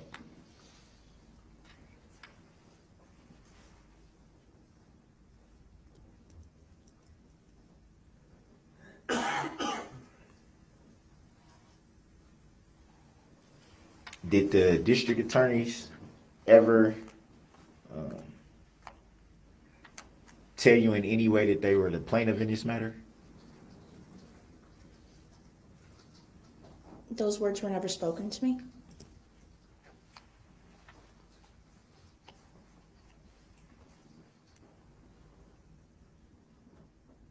Are you aware of any plaintiff in this matter? Objection. Grounds? Irrelevant. Grounds? Sustained. You don't have to answer that.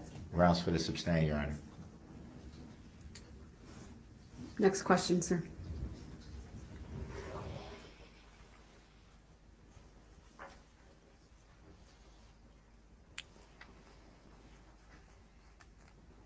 Did you or your husband or anyone in your family that was present at the parade file any claims on the matter?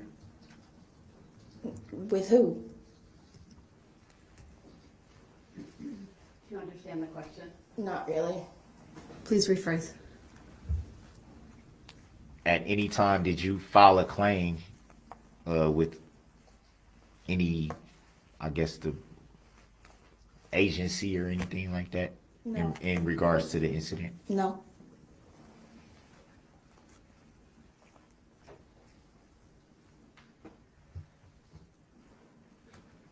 Did any information that you obtained in regards to this incident have a complaint with it? Objection made. Grounds?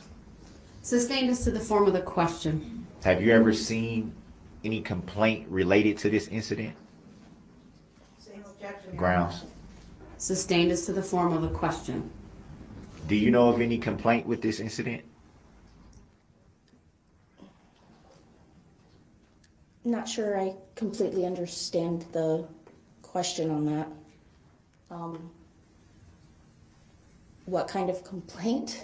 I mean, Please rephrase.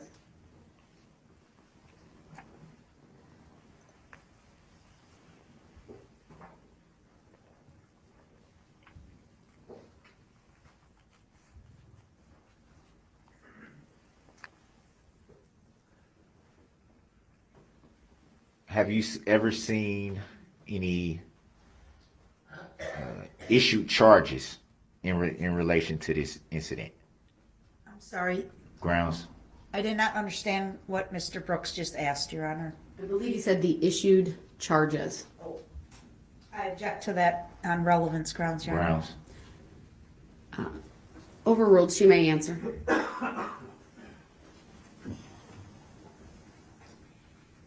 I haven't really been keeping up with the news media on the trial. So, no, I haven't seen a list of the charges.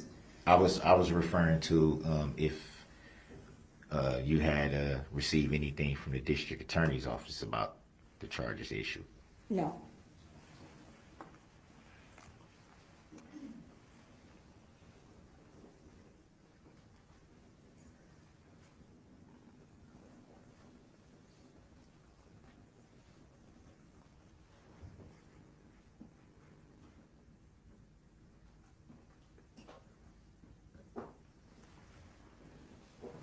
Are you aware of anyone bringing any claims or suits?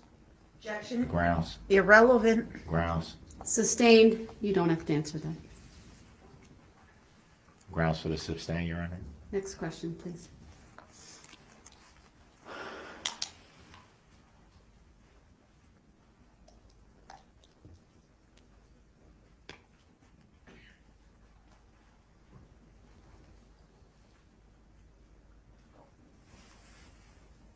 Do you recall seeing the driver of the vehicle that you saw that day?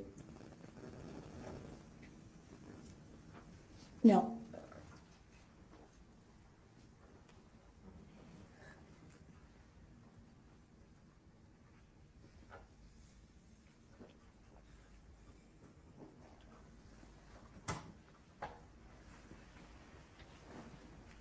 Could you see if anyone else was in the vehicle that you saw? No. Can you recall if you saw any tents to the vehicle you saw? And by tents, I mean like tinted windows or anything of that nature. I don't recall if the windows were tinted or not.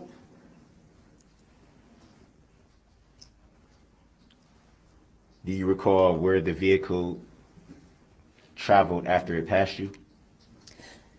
No, my priority at that point was to get everybody inside and make sure they were safe. So you didn't observe anyone struck after what you saw initially? Correct.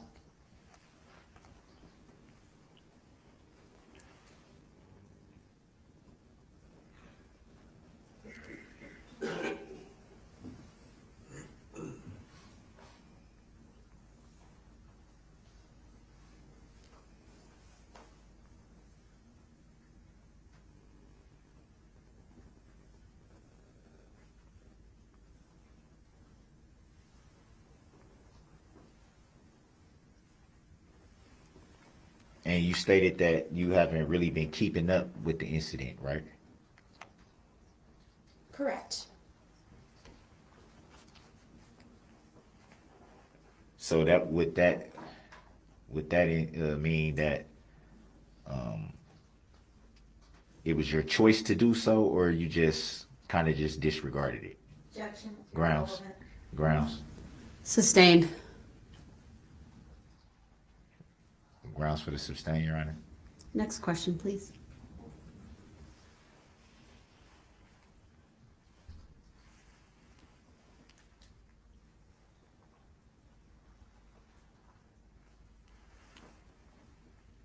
After turning in the video to law enforcement, did you keep the video at that point? Objection as an answer. Grounds. Overruled. She may answer. The video is no longer on my daughter's phone. There's a copy on my phone that is still on there in case I needed to resend in the video. It has not been accessed since the day I sent it to the police. So pretty much just keeping it just in case. Correct. Have you viewed it since turning it into law enforcement? Objection. Grounds. Relevance. Grounds. It's been asked. It may not have been asked, but she answered it, so I'll sustain it. So it'd be fair to say that seeing the video today would be the first time that you saw it since turning it into law enforcement? Correct.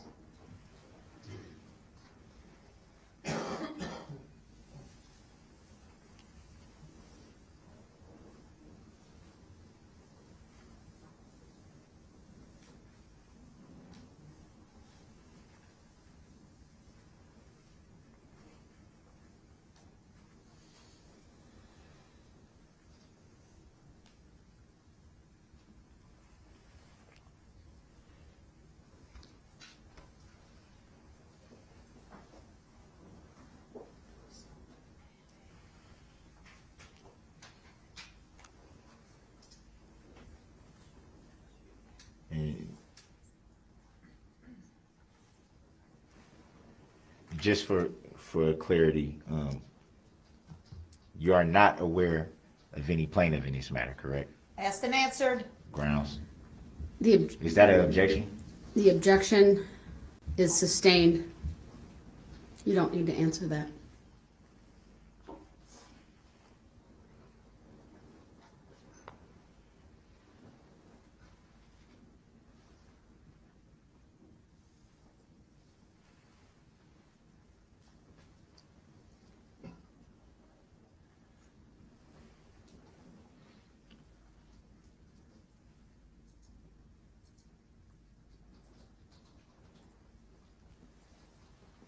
I think you said that you were contacted back in August, correct? I received mail with the subpoena, yes. Do you recall before August being contacted in connection with this incident? Objection. Grounds. Repetitive, irrelevant. Grounds. Sustained. Grounds for the sustain, Your Honor. Next question, please. No grounds. Next question, please.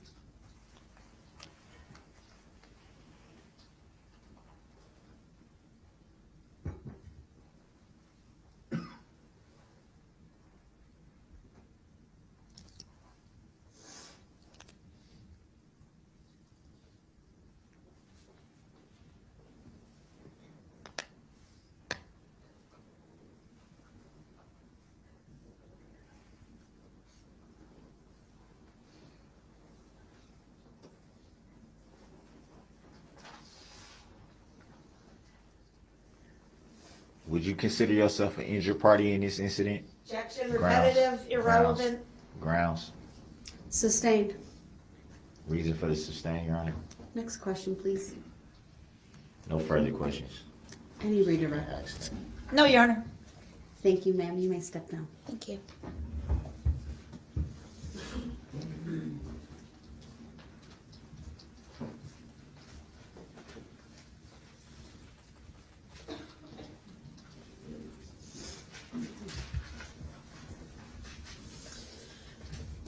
It is just before the noon hour, so this will be a good opportunity for the court to break for lunch. I will say between an hour and 15 minutes, at least for the jurors. So all rise for the jury, please.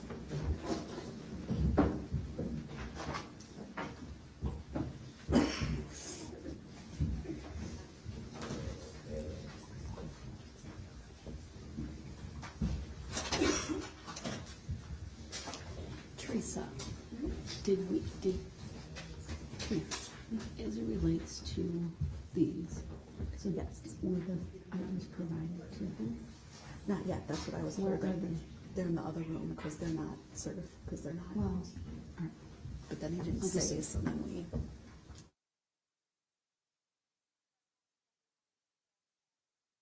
1 o'clock. We are in recess.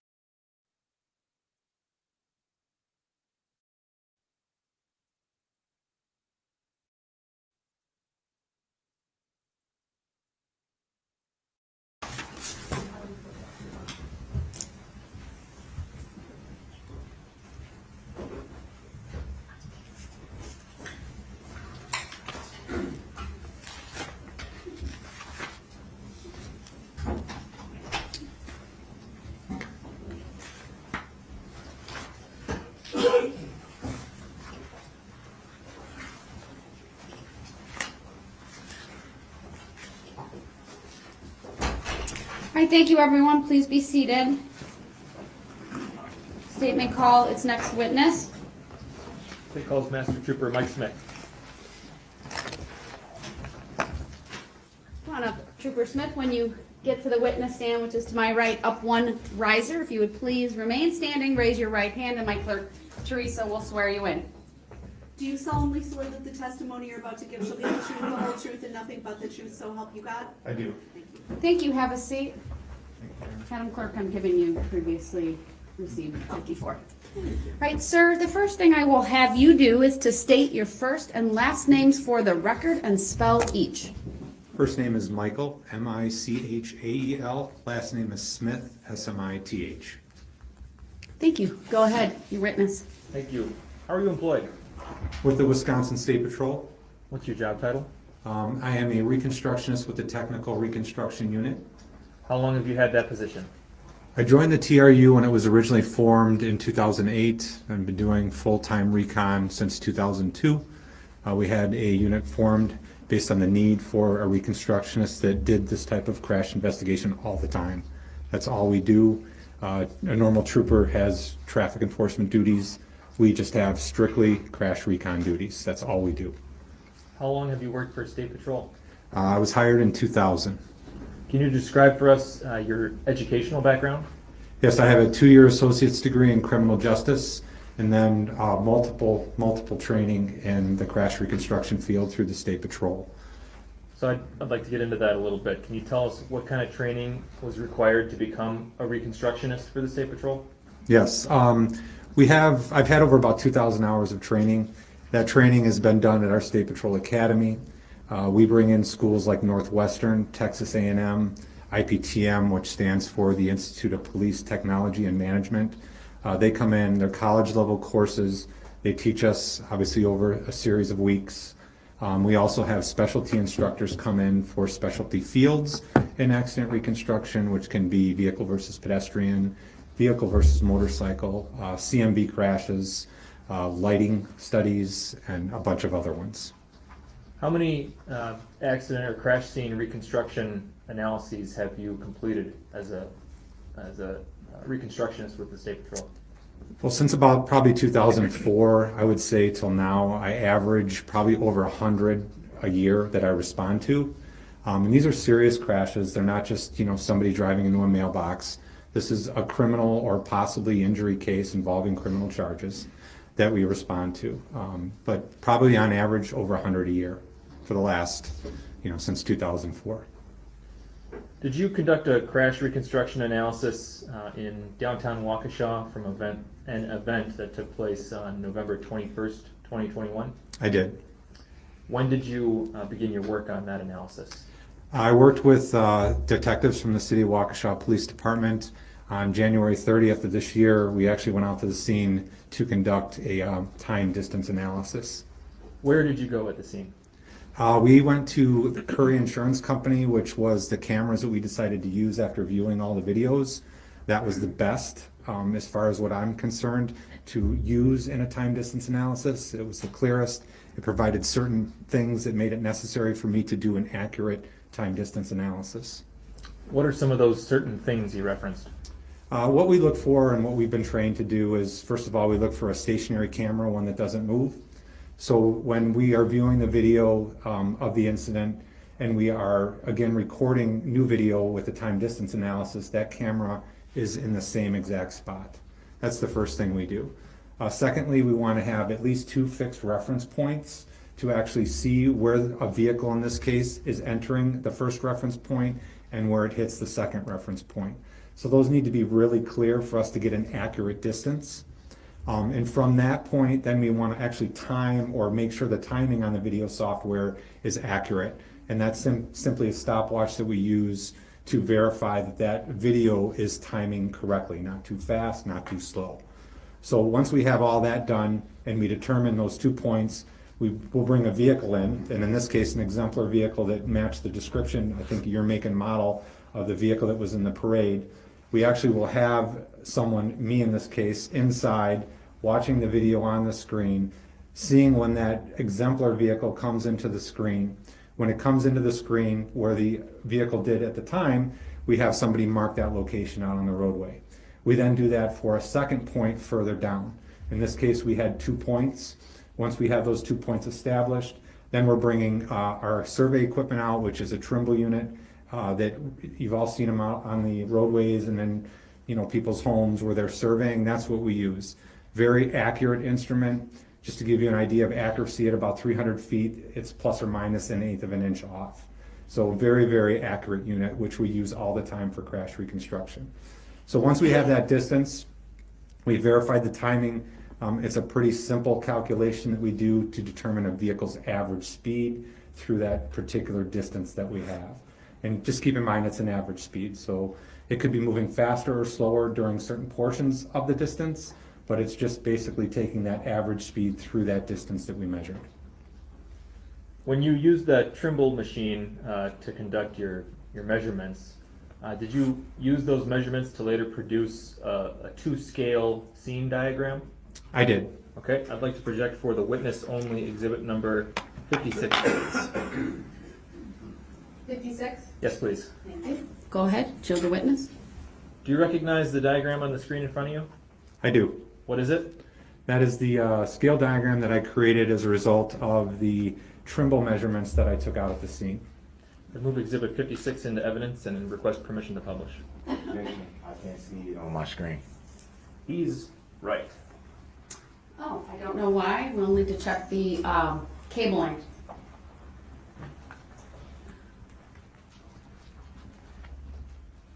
I can see it on mine. What exhibit was that? 56. I have a hard copy. Can you get Zach down here, please? Check the. Oh.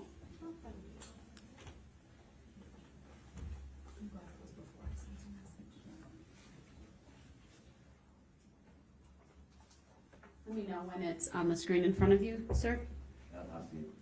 All right, continue then. Oh, and exhibit 56, well, first of all, let him review it. It's been offered by the state. You've now had an opportunity to review it, sir.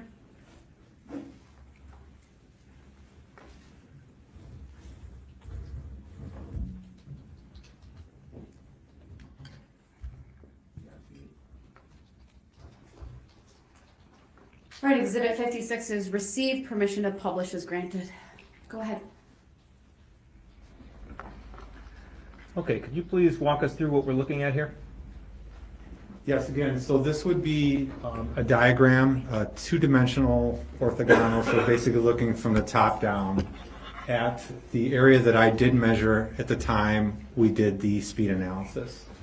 Obviously, it depicts a vehicle at a starting point and a vehicle at an end point.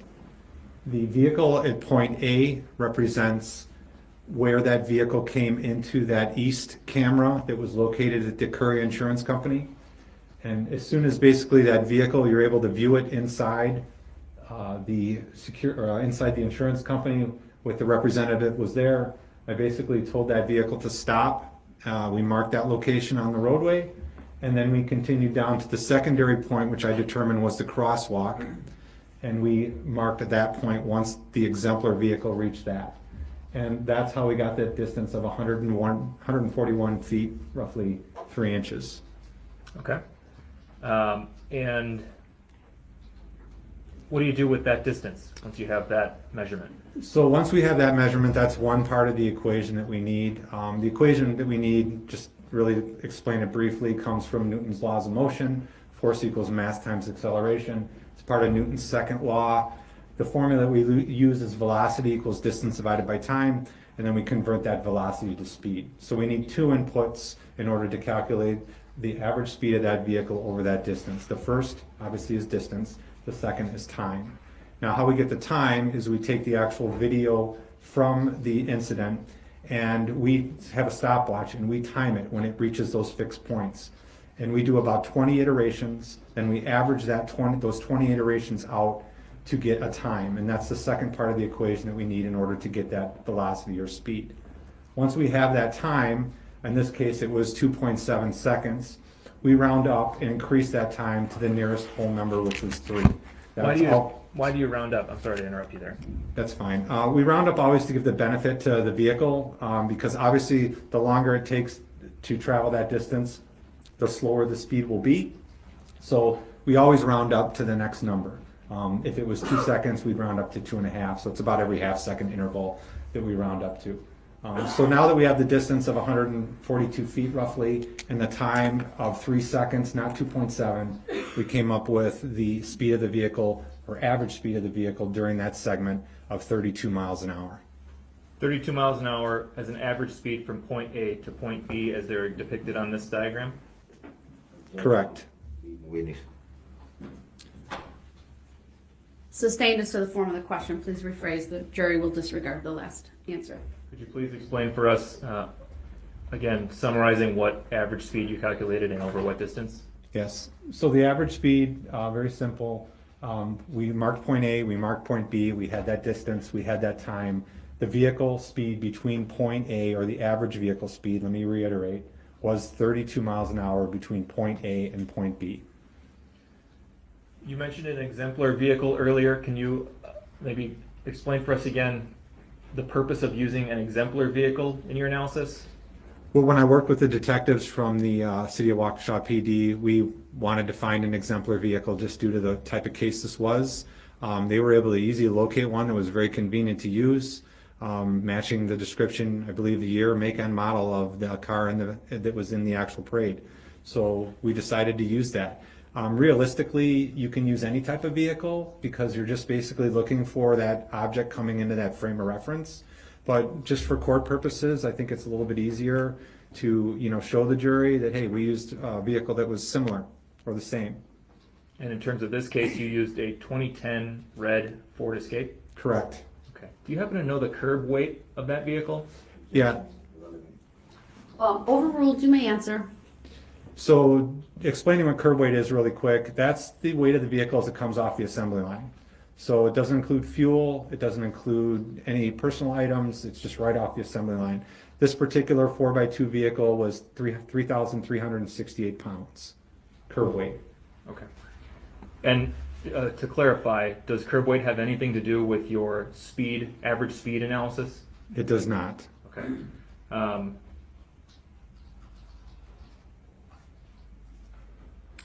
When you get to the end result of your speed analysis and you have that number, the average speed over that distance, does somebody check your work? Yes, absolutely. Part of our protocol in the TRU is we have to have all of our reports peer reviewed. Has to be done. Every single one goes out to a former member of the TRU who is now a consultant for us. He peer reviews it, makes sure that everything is correct. Okay, I want to wrap up by just asking you some clarifying questions about the nature of what an average speed means. Can you say definitively that at any point between point A and point B, the vehicle was traveling faster than 32 miles an hour? Objection, hearsay. Overruled, you may answer. Right. So average speed is calculated, as we talked about, through that distance. The vehicle can either be going faster than 32 or slower than 32 over that distance. But it's an average. Is it possible the vehicle maintained a constant speed of 32? Yes. But it's more plausible that you have higher and lower speeds during that segment. Okay. That's all I have for this witness. Thank you. Thank you. Cross. Yes. This is kind of distraction still being on there.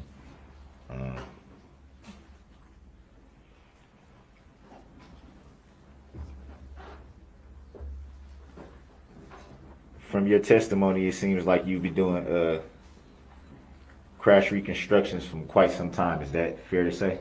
Yes, sir. Around 2004, I believe you said? I was in the program from about 2002, but really started getting into full recons about 2004. You need a little bit of training first before you can actually go out and be on your own. You stated that you worked with detectives in the process. Do you recall who that was? Yeah, that was Detective Casey.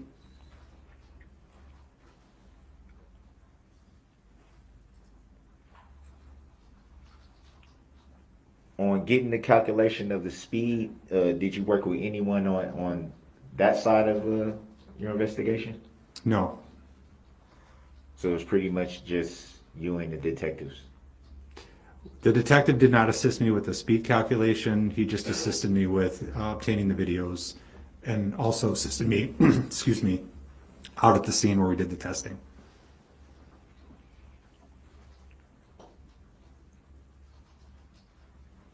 I think the exhibit showed the building that had the camera. Do you recall which streets that were along the parade route? Yeah, that was in front of Curia Insurance on Main Street. And the point A and point B, did those start from a cross street, or was it just the main? The insurance company has cameras outside by the sidewalk. There's two of them. There's one towards the east and one towards the west, right at the front of the building.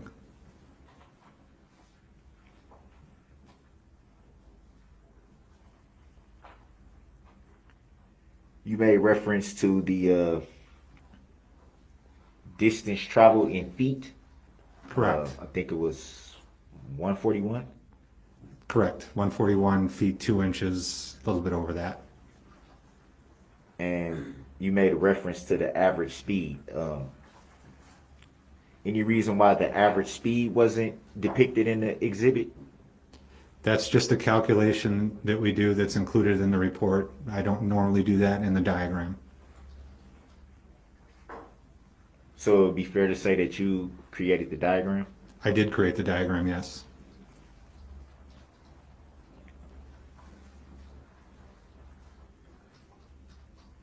You said normally you don't put the speed calculation in the diagram. Would it be any reason for that? It's in the report. It's not necessary to put it in the diagram. Have you ever done that before? Could you rephrase the question? Have you ever not included the speed analysis in any crash reconstructions that you've done before this one?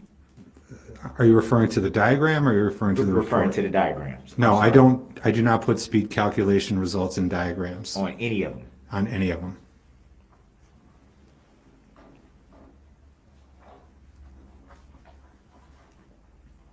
Did you create any diagram with the speed calculations present on it? No, I don't. The diagram that I created is the one that was up on the screen. And then from there, you put the speed calculations just in the report.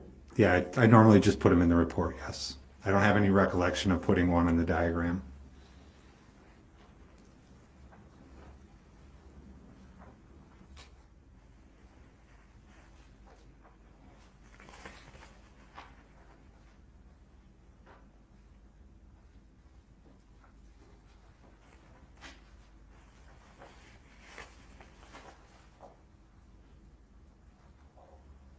Would it be fair to say that it may be a little bit difficult to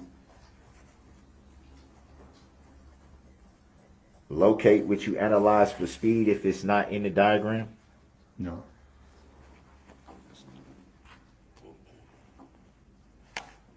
So if you wanted to know the calculation of the speed, you would have to read the report. Correct. Would it be fair to say that it might be easier to find if it was included in the diagram? My diagram is included with my report, and that's all one unit, so it is in the report.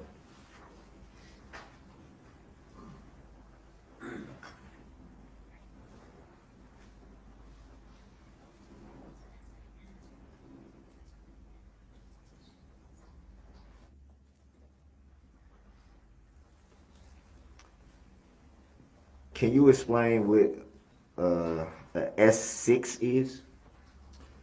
Yes, the S6 is the name of the Trimble robotic total station that we use to actually measure things at crash scenes. So that's like a certain technology or something, would that be fair to say? It's a piece of surveying equipment that if you've been on the road, you've seen them where they're measuring the roadways, or if somebody's building a home. Same type of equipment, we just use it for crash reconstruction.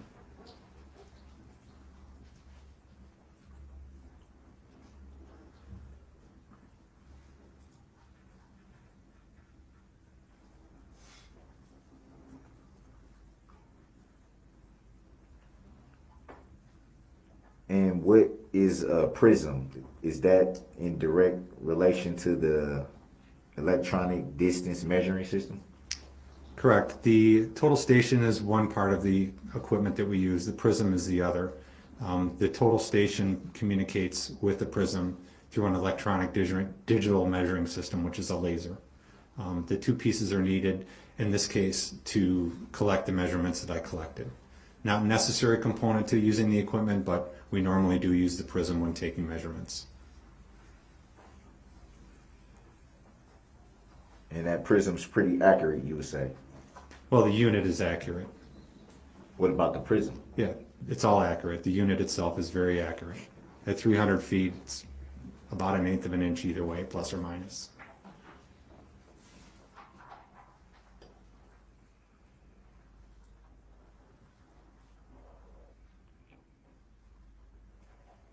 And is the CAD the diagram that you created? Could you rephrase the question, please? Is the CAD, is that software related to the diagram that you created? It is. In what way? The computer-aided design software program that we use is a tool that when we transfer the measurements from the Trimble total station, we transfer that into the computer-aided design program, and that's how we create our diagram.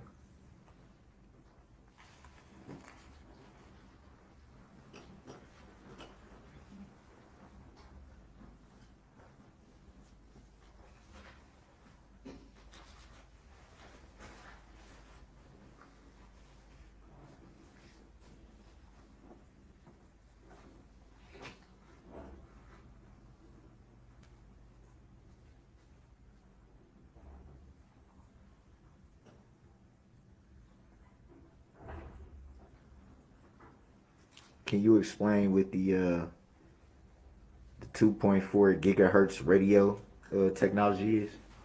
That's just software that's built into the total station, the Trimble unit, as part of its communication. And is that communication radio? Yeah, there's a radio inside the unit, correct.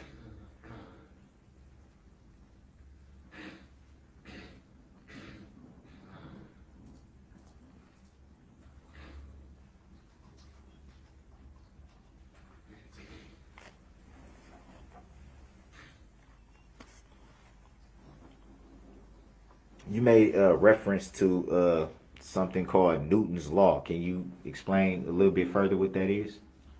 Newton's laws of motion are what we use as a big step in our reconstruction field. A lot of formulas are derived from Newton's laws, including the formula that we use to calculate the vehicle's average speed. Sir Isaac Newton obviously invented the laws of motion. We all learned that in high school, and that's part of the process that came to the formula that I use to calculate the average speed.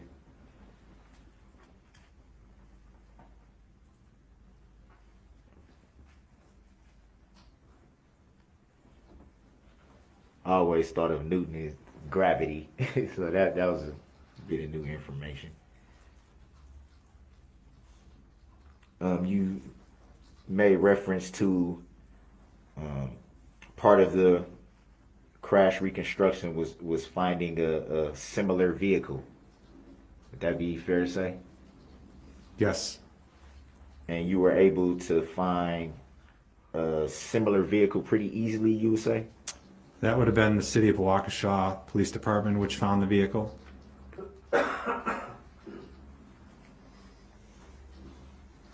And you made reference to it being in the parade as well? Or part of the parade as well? The exemplar vehicle? Yes, the vehicle that was similar. The exemplar vehicle was not in the parade.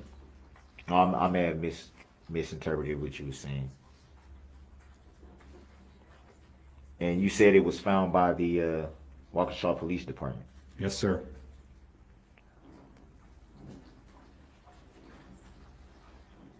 Do you recall if that part of your investigation and the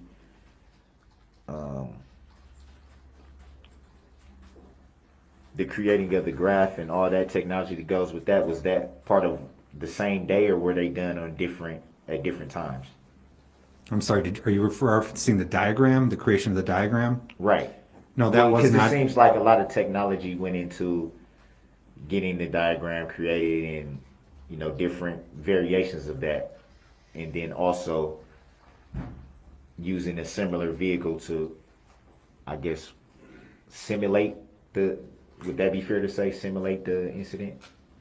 We used the exemplar vehicle for our testing. What was that done all the same day, or was it done?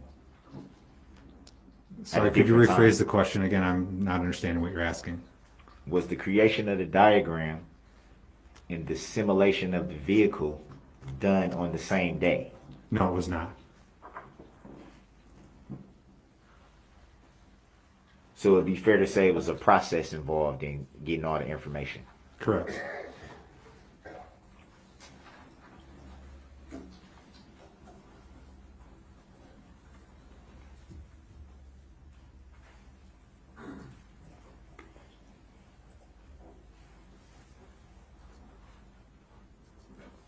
And you stated that that was done around January 30th, around that time?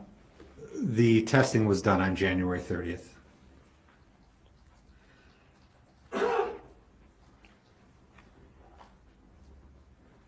And what about the simulation from the similar vehicle? I'm sorry, could you rephrase the question? Do you recall what date the simulation was performed? All right, are you asking when I completed my analysis? Specifically the part of the similar vehicle being used. That was January 30th. We did the testing out on Main Street in front of Curry Insurance.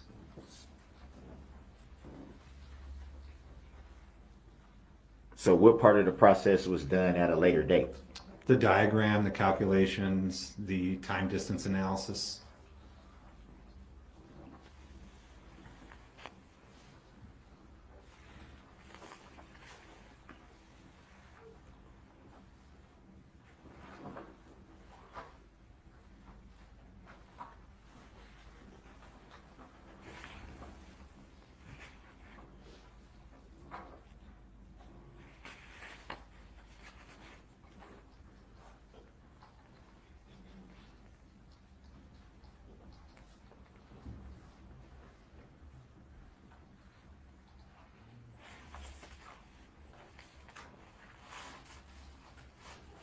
Do you recall the date of the second part of the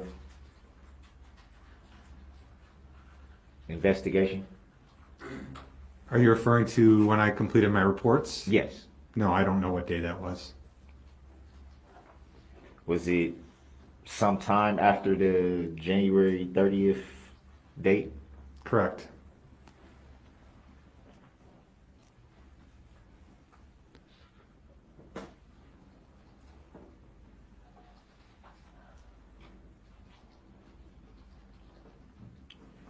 Would you say there was a delay in finishing it, or did something cause you to kind of, let me rephrase that. Was there anything that may have delayed you finishing the investigation quickly? Can you rephrase what do you mean by quickly? By it seems like there was two parts of it, getting the simulation done and then the actual diagram and things of that. Any reason why that couldn't be done closer together? Well, first of all, it's not a simulation because a simulation is different than what we did. This was just some testing we did out at the scene. Secondly, you know, as I mentioned earlier, I respond to hundreds of crashes. It depends on what I'm working on at the time. Once our reports are completed, they need to be peer reviewed. All that process takes time. So there's nothing that delayed my report. If you want to use me going to another crash, that possibly could have delayed it, but no delays that would affect the outcome of the report or the accuracy of the report.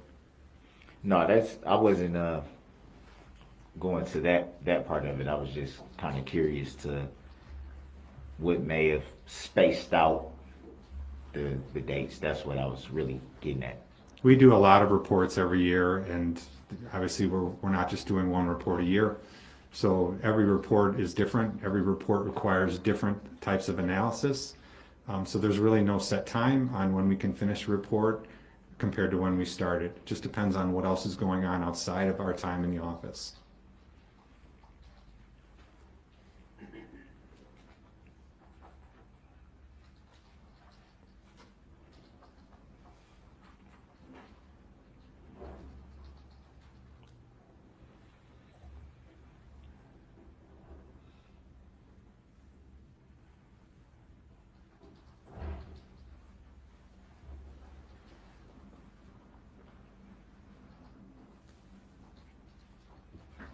No further questions. Any redirect?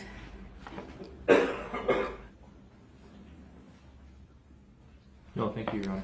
All right, thank you, sir. You may step down. Thank you, Your Honor.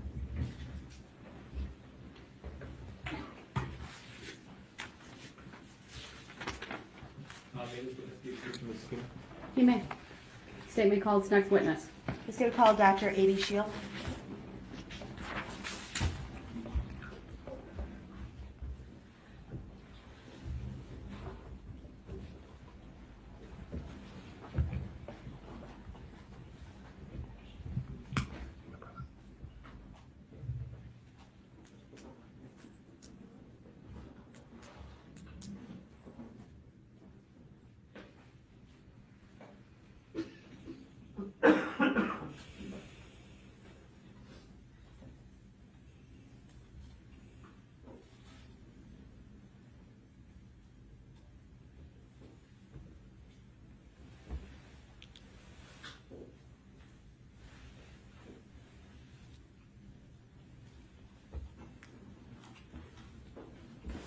All right, good afternoon, Dr. Shield. If you would please make your way to the witness stand, which is to my right, up one riser. When you get there, please remain standing, raise your right hand, and my clerk, Teresa, who's on my left, will swear you in.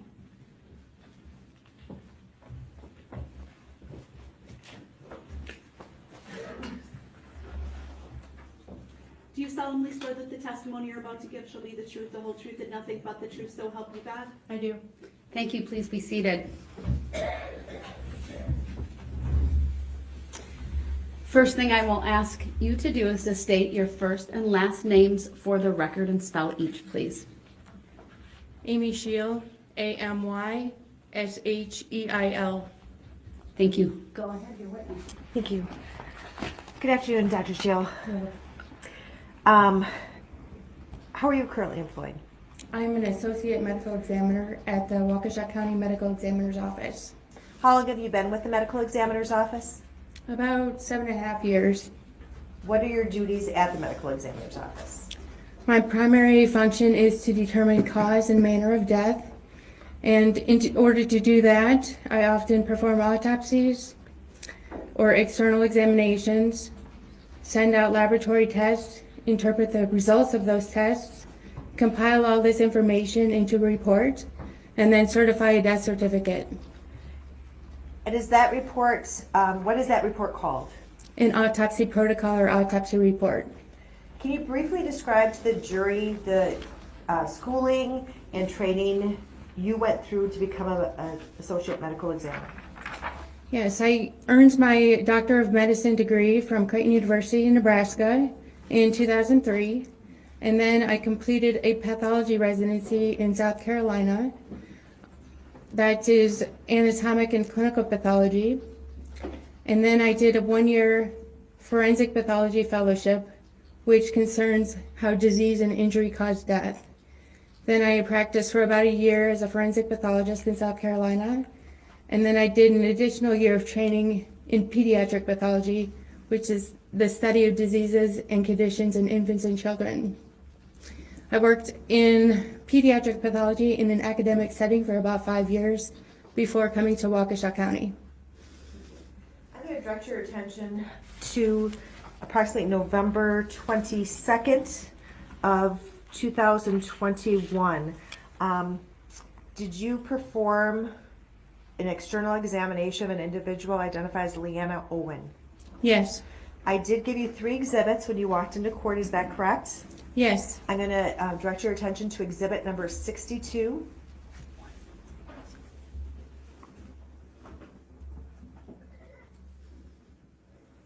Do you see that in front of you? Yes. Is that the autopsy protocol for Leanna Owen? Yes. And can you just state for the record how many pages that autopsy protocol consists of?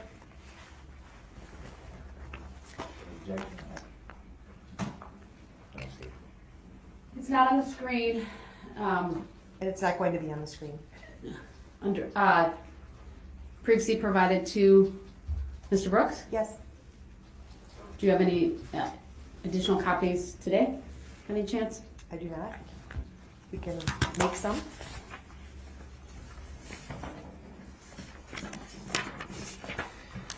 You don't have that in your materials, sir? Do you have the autopsy protocol in your materials? No. You can provide that to Madam Clerk and we can make copies as well.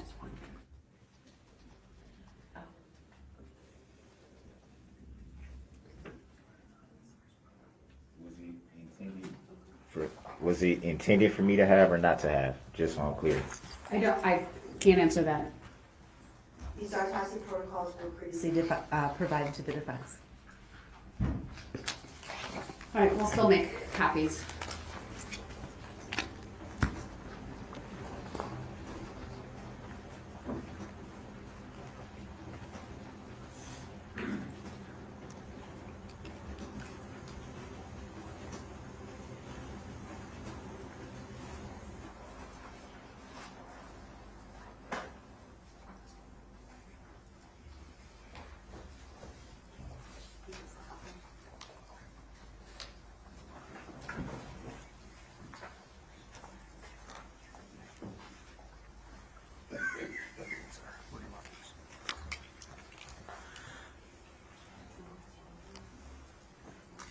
Go ahead, yeah. You're gonna run next door and copy them, and you can continue since we're on the first exhibit. Do you have exhibit 62, sir? Would be the autopsy protocol for Leanna Owen. I accept for value in return for value these documents, Sharon.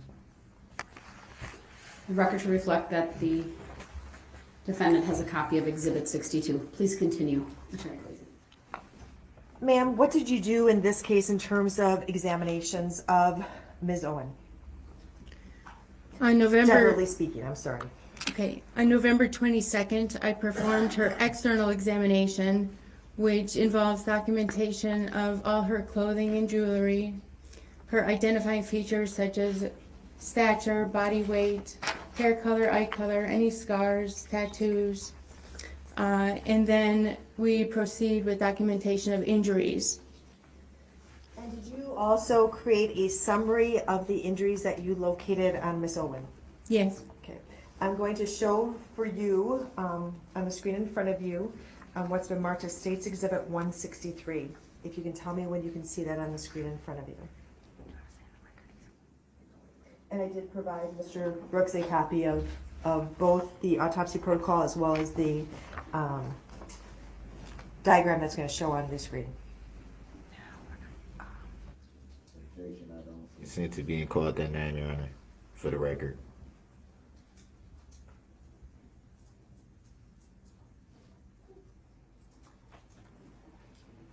Ma'am, do you see, is it showing up in front of your screen? And Exhibit 163, is that the diagram that you prepared to summarize your findings in the autopsy protocol for Leanna Owen? Yes. And does it accurately depict the injuries that are notated or described in the autopsy protocol? Yes. I would ask the court to accept Exhibit 62 and 163 into evidence. Objection.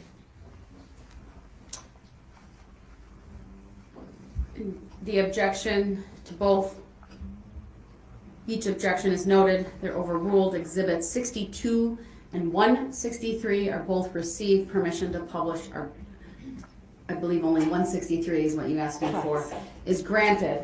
Yeah, it was only one asked for. Permission to publish 163, that's what I said. Thank you. Ma'am, can you briefly describe what this document, Exhibit 163, portrays? This diagram depicts Leanna Owen's injuries. The red represents open wounds, lacerations or abrasions, which are scrapes to the skin. Blue is for bruising or contusions. Black is internal injuries or skeletal fractures. And in performing the autopsy procedure on Miss Owen, what was the cause of her death? Multiple blunt force traumatic injuries. Specifically for the injuries that she sustained, can you describe the fatal injuries for the jury? Objection, leading the witness. Overruled. She may answer. Leanna Owen had injuries to her head, spine, torso, and viscera, or her internal organs. The combination of all these injuries led to her death, but she did sustain isolated injuries to her upper cervical spine, or her neck spine, and aortic lacerations. The aorta is the largest artery in the body. That would have been fatal within seconds to a couple of minutes. And would all those injuries be consistent with being struck by a moving SUV weighing approximately 3,300 pounds? Objection, hearsay. Overruled. You may answer. Yes. Thank you.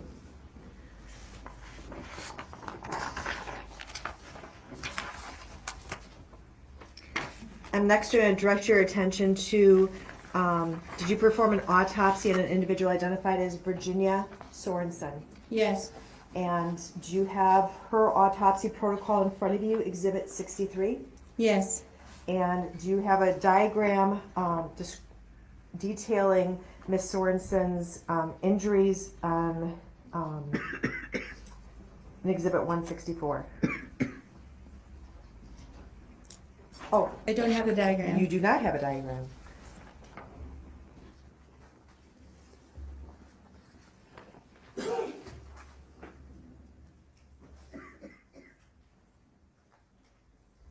And once again, this is 164. That is correct. Right, thank you. Do you see it in front of you? Yes. Does the documentation in Exhibit 164, is that a summary of your findings from the autopsy protocol for Ms. Sorensen? Yes. I would ask the court to admit Exhibits 164 and 63 and publish 164. Objection. Obviously, 164 is on the screen. Has Exhibit 63, the copy, been provided to Mr. Brooks? Correct. The autopsy protocol for Virginia Sorensen as well as the diagram contained in 164 have both been provided to Mr. Brooks. Objection, I don't consent to that name, nor do I agree to it. Oh. All right. Exhibits 63 and 164 are both received. Permission to publish 164 is granted. Thank you. Let me know when you see it in the screen in front of you. Yes. Okay. Again, ma'am, the injuries that are detailed in Exhibit 164 that's showing on the screen, was that exhibit created as a result of your findings in the autopsy protocol for Ms. Sorensen? Yes. And can you describe for the jury what injuries you discovered? Well, first of all, strike that. Did you perform an external and an internal examination of Ms. Sorensen? Objection, reading the witness. Overruled. She may answer. Yes. When did you perform those? November 22nd, 2021. And during the autopsy, what injuries did you discover on Ms. Sorensen? Virginia Sorensen had blunt trauma to her head, neck, torso, and right leg. Were you able to determine a cause of death for Ms. Sorensen? Yes, multiple blunt force traumatic injuries. And can you describe for the jury which injuries were fatal injuries? Virginia Objection, leaving the Sorensen. witness. Overruled. Virginia Sorensen also had a high cervical spine injury with laceration of her brainstem.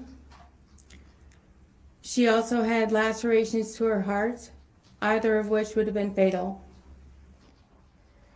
And is that consistent with being struck by a moving SUV weighing approximately 3,300 pounds? Objection, hearsay. Overruled. Yes.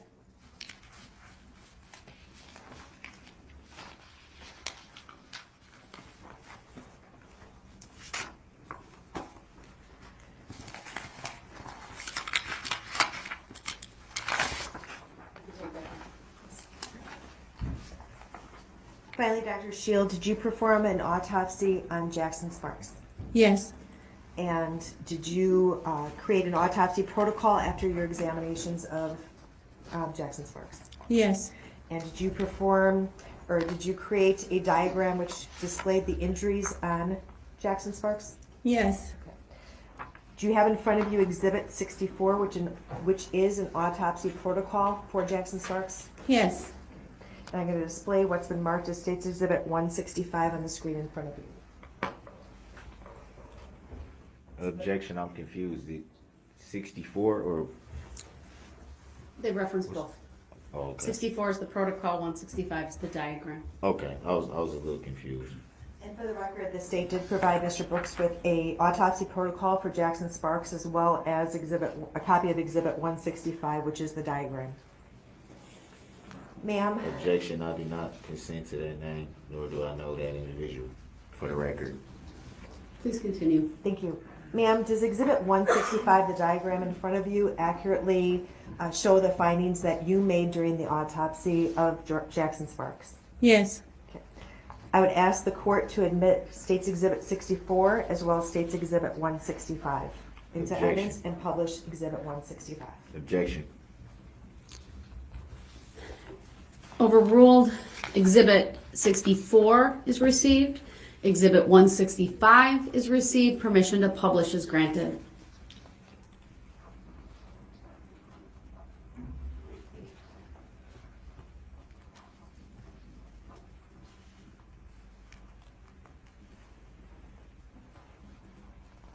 Thank you. And Exhibit 165 is the diagram that you took, which displays the findings that you made in your autopsy protocol? Yes. Can you describe for the jury the injuries that you observed? Strike that. When did you do your external and internal examination of Jackson? November 27, 2021. Why was that later than the others? Jackson went to the hospital. He was pronounced brain dead on November 23rd. And again, is there any reason why it would take till the 27th to perform the autopsy? Objection. He was Hold in. on. Oh, sorry. Overruled. You may answer. Jackson was in the hospital. He became an organ donor, which often requires a couple of extra days. Can you describe for the jury his injuries?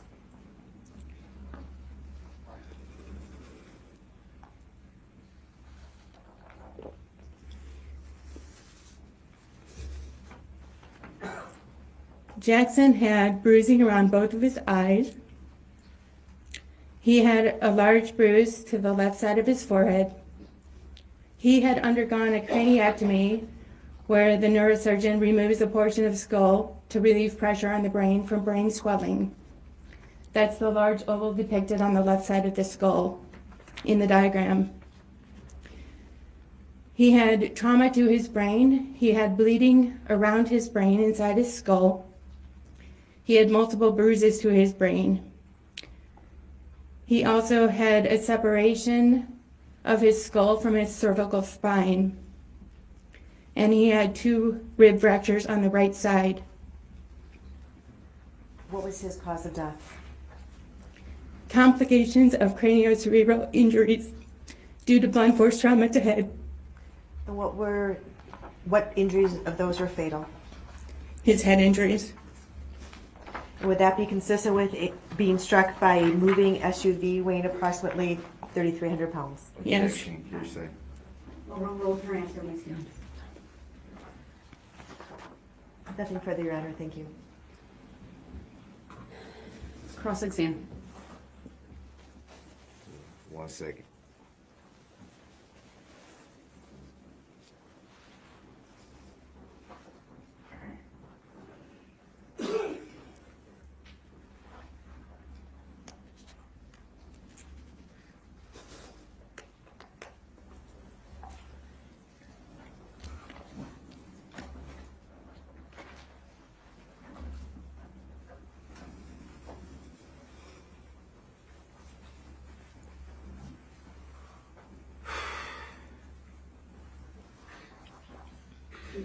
You can take the exhibit now.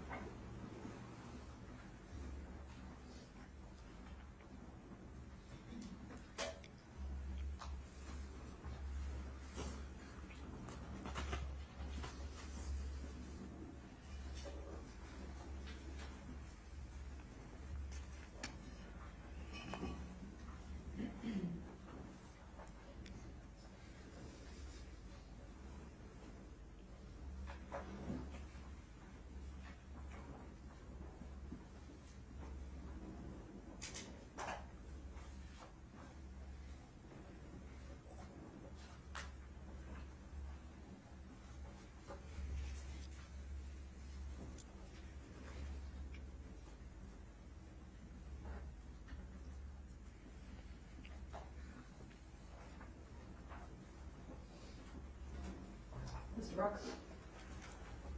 Your cross, please. Do you have any questions for this witness? Just 1 second.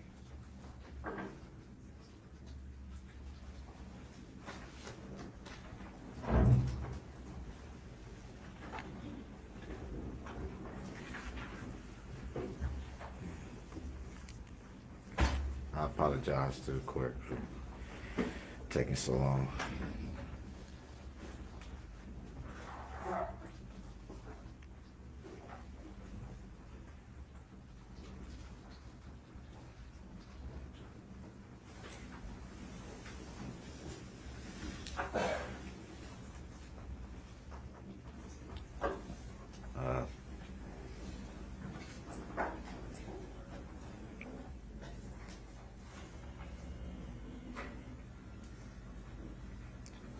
Do you know why the decision was made to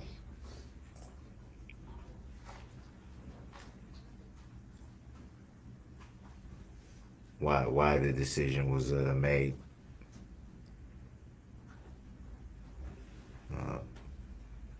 for Jackson to become an organ donor?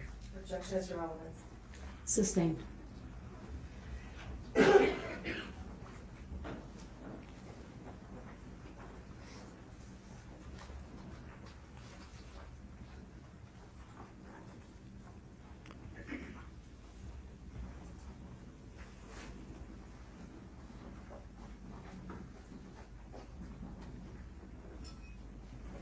Did you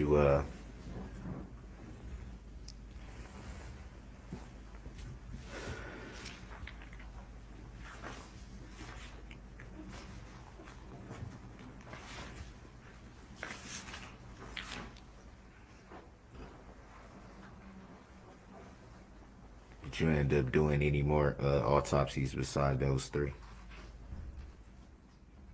As it relates to this case or some other case, sir?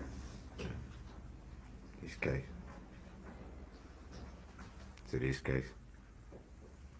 Did you hear the question? Could he please repeat it? Please repeat your question.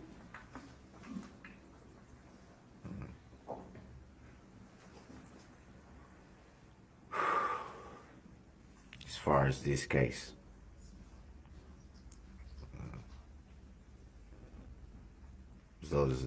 the only 3 autopsies that you did? Yes, Jackson Sparks, Virginia Sorensen, and Leanna Owens.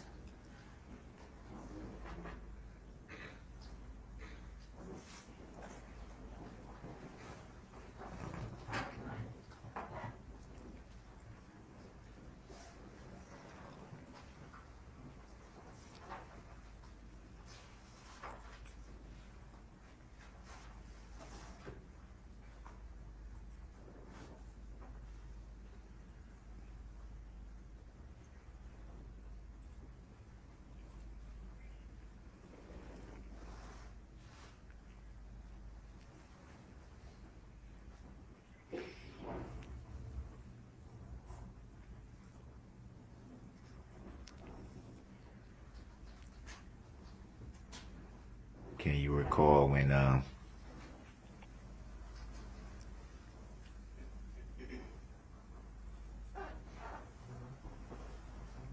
recall when when they were brought to the hospital?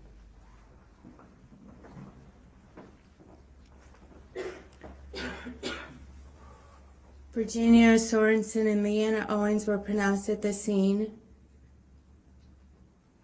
Jackson Sparks was transported to the hospital.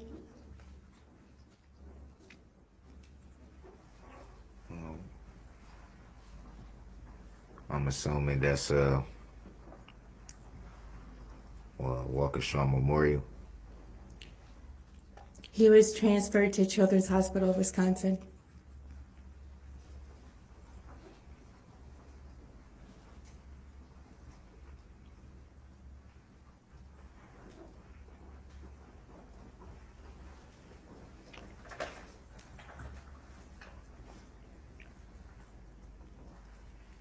Upon first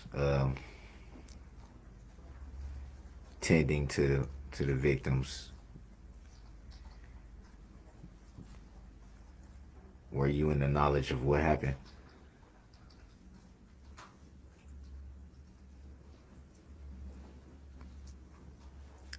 Yes.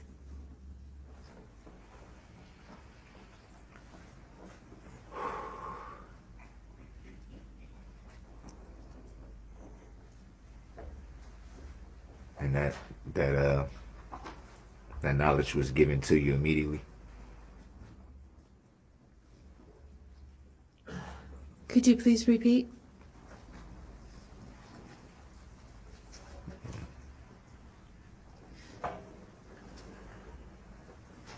That knowledge was given to you immediately when you were called to tend to him? Yes.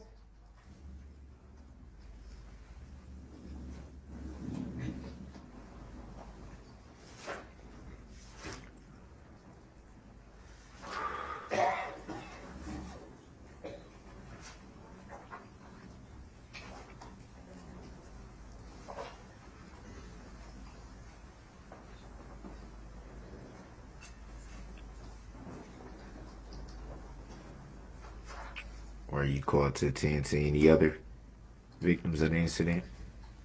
Or just the 3? Jackson Sparks, Virginia Sorensen, and Leanna Owens. You didn't tend to anyone else? Browns. Overruled. She may answer. No.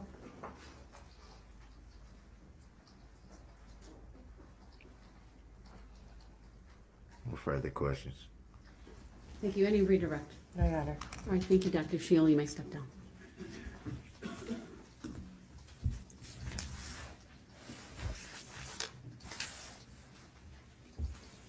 May I have the exhibits, please?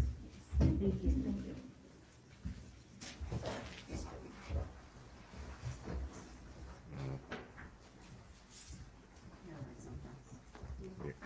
Your Say my Honor, call. I'm sorry.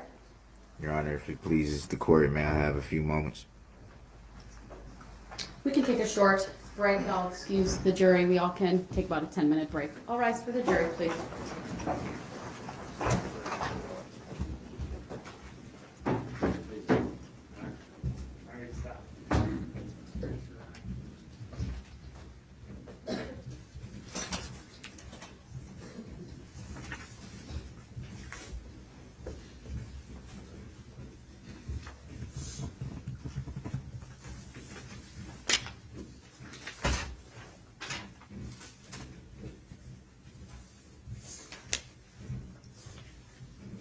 right, it's 2:13. We'll be in recess for 10 minutes. We'll be back at 2:23. Thank you.